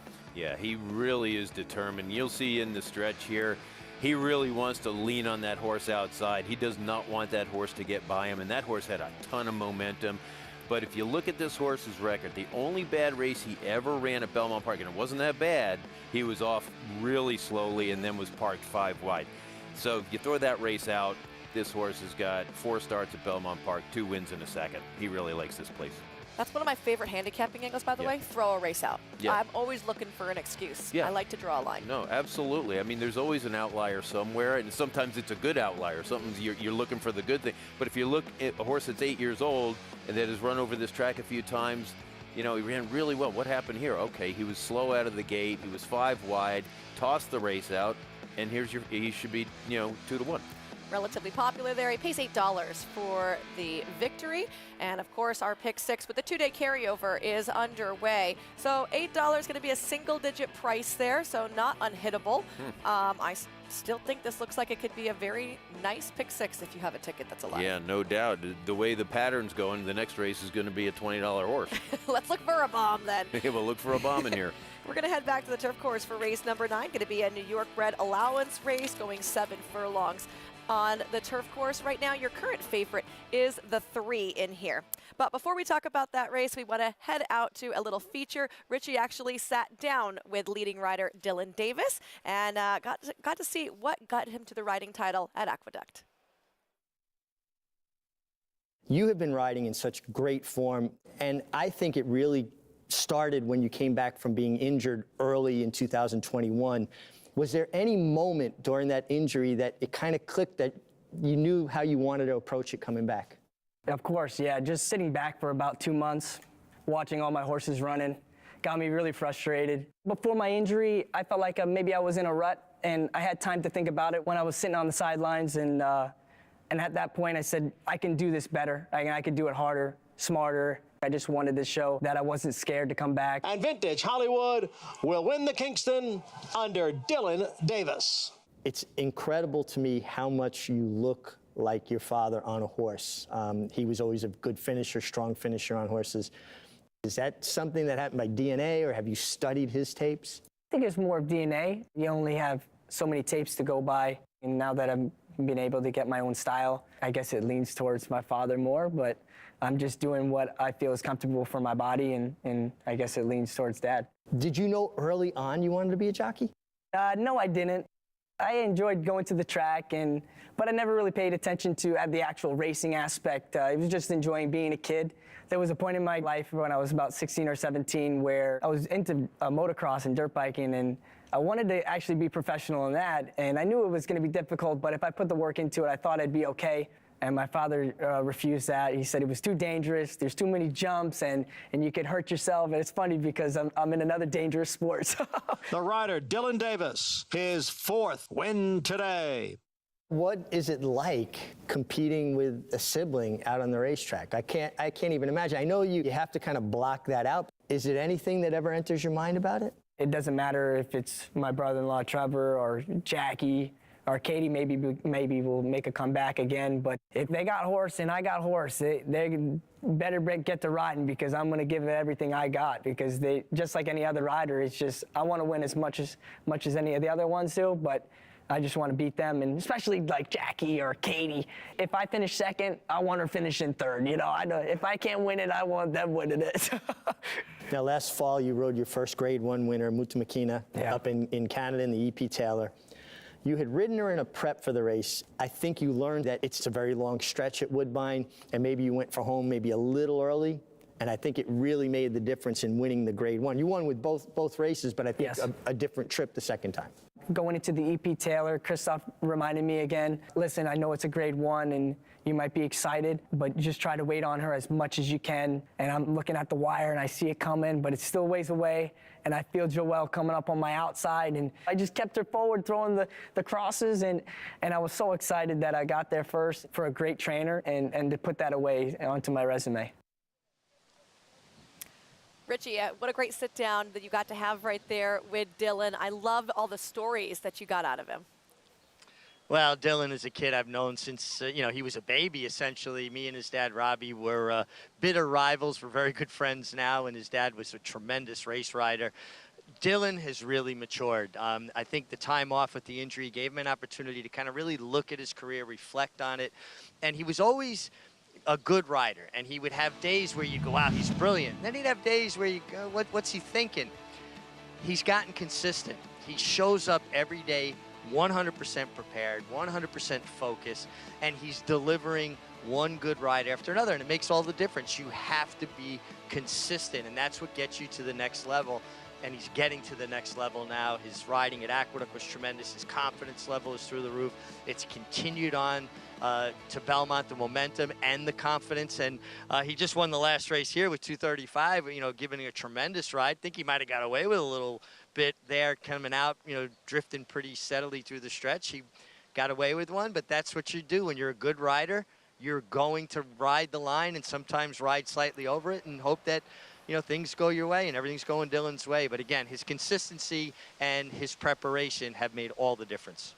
And Rick, you kind of echoed the sentiments of Dylan and giving him some praise, but also when we're off camera, you're talking about what a tremendous family he has. Oh, you just look at the, Robbie actually won my first Grade 1 stake for me, his father, so I'm dating myself, so forget about that. It's not about me. It was just 5 years ago. It was fine. Yeah, 5 years ago. It was in 92 or 93. Anyway, but the family, they work so hard. I've seen him. Eddie's been stabled in my barn all year. Dylan's comes by. It's funny because Eddie would have all of them come in and get on horses. You'd have Jackie, and then you'd have Trevor, and you'd have Dylan. So the whole family, and there's Robbie, the whole family. They really just work so hard, and it shows. And I'm so happy to see him doing so well here because he's nice. He's meticulous about his handicapping, and he's cordial. He's always saying hi, whether you rode him on a horse or you didn't ride him on a horse. Yeah, the whole family is just, it's just a pleasure to be around a family like that in racing. And sometimes you get on a roll. He took the title at Aqueduct. That was his first title, and now he's leading the Belmont standings. No easy feat with the riders that are assembled here. No, I mean, you look, you got Irad coming back, you got Jose coming back, you got Rosario coming back, Lascano is here, and Manny's here, and now you got Flavian Pratt coming in here. This is an outstanding job by both Dylan and Mike Migliore to get him on the right horses. No doubt about it. Doing fantastic. And he just won the last race here at Belmont. We'll be looking forward to him coming up in the next race as well. He's going to be aboard the 4 Cotton, and there's a quick look at him. I did expect him to be gray, but nope, we're going to have a dark bay walking through the screen right here. He's dyed cotton. Bad cotton. We're going to tough aside for a quick timeout. We'll return here at America's Day at the Races.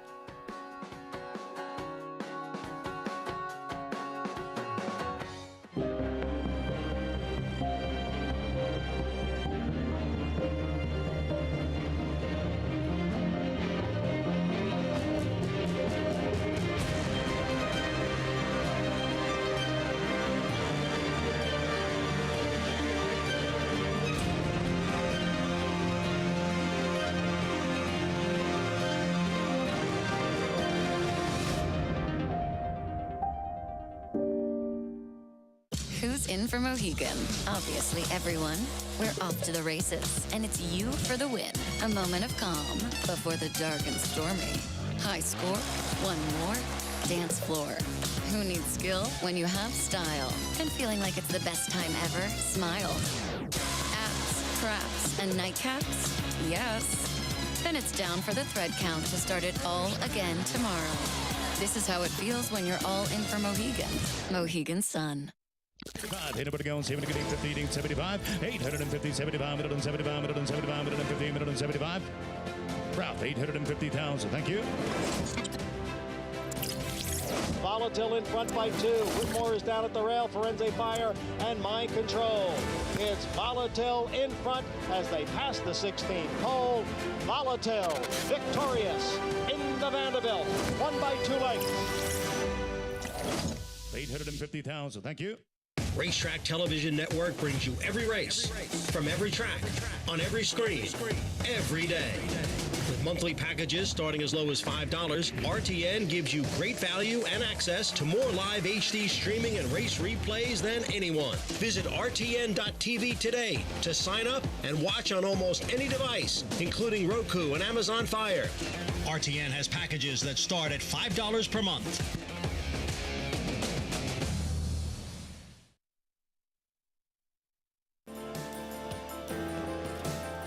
You don't need to be a math whiz to interpret the numbers associated with Freud. His runners have earned more than $66 million. Turf runners earned more than $27 million of that total, and he sired 71 stakes horses. No wonder Sequel likes to call him the King of New York. The King earned more than $3,700,000 in Stallion awards for the syndicate that owns him, and breeders have been rewarded with more than $8.5 million in award money between 2005 and 2021, paid by the New York State Thoroughbred Breeding and Development Fund. Thanks to Sequel Stallion manager taking a new approach with Freud, he is even more professional now in the breeding shed than he was in the past. We also did change the method of breeding with him. Instead of the chain, we actually breed him with a bit. I do think he is sensitive in his mouth a bit more than the youngsters, and that actually made a big difference as well in the shed.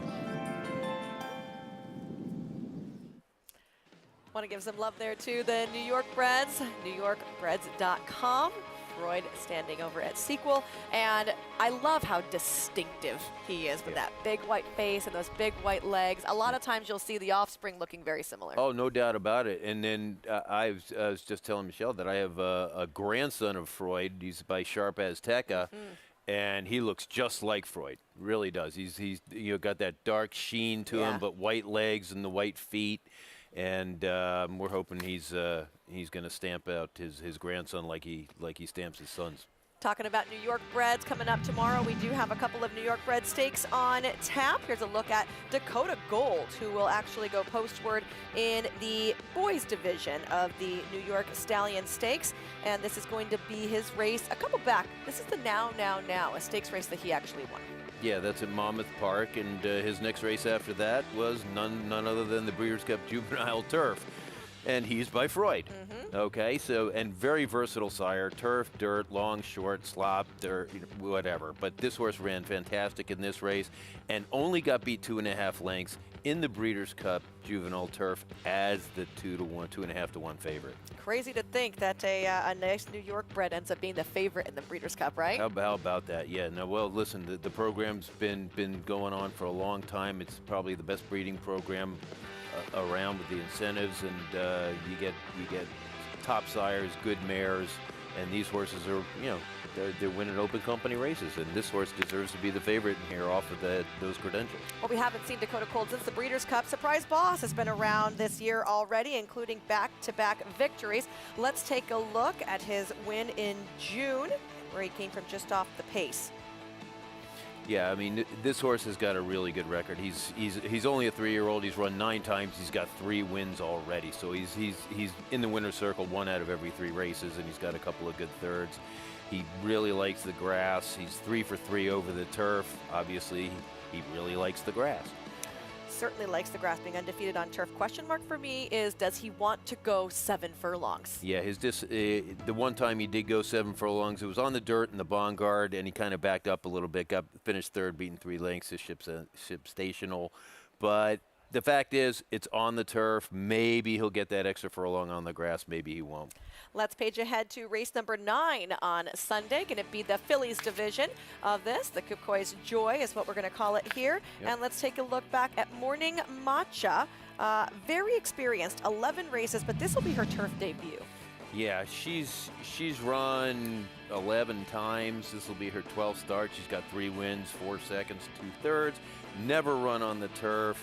Central Bankers, listen, I have a Central Banker in this race, and the first time she hit the turf, she won easily. She went 7/8 and 121 and change. She'll be one of the choices in here. So Central Banker's another top sire here in New York, and there's Morning Matcha winning here.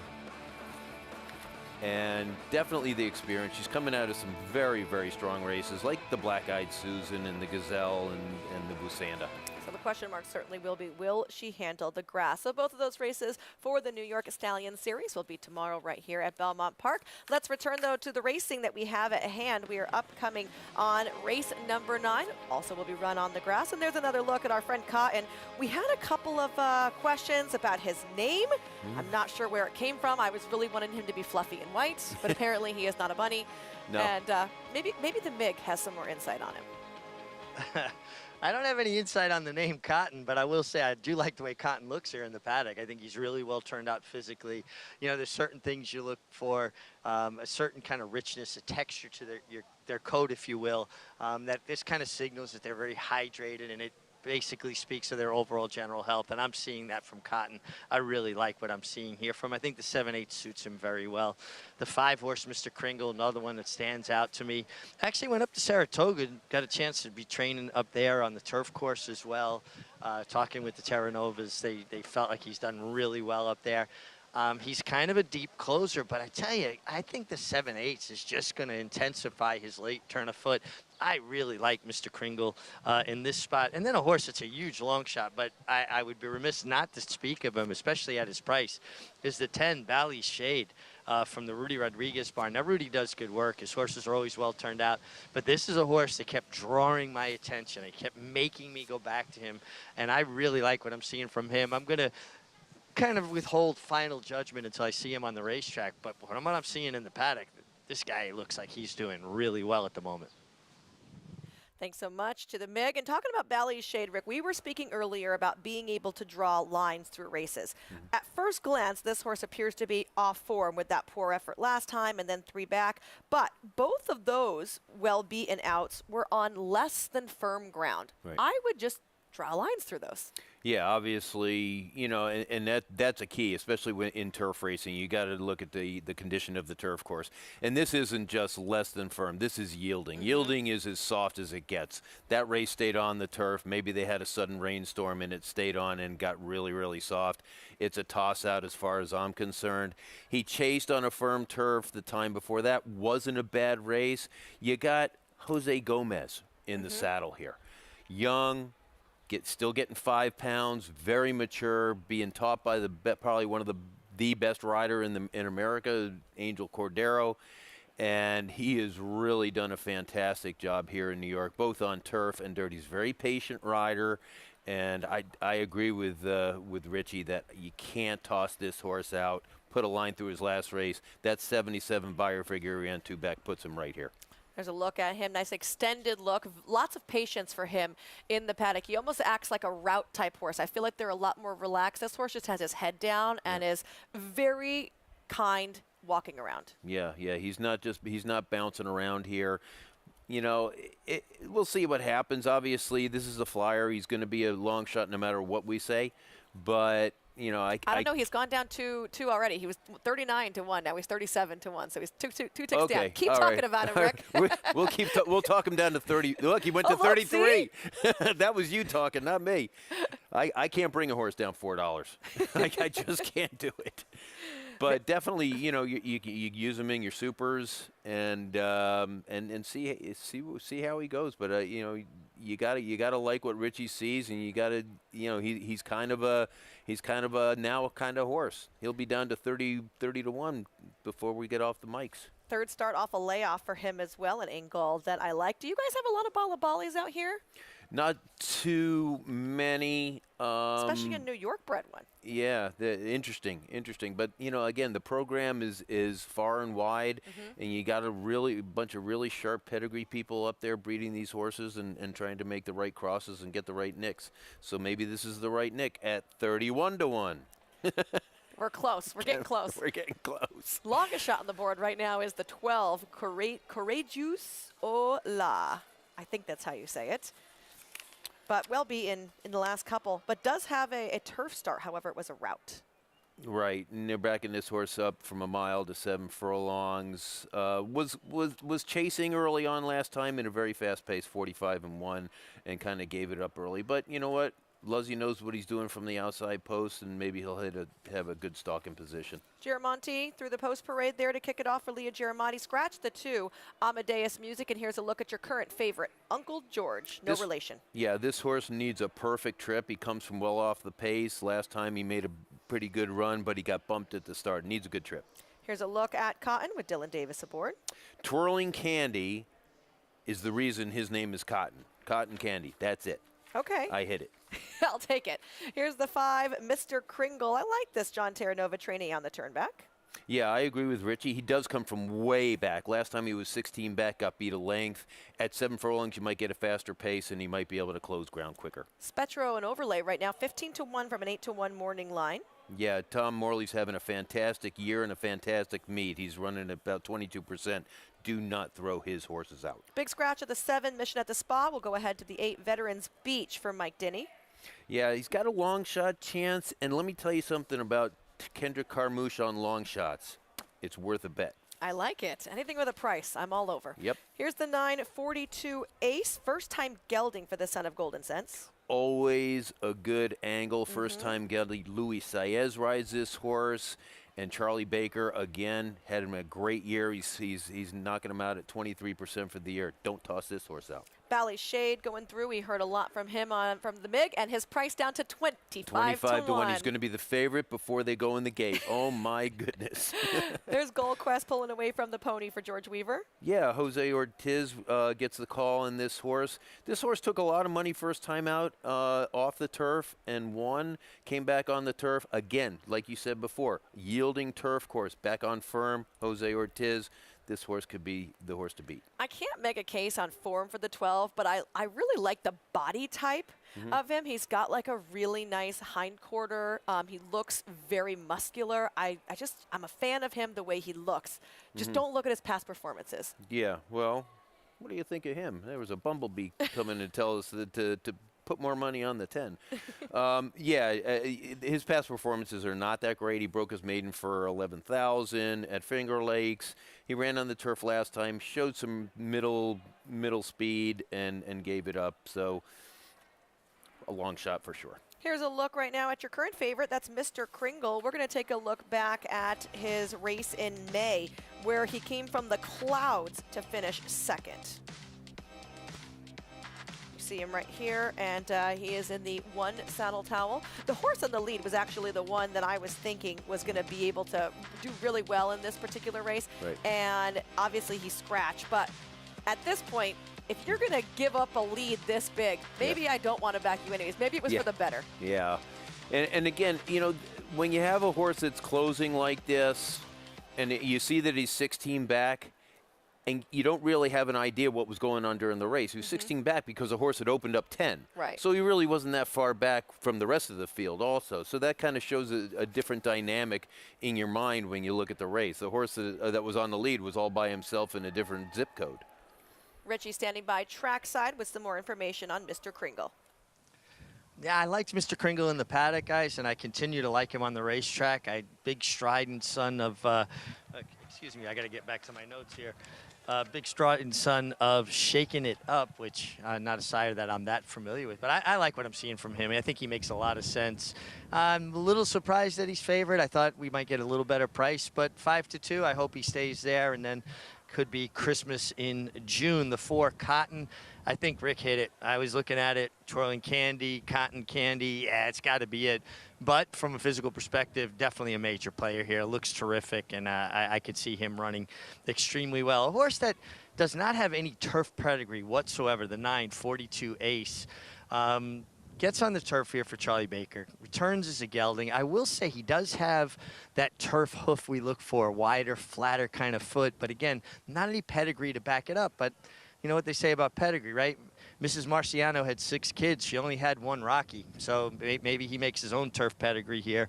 And I'll stand by my guns with the 10, Bally Shade. I'm not picking him to win. I'm picking the 5, Mr. Kringle. But I really believe that this horse is going to outrun his odds. He just made too nice of an impression on me in the paddock and on the racetrack. Thanks so much to Richie. I guess we're all in agreement that Cotton is from Cotton Candy. From twirling candy and cotton candy. That makes sense to me. Looking at 42 Ace, mentioning the turf pedigree, and you and I were talking, I feel like Golden Sense is actually a really good turf sire in California. Maybe not out here because the difference in sires that you see obviously makes a difference, right? But Phil D'Amato ends up with a lot of these Golden Sense, and they seem to run very well on the grass. I know he sired a Grade 1 winner on the grass. So I would say maybe there's more turf pedigree than meets the eye. And it's firm turf out there too. So you know that this horse has natural speed, obviously, and first-time gelding. You know, I find that turf horses, you don't know whether you have a turf horse first time until they turn for home. They all love it when you break out of the gate and they're out there and like this, oh, it's just like being a kid again out in the field, and it's wide open, the firm footing. Then the running starts at the top of the stretch. But firm going like we have here today can keep a horse going first time turf. So it'd be interesting to see. This horse has natural speed. Rick, let's take a look at your pick in here. Uncle George for Christophe Clement. Last couple of outs, not fantastic. We'd have to go back to June of 2020 to find a good race from him. Yeah, bumped at the start last time as the favorite. Time before that, hesitant start, belated run, finished 4th. Needs to come out of the gate. Needs firm footing, which this horse has today. The yielding turf last time, plus being bumped at the start coming from deep. Closing on yielding turf is very difficult, again, because you're working so hard to get through that muck, and then you have to pick yourself up and gain ground. It's very difficult. I'm going to throw that race out. I'm going to go back to his race 2 back, and then go back to his race back in November on the turf where he was second, and see if we can't get something done for there. Is there the pace for him to run at? I think so. Well, I think with 42 Ace in here, I think that horse has natural speed. First time gelding, hasn't run in a while. It's probably going to be pretty sharp. I think we're going to have a little bit of pace. The 11 horse showed speed first time out and won going away. It was off the turf race. Again, next race was on yielding turf. I think this horse is going to show a little bit early. Jose likes to run aggressively out of the gate also. Yeah, I think there's going to be enough pace to run at. I like but the I 11. think the horse needs a perfect trip. I like the 11 in here, Gold Quest as well, that you just mentioned. 4-1 right now from a 6-1 morning line. Horse is loading in the gate. 42 Ace, a little hesitant. He got about halfway in there before backing out. The gate crew going to be working on him. By the way, the gate crew out here in New York, one of the best in the country, in my opinion. Horse is lining up for this allowance affair. John Embriel will have the call, and they'll be going 7 furlongs. Good luck. For Spetro, Gold Quest, and Courageous Ola.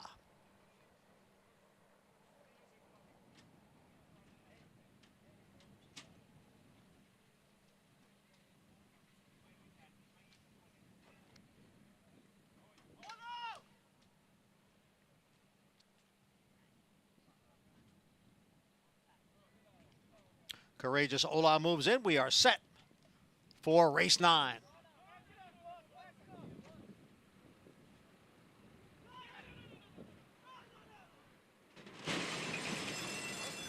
And they're off. Number 3, Uncle George, steadied shortly after the start and trails the field. Courageous Ola from the outside along with Goldquist. And the two of them are heads apart for the early lead, with Ballyshade racing in third alongside his Cotton next in fourth. Spetro runs in fifth. Giramonte is down at the rail and in sixth. And Giramonte had a steady there. On the outside is Veterans Beach. And then we come back to Mr. Kringle along with 42 Ace, and the trailer is Uncle George in 10th. A quarter 23 seconds, a battle up front. It's Goldquist on the inside and Courageous Ola on the outside. The two of them right together going into the far turn, and right behind the duo of Cotton and Ballyshade.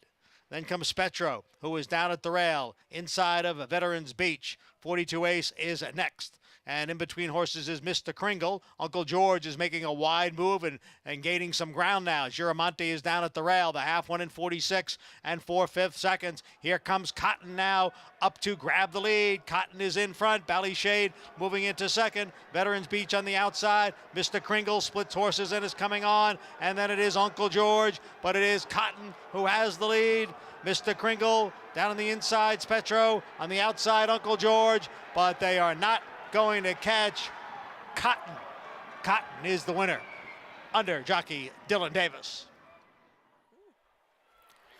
Back-to-back scores there for Dylan Davis, and Rick sentiments are great ride. Yep. I'll say I'm going to give you a nice effort on the 3 Uncle George. Nightmare of a trip, and was finishing with a flurry. Yeah, the 3 horse just cannot get out of the gate. This is 3 races in a row where he all but dwelt out of there, circled 5 or 6 wide, gets up for a 4th. But Dylan gave this horse an absolutely perfect ride, sat just behind the speed, waited until he could tip out, made the move right at the top of the stretch where he could cut loose, and held off the 5-horse Mr. Kringle, who put in another good closing race to be second. Nothing to be ashamed of there. Ran really well. 4, 5, 6, 3 under the wire here for race number 9 at Belmont. Cotton for trainer Mark Cassie. And like we mentioned, Dylan Davis. Yeah. Horses going to be making their way back over to the winner's circle. At least that one is right there. He seems pretty proud of himself. The fluffy Cotton one. We're going to step aside for a break, and we'll return here on America's Day at the Races.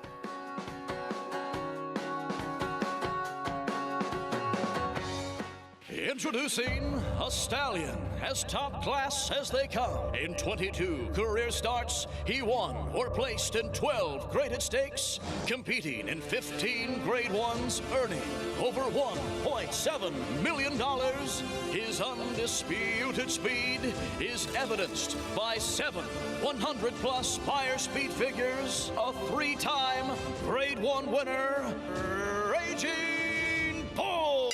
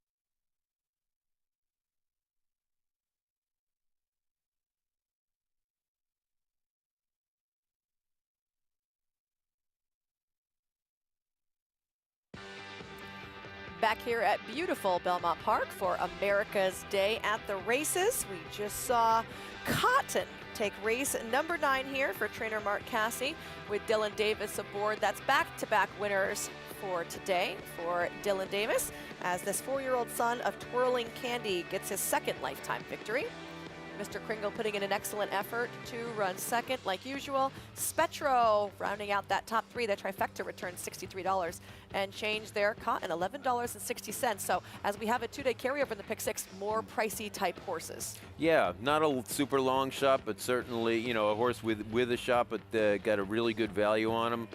Good win for the DJ stable and Len Green and his son John, and the Mark Casse stable. And I gotta say, there's some happy people. Yeah. I don't know if they're popular, but I hear lots of cheering. There's a lot of hooting and hollering going on down there. You know, the sound carries in Belmont Park. Yeah, yeah. Well, we got the wind coming up underneath the table here. That's what we're hearing. Definitely do. I'm going to start calling them the dynamic duo. Richie Migliori is standing by with Dylan Davis. Yeah, spent a lot of time with Dylan Davis. Features, now after race. Dylan, you worked out a perfect trip with Cotton, that inside-out turf trip. What are you thinking around the far turn when you've got horse and you're in that pocket position? I love my position. First off, thanks to Mark Casse and Shane and the team for getting this horse ready. He ran great. He put me in a position that I loved, but around the 3/8 pole, he was telling me he wanted to go, and he grabbed the bridle really aggressive. And I had to stay on him a second, but then I said, all right, you want to get running, we're just going to get running. I just don't want to fight him too much. I heard that he had some trouble trips before, but once he come out, he exploded. For me, he ran great all the way through the wire, and I was very impressed. Dylan, one thing that I've always noticed about your riding, you've always ridden well. But I think like you've taken it to the other level because you're just so consistent and you're disciplined about staying inside, particularly on the turf. Thank you, Rich. You know, it's just this learning as we go, and riding for certain trainers that persist on saving ground on the turf forces me to have more confidence and more patience to ride this turf course better, and always trying to improve and do things better. But, you know, saving ground is very important, and it shows today. He really exploded, so it was very nice. All right, so you won the turf race just now. The race before you won on the dirt. I kind of thought you might have got away with one a little bit there. You were hitting left-handed, and you came out in the stretch a little bit. You kept correcting, but you take a step out and correct. Were you a little worried coming back? Because reading your body language, I thought you might be worried there would be an inquiry. I was a touch worried. What happened was when he entered the stretch, he was getting out very aggressively, and I tapped him left-handed once, but I felt that I did that. I took a chance because I felt Joel's horse was coming back on, and he did come out, but I was immediately to grab that left rein again to adjust him. He switches to that left lead late, but he was able to fight off that contender. You rode right on top of the line, but that's how you win close races, right? Sometimes you've got to ride into that gray area. Yeah, well, I had an option to go back down to the rail, and I saw Joel was making a big run on the outside. I wanted to keep my horse engaged, so I moved out towards him to keep my horse focused and keep him honest, and that's what he did. He was fighting for me, and he was giving me everything he got. You're riding in great form. Keep up the great work. Guys, he already got one leading rider title this year. He's looking for one at Belmont Park. Really, a lot of times a rider is not just about being a finesse rider, but about making those important split decisions. Like he said, I could have gone back to the rail, but I saw Joel. I wanted to keep my horse engaged. Yeah, and the horse was engaged. You can see that horse just wanted no part of that horse getting by him. And, you know, you don't realize if you've never ridden a race, and I've never ridden a race, I ride a big, fat quarter horse. Me too. But the split-second decisions that you have to make going into a turn, do you stay inside? You know, and staying inside on turf, like Dylan said and Richie said before, is so important. Because when you're on a tight turf course or a tight dirt course, that's when saving ground counts the most, because you lose momentum down inside because you just can't make those turns as fast as the horses on the outside. So you got to save ground. Then there's a chance that they're going to drift out on you in front. Jerry Bailey used to say, you always save ground on the turf. You look like the goat or you look like a goat. All right? You're either the smartest guy in the world or you tried and you made the wrong move. But saving ground on the turf is really, really important. Saving ground can be important, especially if you're maybe not on the best horse. And we have prices when that happens, right? Look at this. Yeah, look at that pick. Pick six carryover. Wow. We have 2-day carryover coming into today, and we've had some prices. So technically horses that might not be the best, but getting some really good rides out there, including Cotton. We do have one race left to go in our day at Belmont Park, including that pick six sequence. It'll be a maiden special weight affair. Going to be going a long way on the grass, 1 mile and 3/8 here for maidens, and a field of 10. We'll jump into that in just a few minutes, but first of all, just want to show you a great little story. You know that Todd Pletcher has won 4 Belmont Stakes, but did you know that his career began with a free horse? We was at La Mesa Park in New Mexico, and he was 8 years old, and they had a horse sale there, yearling sale. Todd said, "Dad, this lady wants to give me a horse. Her husband bought this horse out of the sale for $800, and she's going to give it away." He said, "Dad, this is a nice little horse. He's correct. Can I have him?" We took him and we broke him, and the first time we ran him for 25,000 claimant.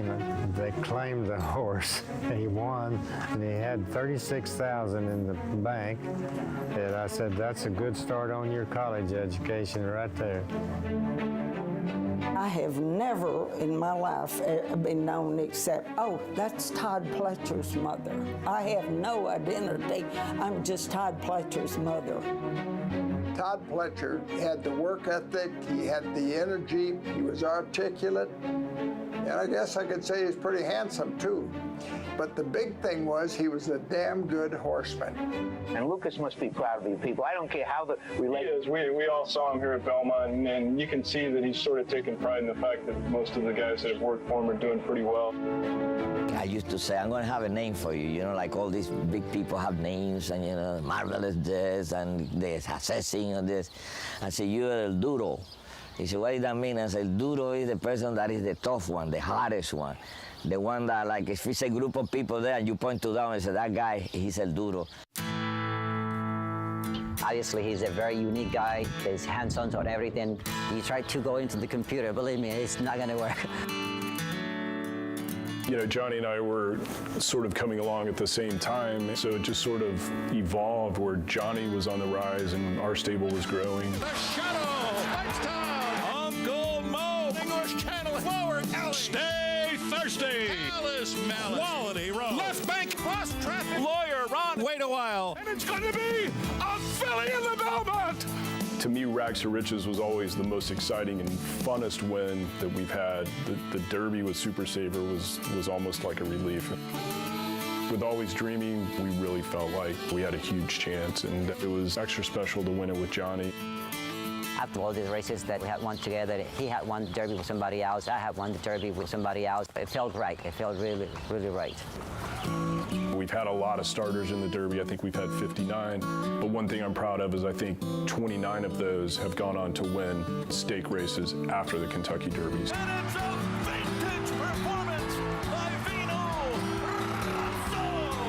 All the grade ones, the champion horses, the number of wins, the money earned, 14 training titles at Saratoga. And he's won 14 in 25 years.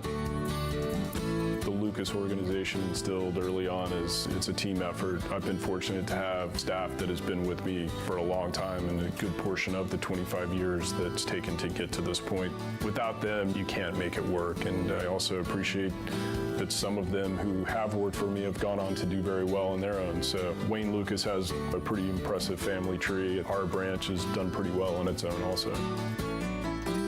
The one thing I contribute to Todd's success is he's always known what he wanted to be, and Todd was a type that anything he set his mind to, he could do. The first text I sent to him was to Todd and Tracy, congratulating both of them, because it's an amazing team effort. Tracy's involved in the business. If Todd works 20 hours a day, she probably works 21 hours a day. She deserves as much credit as he does.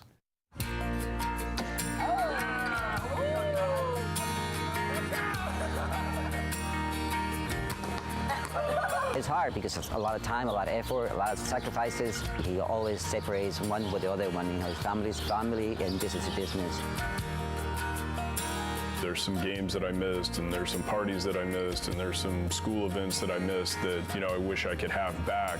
But on the flip side of that, I think the one thing that we get in this industry is the family can also share in a lot of the stuff that's going on. So, you know, the kids were able to spend summers working at the barn, and they were able to come in for the Derby and go to the big races. You know, it's not too often that your kids can come to your job, come to your office, and then share some of the big moments as well. Probably one of the greatest things about being in horse racing is it is a family environment, and I think that package was just so well done, showing Todd and his family and how it started out from him as a little boy all the way up to now. Getting a free horse. Right? It's always how it starts. It's always how it starts. But what a great ambassador for the sport, though. Also, I mean, he's just all class. He's broken every record. There's more records for him to break. They're probably his own. And but he's humble. He helps us out with the Horsemen's Association. He's always willing to lend a hand and offer us some support with regards to our initiatives across the board. And he's just an amazing. It's an amazing outfit to watch. I mean, it's really it's the business model that racing needs. Yes. You know, because the business model that most trainers have right now is just failing. And, you know, to be able to have middle management, secondary management, things like that at that level, it's really a tribute to him to be able to do that in the time constraints that we have in the morning to be able to train these horses and then get them all ready for the races. It's amazing. Plus, he always returns a text message. I think he just did. Yeah, I think he's texting me right now. Todd, is that you? For real, though, I've congratulated him for big races, and the day does not finish before he sends it back to you. It's like, I'm sure there's a million more important people sending you a message, but cool. I always appreciate that. Well, that's fantastic. Richie Migliore, what are your thoughts on TAP? Well, I agree. First of all, he's great with text messages. If you need to get a hold of Todd, send him a text. He will definitely get back to you. It's his meticulous attention to detail. It's his tireless work ethic. It's just horsemanship. I mean, it's just the complete blend of everything good that created Todd Pletcher and his Hall of Fame career. You know, from being there at 5:30 in the morning, going out the first set, to working horses and maybe at Saratoga on the turf course till after 10:30, and then going in his office and being on the phone for the next 2.5 hours. And I know waiting to get interviews with him, you got like a sliver of time between when the last set starts cooling out and when he gets on that phone, because then he is completely just, you know, covered up with work, and then he gets ready to go to the races and he's there all day. Just a tremendous work ethic and an incredible horseman. Thanks, Richie. We all echo those sentiments. I have to say, I remember very distinctly being at Saratoga 15 years ago, a long time ago, and not knowing just how involved Todd was with everything. And I was waiting in his office and wanted to interview him, and he sat there and was like, okay, just hold on. And him and Tristan were going through, and Tristan would start listing horses, oh, what about set reaction, this, and Todd knew where they were in the barn, what they did that day, and he was starting to dictate to Tristan his chart, but he wasn't looking at anything. It all came from his brain. I was like, are you a machine? It is amazing, and you do have to be a machine. I mean, you really do. You got to have so much photographic memory of each horse and their quirks and their habits and things like that. The different equipment that he knows it all, and he's got layers and layers of assistants and foremen that have to know it too. But I guarantee you that if he's going to quiz them, they better have the right answer. I love the fact too that his offspring, right? His assistant trainers that have become trainers have all done so well, and they have that level of meticulousness that Todd has. Well, yeah. I mean, if you look at the Wayne Lucas family tree, and then you get to Todd. Todd has his own orchard. And if, in case you don't know, you can generally tell them because there'll be a white headstall No doubt about it. Just like on this horse, Good Medicine, Todd Pletcher will send out of the nightcap here from beautiful Belmont Park.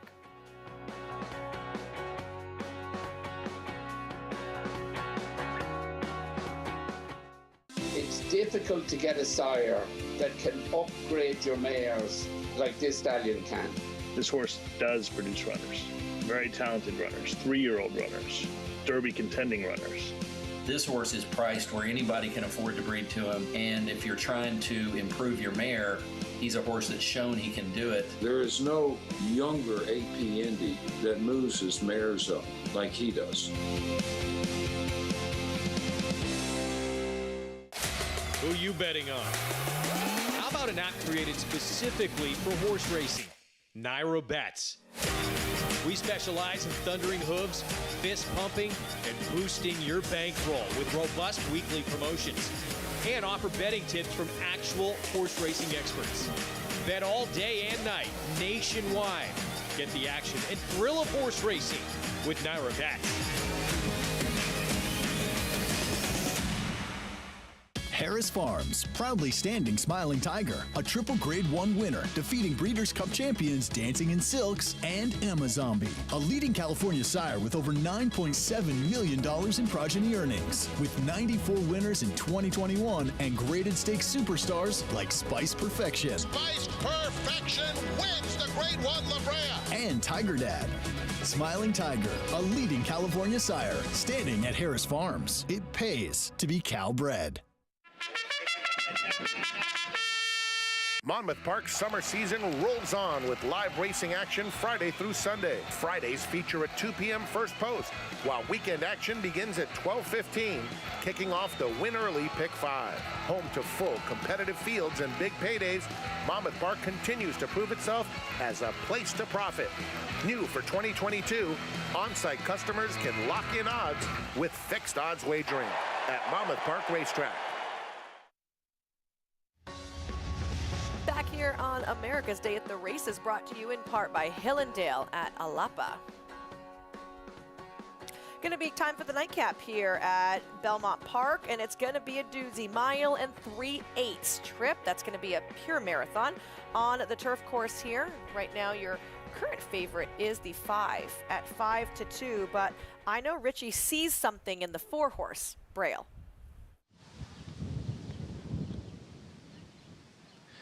Yeah, I'm really liking what I see from Braille here in the paddock, Michelle. He's a rangy, scopy son of Quality Road. His dam texting won the 1.5 mile La Previante, so she's a graded stakes winner going a marathon distance on the grass. And I think he's just been crying out to get on the grass, and the further they run, the better. Love what I'm seeing from Braille here in the paddock. And the wind has really kicked up. I mean, it's been a cool day and the wind's been pretty steady, but it's really kind of gotten much more blustery.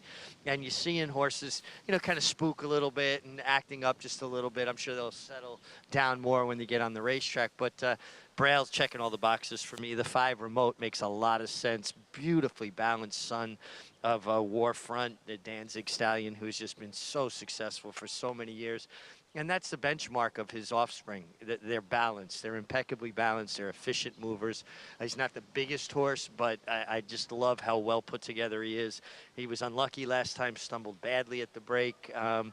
This time gets Joel Rosario and hopefully gets a cleaner and, unencumbered start, if you will. And then the 8-horse, hashtag no wonder you get Dylan Davis coming in off 2 wins in a row, looking to sweep the late pick 3 here. Horse could not look any better. I mean, just really dappled out coming in. I guess he's got his Florida tan on still coming at, well, he was at Churchill Downs, but he was at Gulfstream for the winter. Man, he's really an eye catcher in the paddock. Thanks so much, Richie, for those paddock observations. As he mentioned, getting really windy out there. And I'm glad that it's older marathoners when it's really windy instead of 2-year-old first-time starters. Yeah, no, things can be blowing around, and just the sound of the wind can really get these horses keyed up, especially the babies, like you said. So having long maidens going a 1.3 on the turf, you know, they're the kind of horses that can settle just a little bit.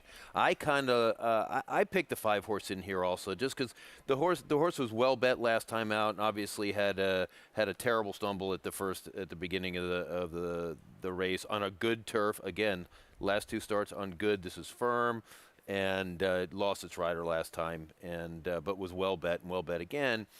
I kind of like the 1 here too. Also, Chad Brown, blinkers on from the rail, can sit a good trip here. And I got a little flyer in here also, and I got a little connection to the 9-horse left on Boylston, which is up in Boston, as we know, owned by my former assistant, Maureen Taylor, and her husband, Kevin, trained by Michelle Nevin. This horse ran a good race last time out, wants a little more ground, gets hot riding young apprentice Jose Gomez at a price definitely worth a shot. I love a price. The 1, Fordley, could be considered a price for a Chad Brown and Flavien Prat combination, 4-1. 4-1, blinkers on, being able to save ground. I like this horse at 4-1. Me too. The 2 is St. James in here for Leah Giramani.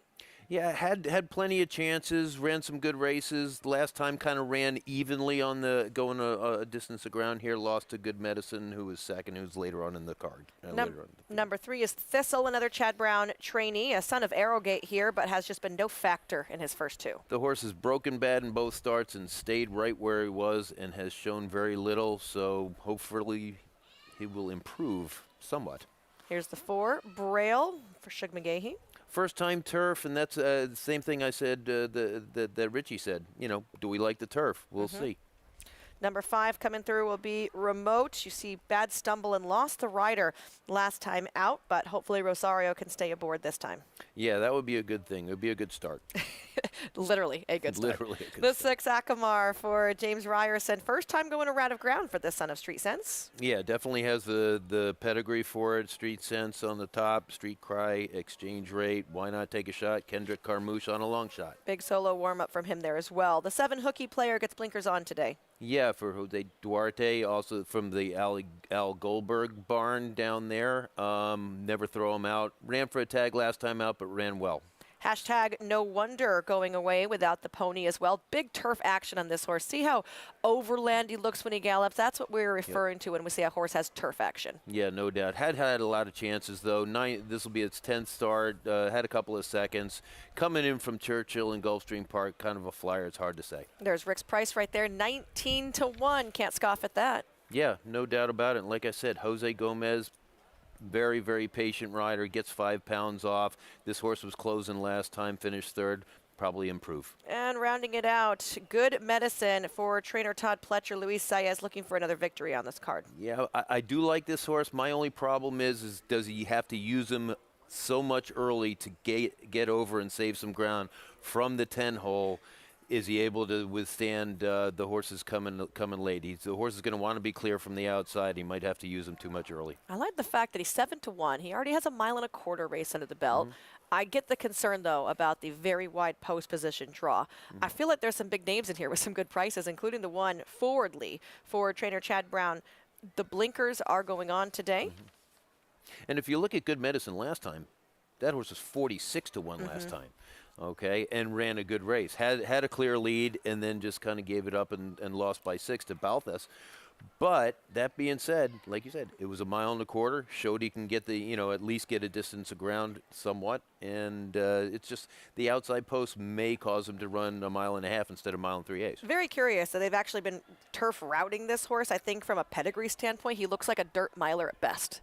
Yeah. I mean, started out mile and eighth on the turf, mile and eighth on the turf, mile and a quarter on the turf, now stretching out even further. So this horse must be glacially slow in the morning. I'm gonna. If I hope that he wins now, so we can ask that. Here's a look at the current trainer standings. Chad Brown sitting firmly atop there. Christophe Clement in second, fresh back from his trip to Ascot, and then back down to Rudy Rodriguez, Todd Pletcher sitting in fourth, Linda Rice, Rob Atras, and then a couple more in the single digits for the W column. Hail to the single-digit trainers. They're the ones. They're our bread and butter. I'm not going to lie. For more on the one, let's go back down to the MIG. Yeah, it'll be interesting. The one, I mean, it looks really good in the warm-up. I'll be honest with you, from a physical impression, the first thing I thought was, will the mile and 3/8 be a bit far, maybe stretching this horse to the outer limits? We saw a Twirling Candy Cotton win the last race without going 7/8. I mean, he's a Chad Brown trainee. He looks good. You expect him to look good. I'm just not convinced that a mile and 3/8 is going to do him a lot of favors. I do think the 4 Braille is going to relish the mile and 3/8. From a pedigree perspective, from a physical perspective, I like everything I'm seeing from him. He will be my top selection. I do think he's got the 5-horse Remote to beat. Remote makes a lot of sense. Impeccably bred son of Warfront out of a Galileo mare. Certainly pedigree says the distance should not be an issue whatsoever. Certainly trained by the right guy in Christophe Clement. Getting to the 10-horse Good Medicine, and I think what Rick talked about, worrying about an outside draw and how much do you have to use a horse to clear. It's a very long run to this first turn, the mile and 3/8 on the inner turf course. And I think that if Luis Saez can just put his hands down and kind of let him get into a rhythm, he has plenty of time. There's no reason to panic. The last thing you want to do is set a horse off going these marathon distances and have them pull. Horses don't stay longer distances when they pull too long. So you want them a little bit off the bridle, let them gallop into the race as opposed to putting them into the race. Thank you so much, Richie, for that insight there. I completely concur. You can't pull on a horse and think that you're saving anything. You're expending more energy. Yeah, there's 2 ways that horses can expend, well, lots of ways horses can expend energy, but needless expensive energy, A, if you're fighting the rider, and B, if you're dueling with another horse. Horses that are clear on the lead tend to relax, even if they're going fast. If they're dealing with another horse and they may go in 3/5 of a second slower, they're using more energy just because they're fighting another horse. But if you're going to fight the rider, then that horse is just using useless energy that could be used at the 8th pole instead. Here's a look at hashtag No Wonder on your screen right now. A 10-to-1 morning line getting some play here at 6-to-1 with Dylan Davis aboard. And we're going to take a peek back at his Churchill Downs race last time out. Really, I thought okay until the very end of the race. Yeah, it looked like kind of middle moved here, not far off the pace, and then hung just a little bit there towards the end, it looks like. Going to end up finishing 3rd here, and here's going to be a big whoop right there. Oh, there you go. Okay. Big bump and cut off. I'll take that back. He didn't hang. He got hung. He got hung. Okay, yeah. No, this horse definitely. I don't think he would have won, though. Yeah, it definitely would have been closer. It looked like it was going to be a blanket finish with the 3 horses. So was there a DQ in that, or was there not? No DQ. Okay, right. Yeah. No DQ in that particular race. So finishing 3rd there, going a mile and an 1/8, and he'll stretch out to the mile and 3/8 this time. He closes with, I feel like, a middle kick. It's not, a top speed kick, but it's probably the type that would relish a stretch out. Yep, yeah. Definitely a slow grind, inching his way towards the front. Horses he also got bumped pretty hard at the beginning of that race also. So he had a pretty rough trip. Bumped hard and cut off late. That's not a good thing. That's generally a horse I feel like the savvy tape players end up betting, right? So maybe that's where our money's coming from on him. Okay, yeah. Horses going into the gate right now for the finale here. It's a long one. Hope you had your bathroom break before. Mile and 3/8 is what they're going to be going for this maiden special weight affair. We're going to hand it over to John and Brielle for the rest of the load as well as the call. It's 2-to-1 right now on your current favorite, the 5 Remote. Good luck. And Good Medicine.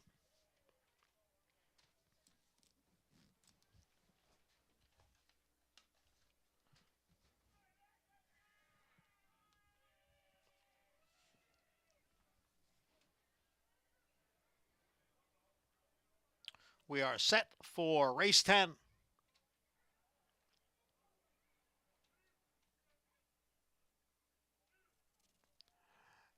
And they're off. From the inside, it is Forwardly who's going out for the lead. Hooky Player now quickly moves up. Akamar's in between horses, so 3 of them across. And from the outside, Left on Boylston runs in 4th.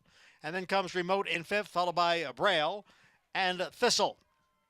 Farther back in the field, Good Medicine races in 8th. Hashtag No Wonder is in 9th, and the trailer is St. James in 10th. The field races into the clubhouse turn. On the outside is Hooky Player, and down on the inside is Akamar. Akamar has the lead. Hooky Player runs in 2nd, Forwardly just in behind, down at the rail, saving ground in 3rd. Remote is alongside in 4th as the field heads for the backstretch. And the leader is Akamar. Hooky Player next in 2nd. On the outside is Remote, who's in 3rd. Forwardly next in 4th, 2.5 lengths to Thistle and Left on Boylston. Those two are right together, 5th and 6th. Braille is running in 7th, followed by Good Medicine in 8th. At the back of the pack, St. James and Hashtag No Wonder. They continue along here with Akamar in the red blinkers leading by a neck. Hooky Player on the outside in 2nd. Remote just off of them in 3rd. Remote now moving up. And now it's 3 of them across the track for the lead. Forwardly is running in 4th. Braille has now gained some ground on the outside. So it is Hooky Player in between horses, Akamar at the rail, Remote on the outside, and just behind the duo of Forwardly and Braille. And then comes Thistle, who is racing in 6th. Good Medicine is on the outside in 7th. St. James begins to pick it up now from the back of the pack in 8th. And Hashtag No Wonder. Left on Boylston is the trailer. Akamar has dropped out of it. Here is Remote on the outside of Hooky Player. And Forwardly is now moving up into 3rd. The field is in the stretch. It is Hooky Player and Remote. Forwardly on the outside. Down at the rail is a Thistle, and then comes Good Medicine. Here comes Forwardly to challenge Remote. It is Forwardly and Remote, and Forwardly has the lead. Forwardly will break his maiden, going 11 furlongs on the turf. Forwardly defeats Remote in the nightcap. And we have, no surprise, a Chad Brown winner on the grass there, just to pad his stats. Forwardly going to be taking the win under Flavien Prat. Yeah, first time blinkers. We said it was a good value play. The horse was 4-1. And you know, with the 5-horse Remote, had an opportunity to try and open up. It looked like at the top of the stretch he was battling hard with that 7-horse, and I think that battle really made him flatten out a little bit instead of going on early on. Then here comes Flavien Prat with a perfectly timed ride, first time blinkers from Mr. Brown. Maybe not just the battle with the 7-horse, but also the battle with Rosario. I felt like at some point it should have been cover up or let him go. Just what we were talking about before the race. Sometimes useless energy spent holding the horse back. But I'm not going to criticize Joel Rosario, but it looked to me like that horse was battling early on and probably needed a little more left in the tank for the late charge of the 1-horse Forwardly. I'm going to be like Scrooge McDuck with my 3-1 I got on the Chad Brown runner here, Forwardly, and I'm going to circle in my piles of money. I mean, it just seems like a no-brainer if you can get Chad and Flavien at this kind of price. Yeah, and from the 1 hole, all you need is a good trip. Guess what happened? Good trip. There's a clear look there at Forwardly. Remote clearly in 2nd. We do have a photo right now for the show spot. So we're going to have to play wait and see, and it is up. So Good Medicine, the Todd Pletcher trainee, did get up there. He kind of had a late sustained run. Yeah. It just wasn't very impressive. Yeah, he didn't break well from the gate, and so he ended up having to save some ground from the outside the other way, which is to take back and tuck in. Made like a sustained inch by inch run. Head was kind of up in the air. The horse, the horse it seems like he has like moderate talent, and he will break his maiden at a distance of this ground. He certainly is a good wind sprinting. You know, the good news is Belmont writes some 2-mile races too. Yeah, he might need those. He might need a 2-mile race. Yes. All right, we're going to close out the card here at Belmont Park. Thank you so much, Rick, for joining me. Okay. I hope that you'll join me again if I'm ever in town. Oh, I hope you're in town again, and if not, I'll go out in California. We could do it again. I do want to give a shout out to a good friend of ours here at the New York Racing Association who's a little bit under the weather, Lenny Hale. and we wish you all the best and recover soon, my friend. Get well soon to Lenny. Stepping aside for a quick timeout. When we come back, Churchill Downs is kicking off their Downs After Dark, and I'll be joined by Anthony Stabile.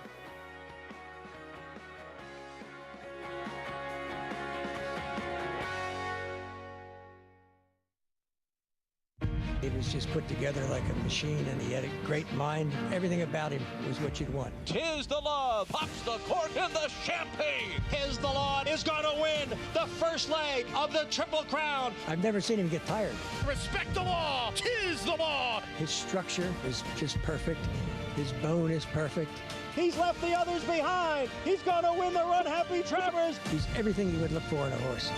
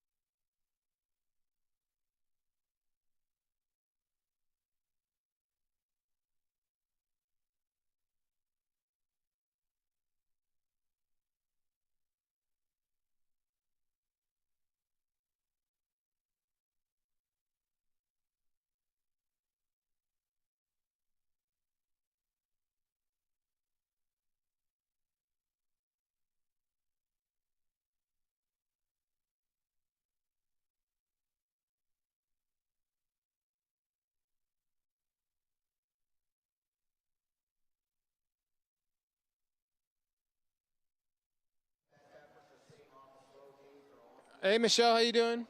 1, 2, 3, 4.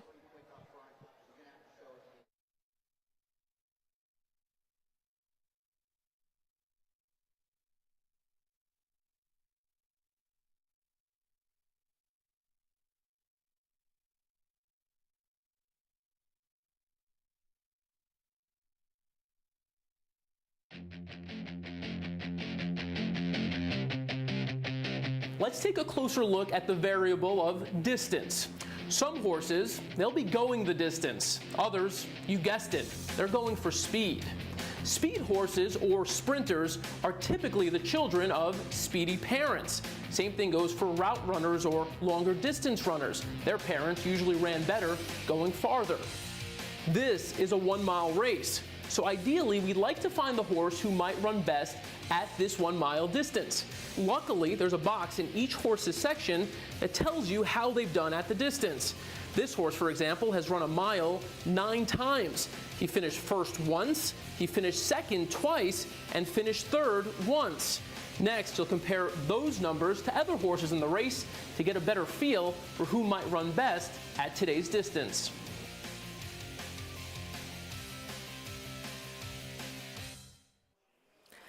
Back here on America's Day at the Races, that's a live look at Belmont Park, where we're somewhere smack dab in the middle.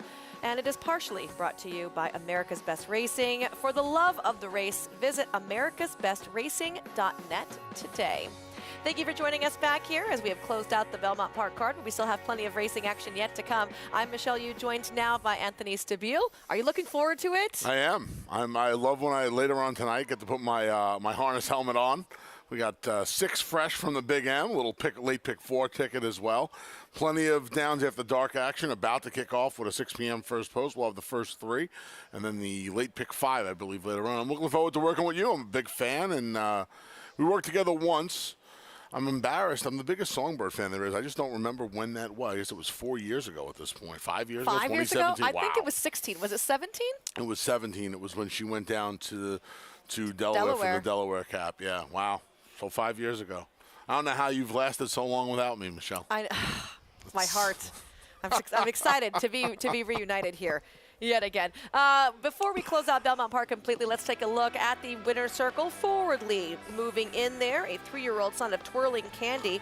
By the way, that is back-to-back wins for Twirling Candy Offspring here at Belmont Park. Flavien Prat was aboard for that win, and we'll see his ride right here. I don't know, did you get to watch this race? I did. You know, it was a race full of a few curious rides, and Flavien just found himself in the right place. This horse, Andy Sherling and I joked around earlier today, this horse did not look that formidable on the PPs, but these turf races here in New York, I mean, you know, it's in Chad we trust, and Flavien gave this horse a brilliant trip and was able to just get around a couple of his rivals that engaged at the quarter pole, and it was a pretty easy win at $8.90.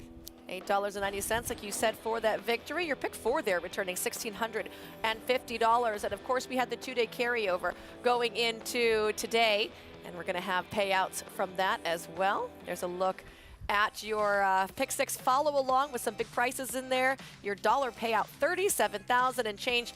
You hit, right? We're going to dinner? We're going to dinner. We don't need to hit to go to dinner. Believe me, if we had a base hitting on going to dinner, I'd be 112 pounds, and I'd be third leading rider here behind Dylan and Manny right now. I believe I have that kind of riding ability. No, I did not hit. That was a tough sequence today. Congratulations if you hit it. It was over $900,000 in fresh money bet into that sequence. And the late pick 5, we had the carryover of $291,000. That returned nicely as well. Those were a couple of tough sequences. Three days in a row, really tough sequences. One for the pool on Thursday for $342,000. No one hit it yesterday, obviously, and then today, another 5-figure payout. So congratulations all the way around. Well, as we close out Belmont Park, we want to welcome in Churchill Downs. It's actually Downs After Dark, and they have this program several times a year. It's always very popular with the locals. And by the way, tonight's theme is actually Neon Nights. So if at some point I don't see LaDuca in some neon glasses or like a lightsaber hanging out, I'm going to be really upset. Facts. I mean, he probably has his own glow sticks, right? I hope he does. If we don't see glow sticks, there's going to be a major, major issue from the New York hub. Let's kick off the post parade here for the opener at Churchill. $10,000 claimers. The one is Briona for Tom Amos with the class drop. Yeah, first off, the November layoff for Tom. Going to cut all the way back in distance as well from a mile to 6.5 furlongs. Parkin in the rear should have speed. Yeah, second off of a New Year's Eve break. Gets a rider upgrade to Raylu Gutierrez. In other words, dropping slightly in class. Queen Louise is trending right now. She was 12-1 on the morning line. She's here at 8-1. Yeah, she's a racetrack announcer's dream. Big gray mare by English Channel. She flashed speed going long, another one cutting back. She hasn't dirt sprinted on the main track in a very long time. Marcy's Candy is the 4 here. First off the claim for Juan Cano, just has one win at the meet. So Philly may be able to work out, we're maybe able to work out a little bit of a trip here at a price. Smoking Hot Bobby stepping up in class. Yeah, she showed some speed last time for the 8,000. Last 2 starts for 10. Leave a little to be desired. She might need the class relief again. I like LA Start. 19-1 from an 8-1 morning line. There's something I'm not seeing. Yeah, gets one of the top riders in Corey Lannery to climb aboard. This is her second start in a little over 5 months. She's coming back quick this time, just about 2 weeks. I'm with you. I can't believe she's double digits on the board, let alone 20-1. And Summer Storm, your current 3-5 favorite here, going to finish out the post parade, has those front wraps on for the class drop. You have to make someone the favorite, right? I just don't understand 3-5 on this 7-year-old daughter of Majestic Perfection. She also ran for Chris Hartman at Oaklawn when the barn was on fire. And she's also run at Churchill when it has cooled off considerably from his winter run. I don't know what to make of her. I know one thing. At 3-5, I can't take her in the win pool. I have to agree with you. I'm not a 3-5 player myself. Lucky for us, we also have Paula Duca on hand. Paulie, tell us, how's the atmosphere there, and do you have some neon glasses or some glow sticks? Not yet, Michelle. They do have the DJs out. You have a bachelor party with a lot of Met fans right next to us. I've already been answering a ton of questions. I know that Big A would like to listen into some of these conversations. But, yeah, some bachelor parties out here, some bachelorette parties. We're expected over 10,000 as well. You talked about the lights that are going to go on, the neon lights. So if you're in the area, please come out. It's going to be an absolutely beautiful evening of racing. And we're in the low 80s out here, Michelle. So beautiful, beautiful night. To start off the card, I thought this was an absolutely confusing race. I cannot believe any horse in here is 3-5, let alone 4-5 on the outside. I do get Summer Storm for Chris Hartman. Anthony hit a very, very good point. Chris Hartman's barn was on fire. His last 7 runners have not hit the board. So I am kind of along with Anthony, just tepidly not singling the 7. The 7, does she have the best numbers? Yes, but she just turned 7. Is she declining or is she improving? I will tell you this. On paper, I do not love the 1.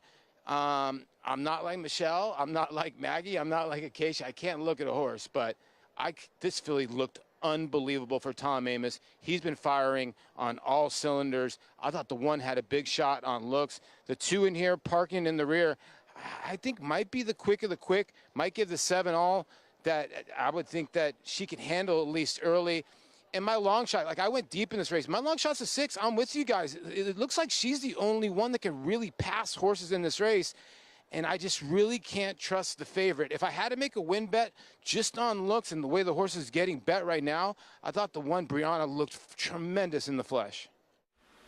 Thanks so much, Paulie. I feel like you have to take some horses that look good with a grain of salt. If a Todd Pletcher horse looks good, if a Steve Asmussen horse looks good, if a Tom Amoss horse looks good, it's not a run to the window situation, but I like this horse enough on paper to say, well, that plus the fact that she is in good physical form, okay. There's a lot going on here for a horse to be now even money in Summer Storm. And the thing that caught my eye with Brianna the most was the fact that Tom took her over, and her work tab this winter was down at Gulfstream Park. Tom doesn't have horses at Gulfstream Park. We know this. He's at the fairgrounds in the winter. So she obviously was with somebody else, shipped up to him. Off of those 2 races, last 2 times, it's kind of hard to trust her, but I don't want the favorite because I think parking in the rear, the number 2, is going to put her on the chase. That kind of eliminates her. I landed on the 1 as the tepid pick. $10,000 claimers will be the lid lifter here at Churchill Downs. Travis Stone will have the call.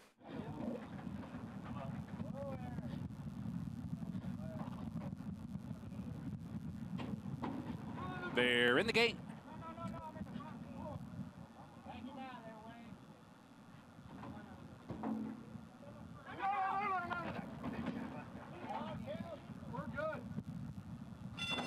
And they're off. Summer Storm fires out fast. Smoking Hot Bobby is there, and Brianna down toward the rails. Summer Storm, though, takes the lead and heads up the backstretch in front. Smoking Hot Bobby keyed up and pulled back off the pace. Queen Louise is on the move on the outside, 4th and now 3rd.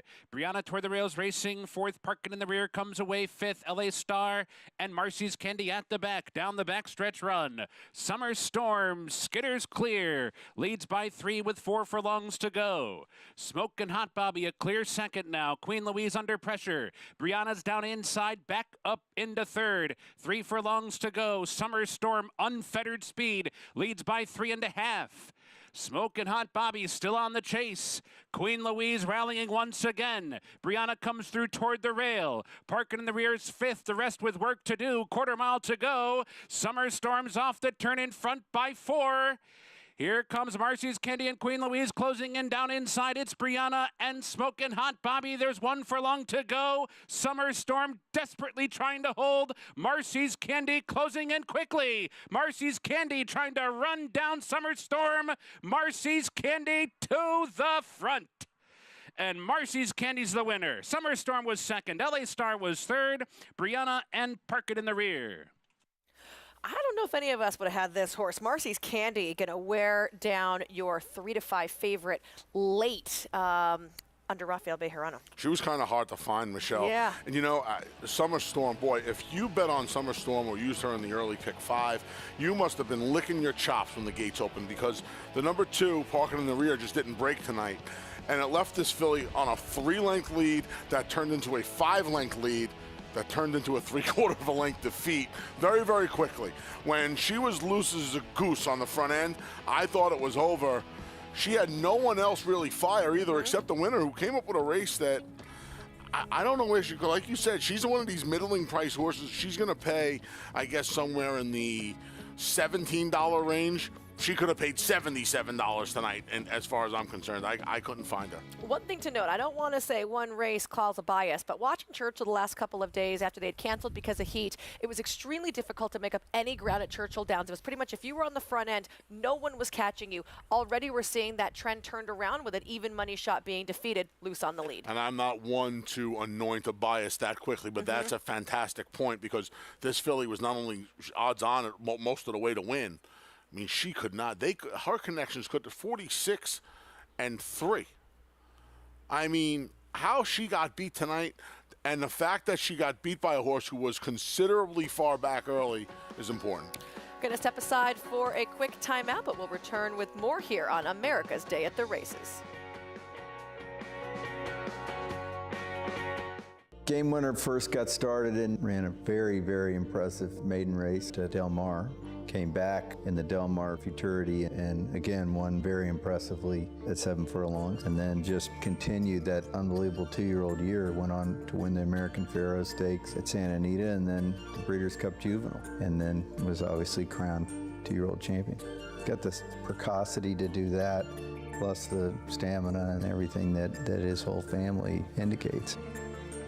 If you're looking into racing partnerships, you should know they're not all the same. When you partner with Bond Racing Stables, you become a member of a growing family of racing enthusiasts, all guided by 3 generations of experience in thoroughbred breeding, training, and racing. Sharing the excitement at Saratoga and Belmont Park, where we've graced the winner's circle with winners like Giacosa, who was bred, born, and raised here at our Song Hill farm. Get more than just a partnership. Become a member of the Bond Racing family. 3 generations of thoroughbred excellence.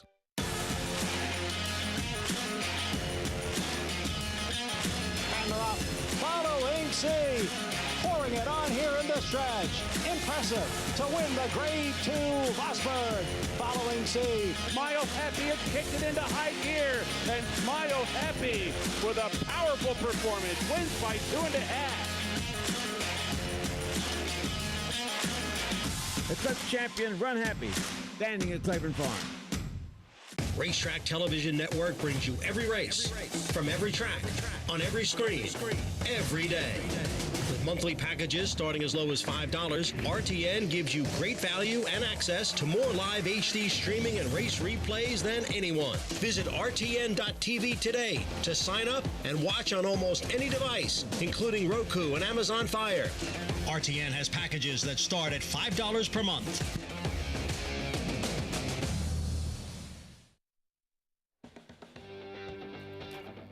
Welcome back here to America's Day at the Races, brought to you by Run Happy, brilliant Eclipse Award champion and record setter who raced medication-free. Here's a live look right now at Churchill Downs, the winner circle for the lid lifter for Downs After Dark. It's Neon Nights, and that yellow looks pretty bright right here. Marcy's Candy going to be the victor, although you wouldn't know it from this point of the race. No, she's 7 or 8 lengths off the lead here, Michelle, and she just keeps on plugging at a loose on the lead, even money favorite. Like you had mentioned, this track has been playing kind to speed recently, and Summer Storm had everything her own way on the front end. Just did not finish up the last 8th, 16th of May. See, she's getting tired right there. It looks like Marcy's Candy rather, is going to go by a lot sooner, but wears her down the final 75 yards and gets the Duke. I wanted to call her Marcy's Playground for a second. Oh, I like that. Right? Good music. A combination of Marcy's Playground and Sex and Candy, their biggest hit. So there's Marcy's Candy. I wonder if it has any play on the song. $19.60 for that win at 8-1 over your even money favorite for Juan Cano, who is 20% first off the claim. Going to race number 2, going to be an allowance affair, going 1.5 miles. Seems to be a popular theme on the program today. Lots of very long distance route races. Do note the scratch of the 2 out of here full charge. Your current favorite is the 6 Western River. Yeah, the full brother to 2016 Belmont Stakes winner Creator was briefly on the Belmont Stakes trail in the Peter Pan here. He's in this allowance race. Now, you're going to see a lot of these distance races at Churchill now for the next couple of weeks off the turf until July 1st weekend. So you'll see some of these races that were written for the turf. These marathons going to be on the main track now. Time for a little bit of a break here, but when we come back, Gaffalione is on top at Churchill Downs, and we're going to get a little bit more info about him.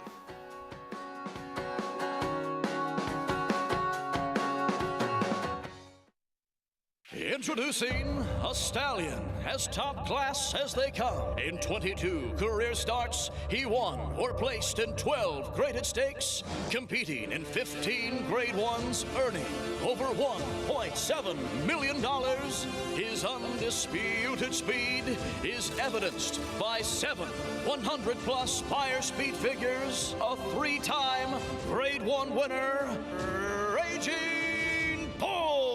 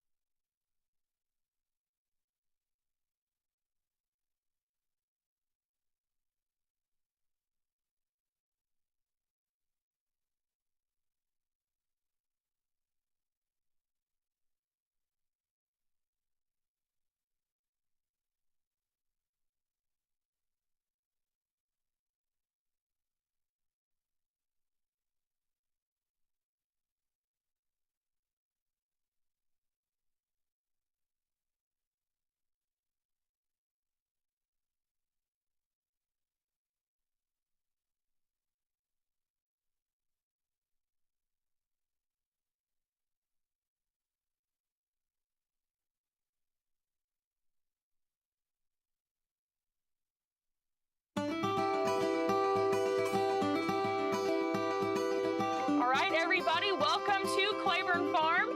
Claiborne Farm has been around since 1910. The tour is a backstage look at how we operate as a large-scale breeding farm.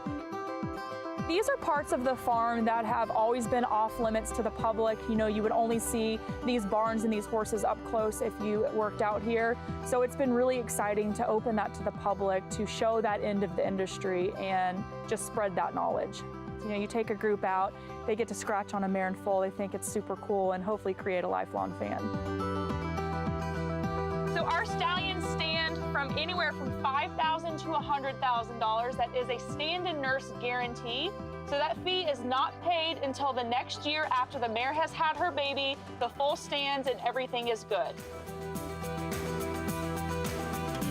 We have conceived 22 Kentucky Derby winners, 19 Preakness winners, 22 Belmont winners, and 29 Breeders' Cup winners. In addition to that, 6 of the 13 Triple Crown winners have been conceived in our breeding shed.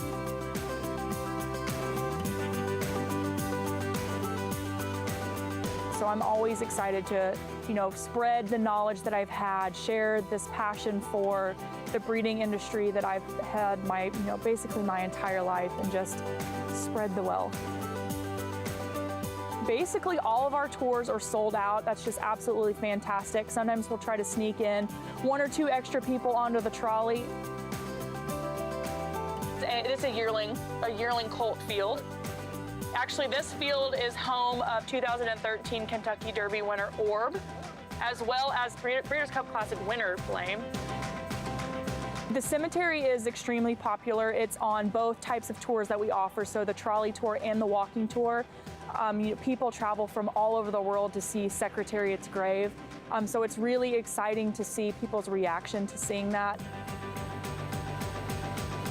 Secretariat, the 1973 Triple Crown winner. I just want to thank everybody for coming on this tour. This is a tour that we've been really excited about. We're really excited to open up this side of the operation to the public. I think Claiborne is just absolutely iconic when it comes to horse racing. I don't think you can think of horse racing without thinking of Secretariat and Claiborne Farm. America's Day at the Races is brought to you in part by Claiborne Farm. 100 years of doing the usual, unusually well. 10 of 10 recommend heading out on one of those tours. By the way, I have been, and it was amazing. But before we get back to racing, let's get to know leading rider Tyler Gaffalione over at Churchill Downs and the building blocks to his current success.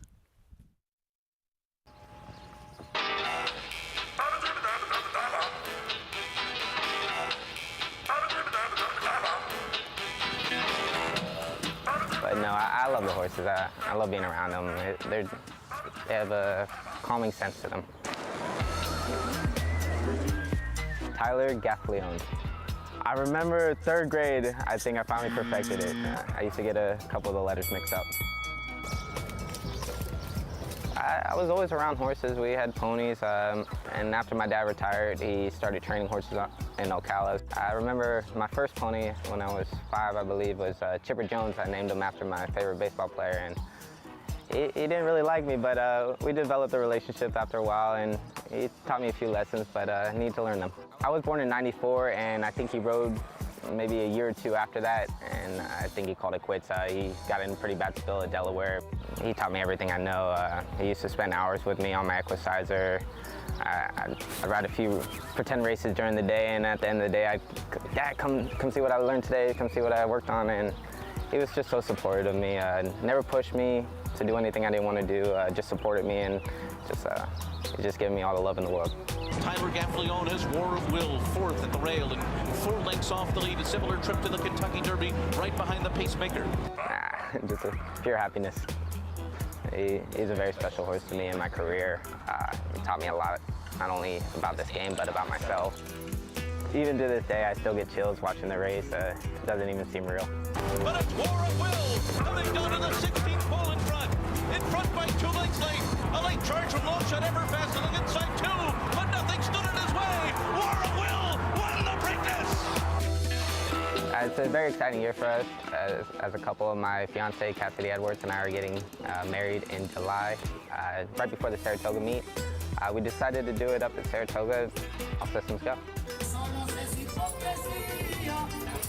That's another big part of this game. It's all the people you meet. It's so fascinating.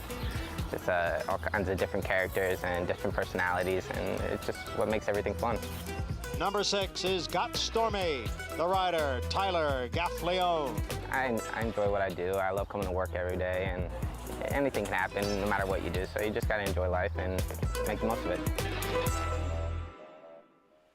With the smile that he has, you can tell he's definitely enjoying what's going on. Yeah, he loves it out at the racetrack, and he has turned into one of the best riders we have in the country, hands down. I used to be really critical of Tyler. For me, he made too many of the same mistakes. I agree. As he got older and he started riding some better horses, and he kind of started to learn. And it's funny, like once he learned, Michelle, he kind of turned into a little bit of like a Terminator.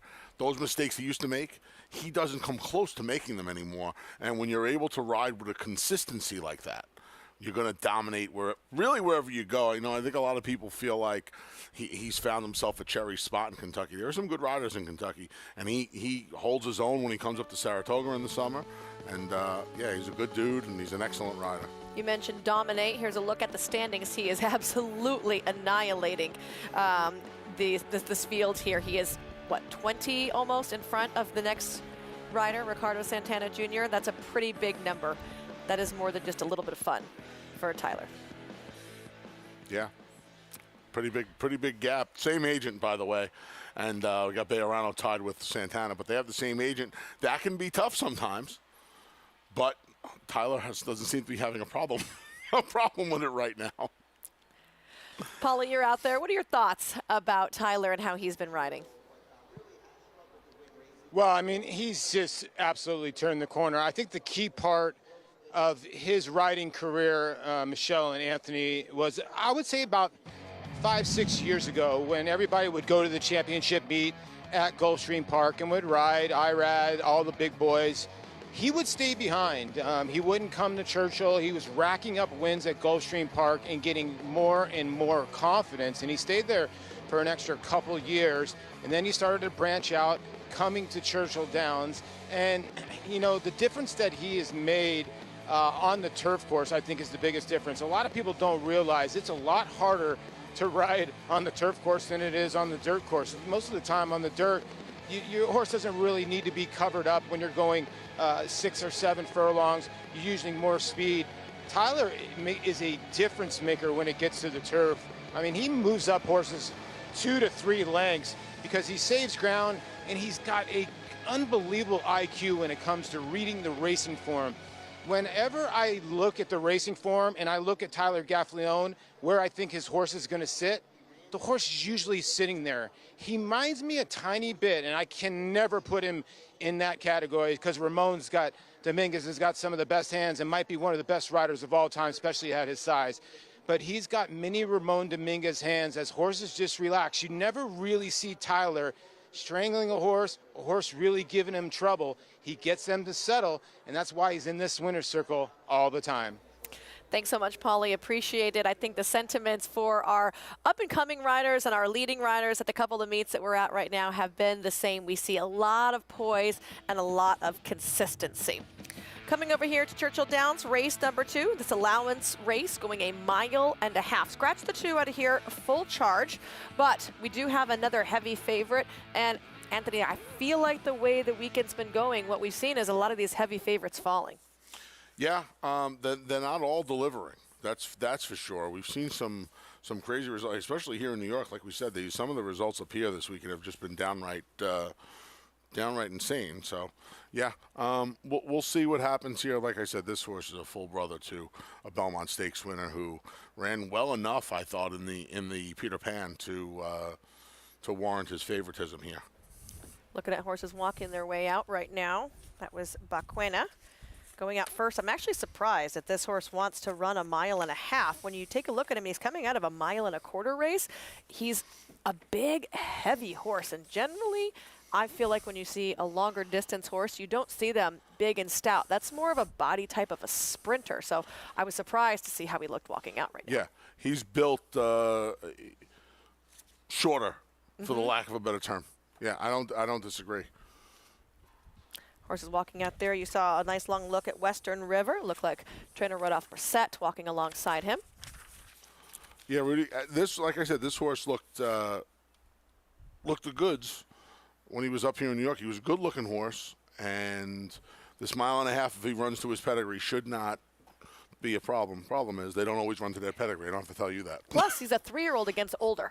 This is just me. I feel like 3-year-olds struggle when they face older horses, especially at this time of the year. Now, when we get towards the tail end of the year, obviously they start to mature and they catch up. But at this point in the year, when you're talking about a 3-year-old with only 6 starts under his belt, I understand that the majority of this field's had a long time to get their second lifetime win. They haven't done it, so there's that angle. But just from a physical standpoint, it's very tough for me to stick a 3-year-old on top.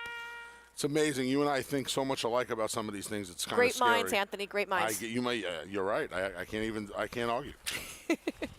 That is how I like my partners. Not arguing with me. Believe me. My husband says, happy wife, happy life. I'm well trained. Let's kick it off here with the one Baquena. Going to be Chase Miller aboard for his dad, Darren Miller. Yeah, 0 for 2 so far in his career on the main track. Buddy's hit the board both times. Last time made up some ground late, going 1.25 miles. Maybe the 1.5 miles hits him between the eyes. Always above here, Joe Tallamore aboard. First time versus winners. Yeah, first time versus winners. The win, the problem is it came on the turf. It did come in 1 mile and 3/8, but it came in his second try on the grass. Just searching for distance there. Yeah. The 4 is Arabian Prince, Dallas Stewart, the trainee for those very famous silks of West Point Thoroughbreds. Now, he broke his maiden on the dirt. He's been a steady diet of turf since the end of last year. We'll see how the return to the main track. This is a horse that was once in all the 2-year-old stakes races down at Churchill Downs. Here's my top pick, the 5, Giraud. Well, I understand you not wanting to take the older horse, the younger horse, the 3-year-old. You get the 5-year-old gelding here, and leading rider Tyler Gaffleone. And there is Western River breaking away from the pony. Like you mentioned, a full brother to Belmont Stakes winner Creator. Gets to go this 1.5 miles. Yeah, he gets to go to 1.5 miles. You would imagine that if he would have ran a little bit better in the Peter Pan, the Belmont Stakes would have been in his future. He didn't. Rudy Brisset was represented by We the People. Here's Western River back at Oaklawn Park, just gobbling up ground in his maiden win. He got a little Creator look to him as well. And you see him here just down the center of the track, getting the job done. Again, they don't all run to their pedigree, but, you know, and to me, he's kind of the dirt horse in the race, which I think is important, you know, with some of these races that were originally carded for the turf. Believe this was one of them. And this is a nice little audible to be able to call, right, Michelle? Saying, oh, this was supposed to be on the turf. Well, sorry, guys, I'm going to put the full brother to Creator in here and try and gobble up the winner's end of this $127,000 other than. Oh, that's a nice purse. I'm happy with it. As a trainer's wife, that's music to your ears. Yes, it is. Believe me, I know. Let's take a look at Giraud in his race back on May 22nd, a runner-up effort. In fact, he hasn't won a race in quite some time, all the way back to May of 2021. But this was an okay out. Yeah, Bakwena is in here as well. And again, you know, they're both kind of just incrementally making up some ground, going 1.25 miles. I don't think this race is going to necessarily point to loving the 1.5 miles. I don't think it's going to point to being a negative going an extra 1/4 mile. It kind of is what it is, and that's not really, you know, what we're paid to say, but it kind of is what it is, those efforts. You'd like to see more of a kick, like for me, and I'm with you. Up until this point of the year, I don't love the 3-year-olds on top either, but I just feel like Western River has more of a kick. And if he runs to his pedigree, you know, save Creator. I mean, he's by Tappet. We all know how well Tappet has had, the success his progeny have had going these distances of ground. I think he becomes a little bit of a lean for me. If I was playing an early pick 4, I'd be singling this horse. Polly, the 5 Giraud for Mike Maker had done the most of his running on the turf course, but his 2 dirt efforts actually pretty good here. Could the distance just be a deal maker for him? That's actually a really good question, because he's definitely the horse to catch in here, and I would believe that's why he's getting a lot of the money. You know, when he got 17 career starts, most of them second-place finishes. And my worry is also, too, you know, a couple 1.5 mile races that got taken off the turf and putting on the synthetic at Gulfstream Park. He disappointed at lower odds, too. He's only had 1 dirt start. It was his last race. He didn't get out of the gate well. Arabian Prince is the sort of wild card horse, because this is a horse that does have the lone win, and it is on dirt, considering, you know, this 4-year-old colt has been basically exclusively been running on turf and is getting it in pretty good form, too, as well for Dallas Stewart. But I just can't ignore Western River. Actually, Rudy Brisset just walked by me. I asked him before I got on camera. I said, hey, how did Western River come back from the Peter Pan? He said, great. He said, listen, you know, stumbled, wasn't as bad as, you know, he thought. He thought, you know, that Louis had to ask him out of the gate, and he just sort of ran around in a circle. He said he's come back. He says, listen, there's no speed in this race. I think we're going to just put ourselves in the race. We're not going to change the tactics. He's been a different horse since we put blinkers on him. And Rudy said, listen, he can run all day. It's just whether he can get the pace to run into and maybe run down Giraud. Thanks so much, Polly. Talking there about Western River. You mentioned the blinkers on there, and since putting blinkers on, he has run 2nd, 3rd, a win, and then a 4th. And the 4th looks bad on paper because he was beaten by 10, but We the People that day ran away from him. It was on a good sealed track, so I feel like that was really conducive to a front runner holding on. So I don't want to say his 4th is as bad as it might appear to be. No, and he only got beat a few feet, a few yards for the place money. Track was probably closer to sloppy. We took a lot of money. Well, a lot of money. He took a lot of money. We took a lot of rain here that day, midday, and when they sealed it up, it became one of those goofy racetracks. The only way I could describe it, where, you know, we've had a couple of horses win the Peter Pan the way We the People did, because the track got a little slick from the rain, and then come back and not run that well next time out. In this instance, We the People ran 4th in the Belmont, but kind of had things his own way. sometimes, Michelle, I don't have to tell you this, not making races, not making your way into races like the Derby, like the Triple Crown races, can be a blessing in disguise. Right. Let a horse like this kind of develop a little bit more. Right. This is a. I can understand people not wanting this horse today. I want him today, but I could also understand that because he's kind of taking advantage of the misfortune of that turf course closing here. Right. So this is kind of just like a, this kind of sprouted up like, oh, look at this spot.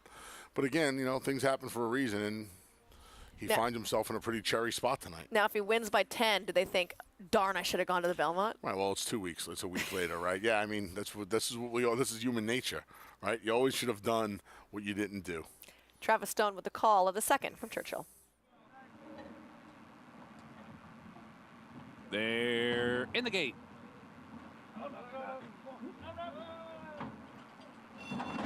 And they're off.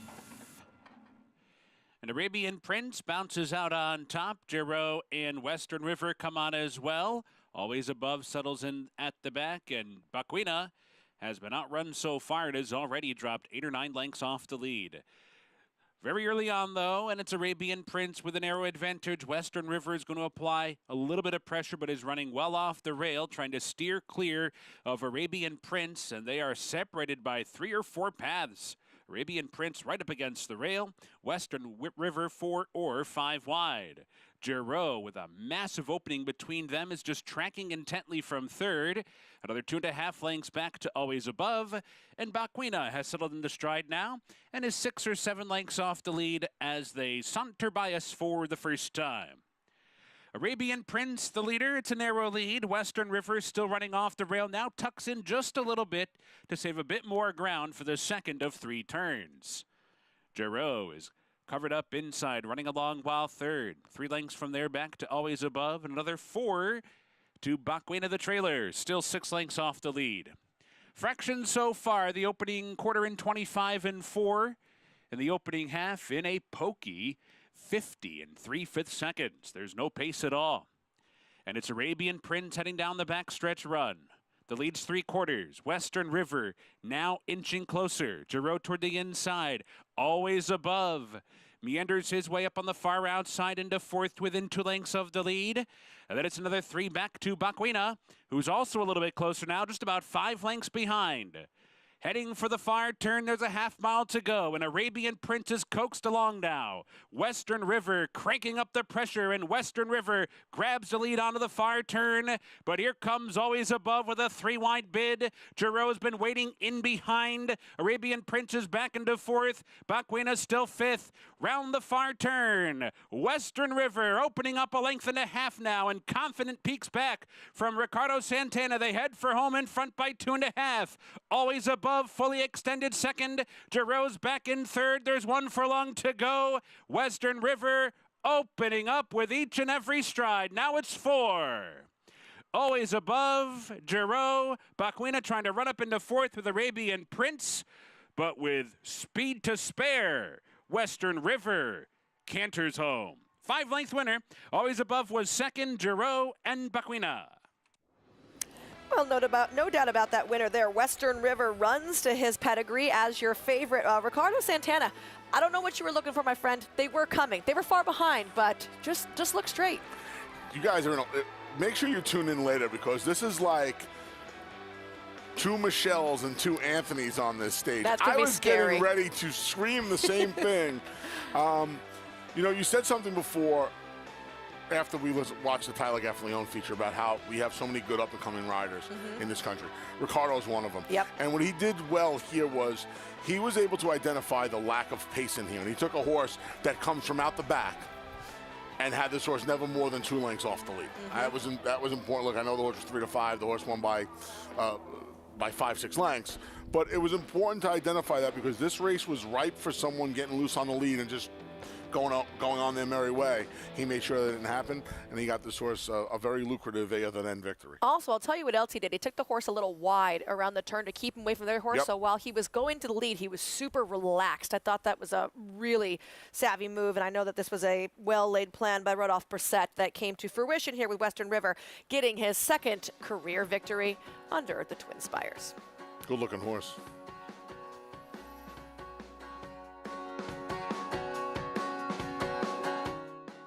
The ultimate accolade for a racehorse is to be named Horse of the Year. To be enshrined to the Hall of Fame is to achieve immortality. As a stallion, genetic immortality is defined in 2 words: breed shaper, plain and simple. 2-time Horse of the Year and Hall of Fame inductee, Curlin, is just that. Breed shaper, Curlin, the classic sire. Who you betting on? How about an app created specifically for horse racing? Naira Bets. We specialize in thundering hooves, fist pumping, and boosting your bankroll with robust weekly promotions. And offer betting tips from actual horse racing experts. Bet all day and night, nationwide. Get the action and thrill of horse racing with Naira Bets.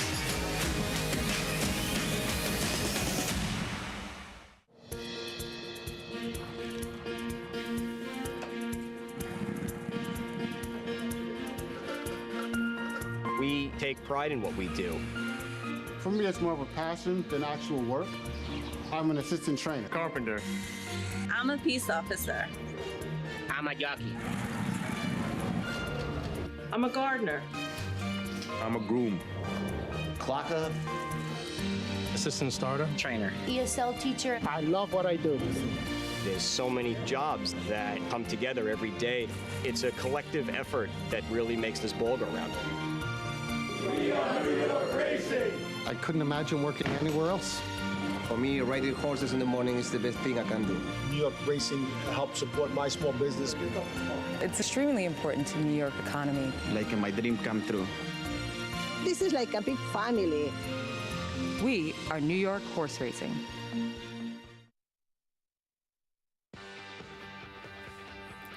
Back here on America's Day at the Races, that's a look at the Twin Spires at Churchill Downs.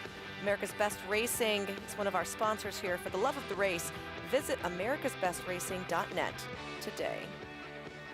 There's a look right there at Ricardo Santana Jr., who was aboard Western River for his 1.5 mile victory here at Churchill Downs.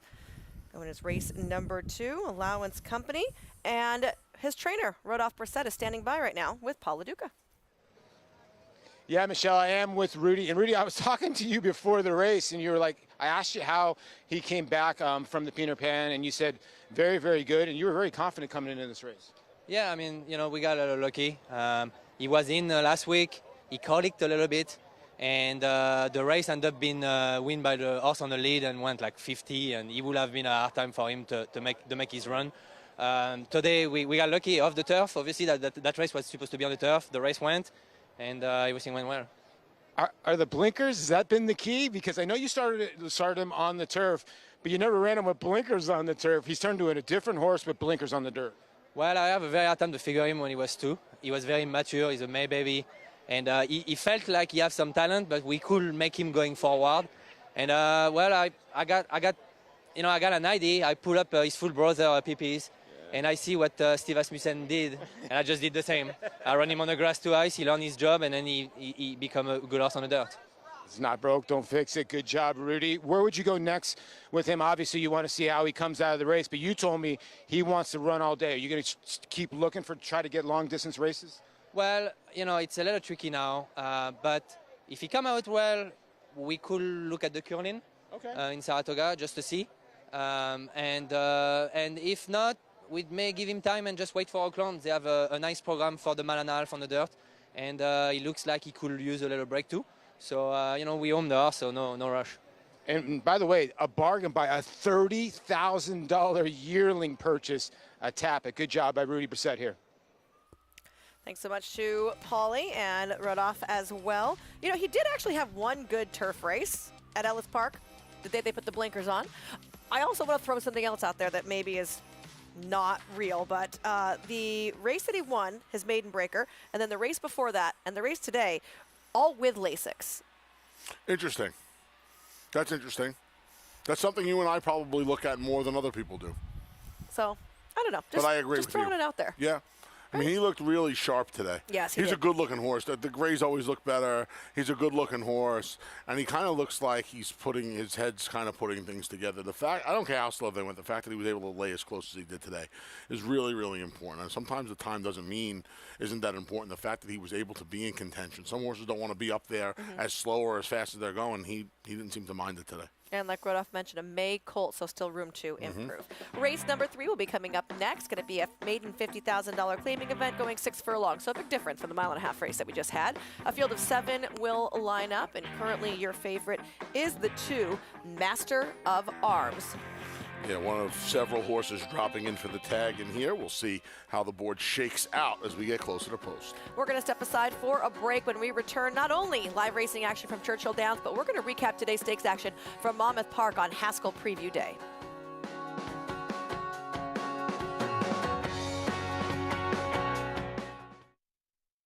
He was just put together like a machine, and he had a great mind. Everything about him was what you'd want. Tis the Law pops the cork in the champagne. Tis the Law is going to win the first leg of the Triple Crown. I've never seen him get tired. Respect the law. Tis the Law. His structure is just perfect. His bone is perfect. He's left the others behind. He's going to win the Run Happy Travers. He's everything you would look for in a horse.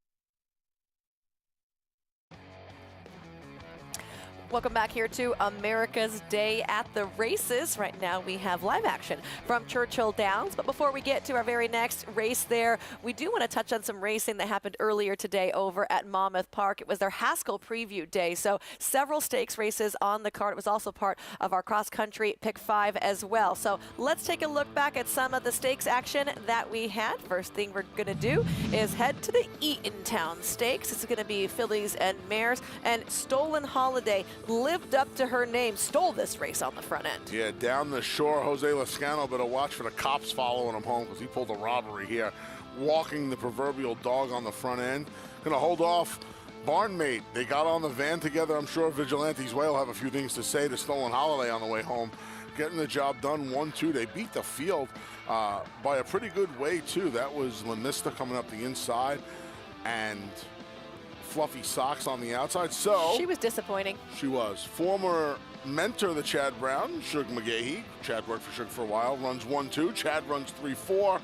New York comes to get the money in the Eatontown. Stolen Holiday there with the victory as she walks into the winner's circle. Like I mentioned, a little bit disappointing from Fluffy Socks, who could not come close as your favorite. Yeah, no real pace for either of the Chad Brown runners to really run into today. Princess Grace, a big disappointment. She trailed the field of 7 after scratches. But Chad Brown didn't have to wait too long to get off the mark over there at Monmouth. For the Monmouth Stakes for 3-year-olds and upwards, going to be going 1 1/8 miles on the turf course. We're taking a look right now at Sacred Life, coming out of a runner-up effort in the Fort Marcy last time. He knocks on the door an awful lot, Sacred Life. The problem 9 is, runner-up finishes and 25 starts. more often than not, they do not let him in. Today he kicked in the door. He was like Biggie today. He just kicked in the door and just ran right by his rivals. Even it was bet down to even money late. I didn't know how they were going to bet this race, Michelle. They settled on this horse again today. They, whoever they are, were able to get the money. You know, it was more about finding his friends off of exit 105 of the Garden State Parkway this afternoon. Already a perfect 1-for-1 at Monmouth. He must just really like it at the Jersey Shore over there. His last win was in the Knickerbocker back in October of 2021, but did deliver. As your favorite, like we mentioned, for trainer Chad Brown, Madacat Stables, Michael Dubb, Wonder Stables, and Michael Caruso.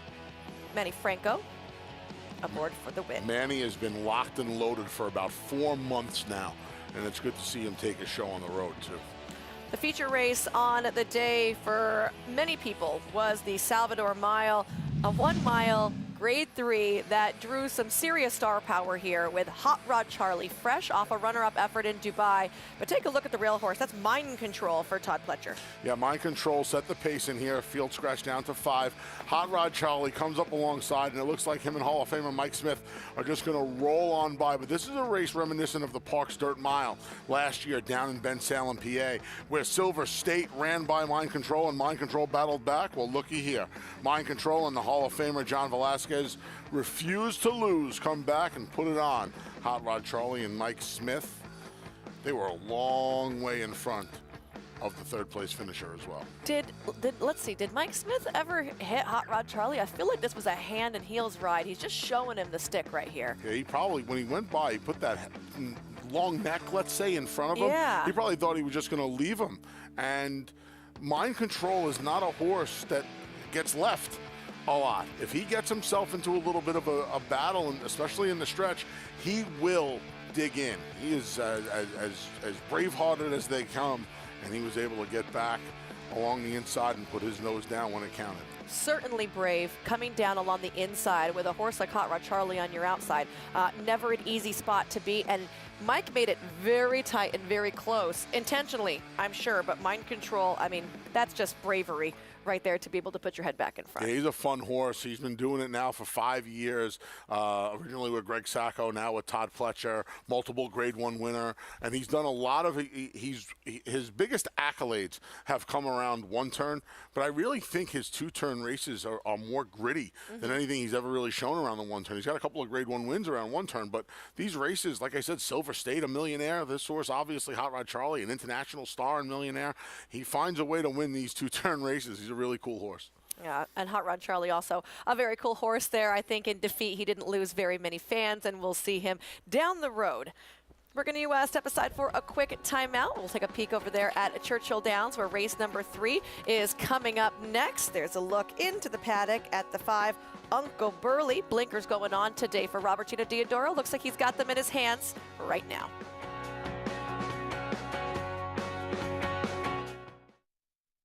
The momentum continues for War Dancer. Following a triumphant Saratoga meet as the #1 second crop sire, his progeny have posted 14 more wins in 2022, like Pop the Bubbly. And it's going to be Pop the Bubbly. You Should Be Dancing. On the outside, You Should Be Dancing the winner. And Fun While It Lasted in an 8-length blowout. Final furlong, it's Fun While It Lasted. The 16th left has 8 lengths on them. Now with $3 million in progeny earnings on dirt and turf going long and short, War Dancer is a sire on fire. Join the momentum today at wardancerstud.com. It's America's original sport, and no one covers it better than America'sBestRacing.net. From the sport to the lifestyle, the best races, horses, and destination venues, cocktails, gambling, fashion, and more. America'sBestRacing.net is a sport for you. Live it, love it, bet it.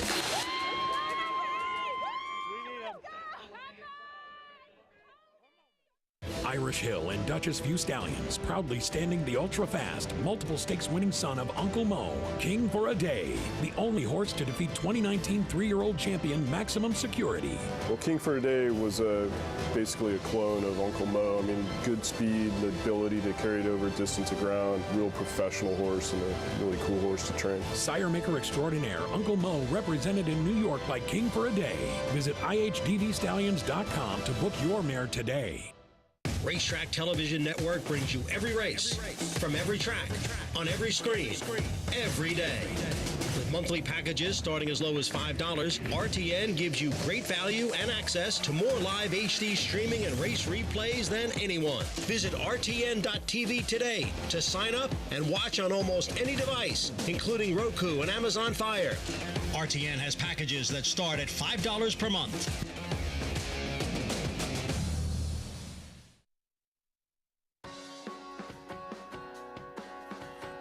Welcome back. America's Day at the Races, brought to you in part by Naira Bets. Bets, bet any track, anywhere, anytime with Naira Bets. Get started at nairabets.com and check out the bonuses available to all of our members. There's Lady Liberty. I've never been. Me either. Really? I've lived in the same house in Queens my entire life. I've been on the Staten Island Ferry, though. I've never been there either. Yeah, Staten Island Ferries leaves you right off by Ferry Hawk Stadium in Staten Island. It's a minor league baseball team. They're gonna have some concerts there this summer. Yeah, but I've never done anything touristy. Tourist in New stuff York. is the most fun. I've never done anything touristy. You were talking about Broadway plays. I've been to 2. Were they good? Not really. Well, maybe you just don't like musicals, because I'm sure seeing No, one I on have no Broadway is problem. amazing. I have no problem with musicals. I was taken to Mary Poppins in Memphis, and this was also 130 pounds ago, so the seats were a little. I was kind of like Joel, just waiting to turn Alexandra, one of those turf sprinters, loose. So, yeah. But it was not for me. I'd much rather spend my night watching my beloved New York Mets. Mary Poppins is a good show, though. We did have some stakes action at Belmont Park earlier on today. It would be the Poker Stakes. I don't mind playing poker either. My husband likes to play poker. I used to play poker. Now I just sit by the pool. Taking a look here, and Mason was your favorite. He's on the outside in the pink cap under Flavien Prat for our man Chad Brown. And I'll be quite honest with you, Anthony, I didn't love the ride here that Chad gave Mason, but it didn't matter in the end. Yeah, we watched this race together, and it was curious. You know, it was kind of the same setup as the Seek Again, Michelle. Wolfie's Nine of Ghost, the number 5 for Tommy Albertrani, went to the lead, and Mason just sat off of him. And there were instead of one horse behind them in the Seek Again, there were 3 behind. There were two more behind him in here today. It didn't go quite as easy for Mason today. It was more of a grind. I think Flavien Prat was, from Manny Franco wrote him last time, Flavien Prat was fighting him a little bit more today. I think he kind of settled for Manny a little bit better than he did for Flavien, but you could see his ears pricked back here, pinned back here, and he's just going to go about his business. You're going to see Wolfie's Nine Goes actually win a 3-horse photo and hold the place money. Yeah. If you gave me 10 adjectives to describe the horse in this race, I would not have used settled at any point.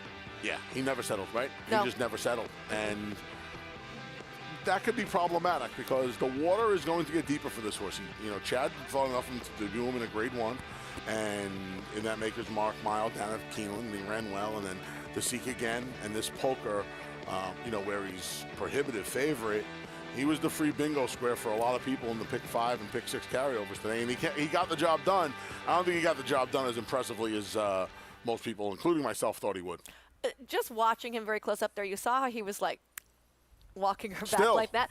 I don't know, maybe he got his tongue over the bit at some point. Perhaps. Maybe when he was turning, the bit kind of came through his mouth a little bit. You saw the bit has no bit guards on it, so it could just pull through. I couldn't see the right side of him, but there are several things that could have maybe caused the reaction that he gave Flavien, and I'm being too harsh on my friend. Perhaps because he didn't do it the first 2 times he ran in this country, so maybe something was amiss today. If it was, it makes the effort even more impressive because, as you might not know, when a horse gets his tongue or his mouth, if you will, over the bit, it can lead to a ton of problems. he still got the job done today, and he was still, not unsettled when he got back to the winner's circle. I'll be looking for a tongue tie next time, and I'm going to watch back again to see if he wore one today. Meanwhile, out at Churchill Downs, we're going to have some maiden claimers lining up to go 6 furlongs on the main track, and it's time for a post parade as horses have made their way out of the tunnel onto the strip over here. We're going to kick off the post parade with obviously the 12-1 on Shakedown Street, a first-time starter for Steve Margolis. I love this name. I've visited Shakedown Street many times. Where Got is a nice little. Wouldn't you like to know? Gate work 2 back. I love the gate work 2 back, and then the work from the pole right before they run. This horse gets Lasix, and Francisco Arrieta for his debut. Master of Arms coming through next year, 9-5 favorite currently. Yeah, one of 5 horses in here. 4 horses in here, rather, on a natural drop. Never ran for a tag, cutting back from the 7 to 6. He's only finished 3rd in 2 of his 5 starts, though. The 3 comes through next for Michael Tomlinson. This is Division Street. Another break. Another horse dropping down. Did not do much running last time out in his first try on dirt after a ho-hum performance on the all-weather at Turfway. And General Strike moving through next for Steve Asmussen and Tyler Gaffalione. Another dropper, gets Tyler Gaffalione. Look how handsome. Good-looking horse. Gets his 3rd start with blinkers. He's shown speed in his last 2 with the blinkers. They've sharpened them up, and he may get loose in here. $250,000 purchase in here for the $50,000 tag. There's the 5, Uncle Burley for Robertino Diodoro. We mentioned those blinkers going on today, first off the claim. Yeah, blinkers on first off the claim. Last time he was in a special weight race, he ran against We the People. His claiming races are okay. He's going to need to get a little faster, though. Uncle Nick will be our next horse right here, coming off an extended layoff. We haven't seen him since August of 2020. And he gets the kitchen sink. Dirt, sprinting, gelding, Lasix. Haven't seen him for a long time, like you said. We'll see how he comes back off the long bench. Well, he's been working all right? Yep. The 7 is Smarty John, class dropper here for Greg Foley. Not to be confused with Smarty Jones. He's shown some speed in his last 2 off the break as well. We'll see what he does in regards to putting some pressure on General Strike, possibly early. Gaffalione jumps off of him to ride General Strike. All right, a field of 7 will assemble here for race number 3 at Churchill Downs. Paul LaDuca on the grounds. Yeah, thanks, Michelle. When I look at the favorite in here, Master of Arms, it's really hard for me to take this colt at 8-5 because when you look at all of his starts, all 5 of his starts, after even they stuck blinkers on his last start, he cannot break from the gate. He's broken 9th, 10th, 9th, and 8th, and he leaves himself a lot to do. He actually has a lot of early natural speed, but he broke 9th last time and then rushed up to 2nd and just had nothing left in the lane. The 2 and the 3, both of their starts or all of their starts, they've sort of just fallen out of the gate.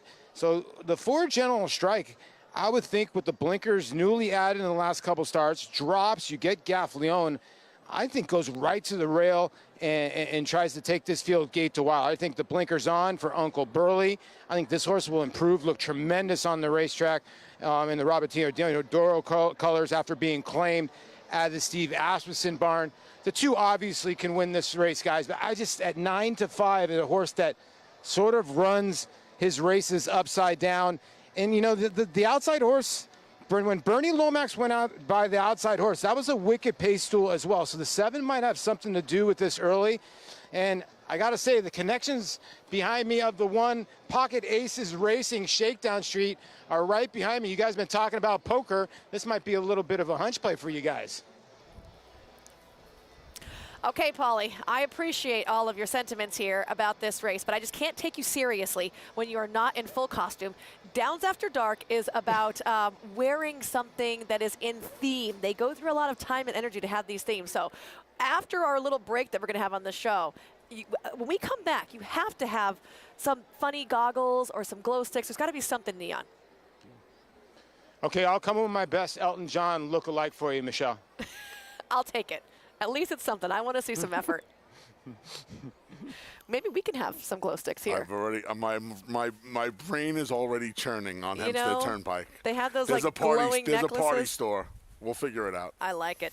All right, horses going into the gate now. They are loading extremely quickly for race number 3. It is already post time. They wasted no time getting back here. Anthony, final thoughts. General Strike, wire to wire. I think Tyler's just going to put this horse on a lead today. The blinkers have helped. I think the best hop will be to drop, see if he gets the job done. And wow, he just went all the way down to 7-5 favorite. All right, 7 to 5 on your choice. The 2 also taking a lot of attention here. 1 left to load. Travis Stone with the call.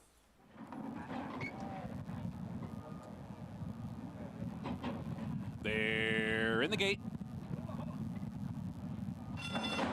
And they're off.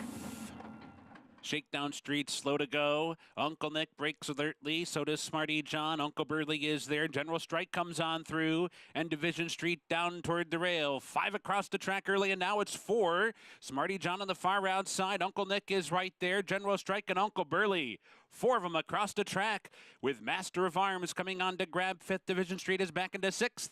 And Shakedown Street's the trailer. 4 furlongs to go. The scramble up top through an opening quarter in a sharp 22 flat. General Strike down inside. In between is Uncle Burley. Smarty John 3 wide. Now it's a 3-ply battle with 3 furlongs to go.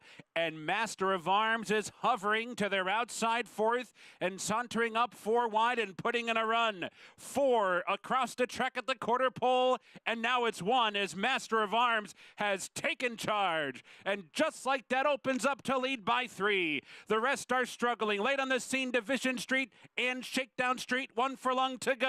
Master of Arms clear by 4. Shakedown Street is finishing fast, but is finishing too late to catch Master of Arms, who rambles under the wire, the 5-length winner.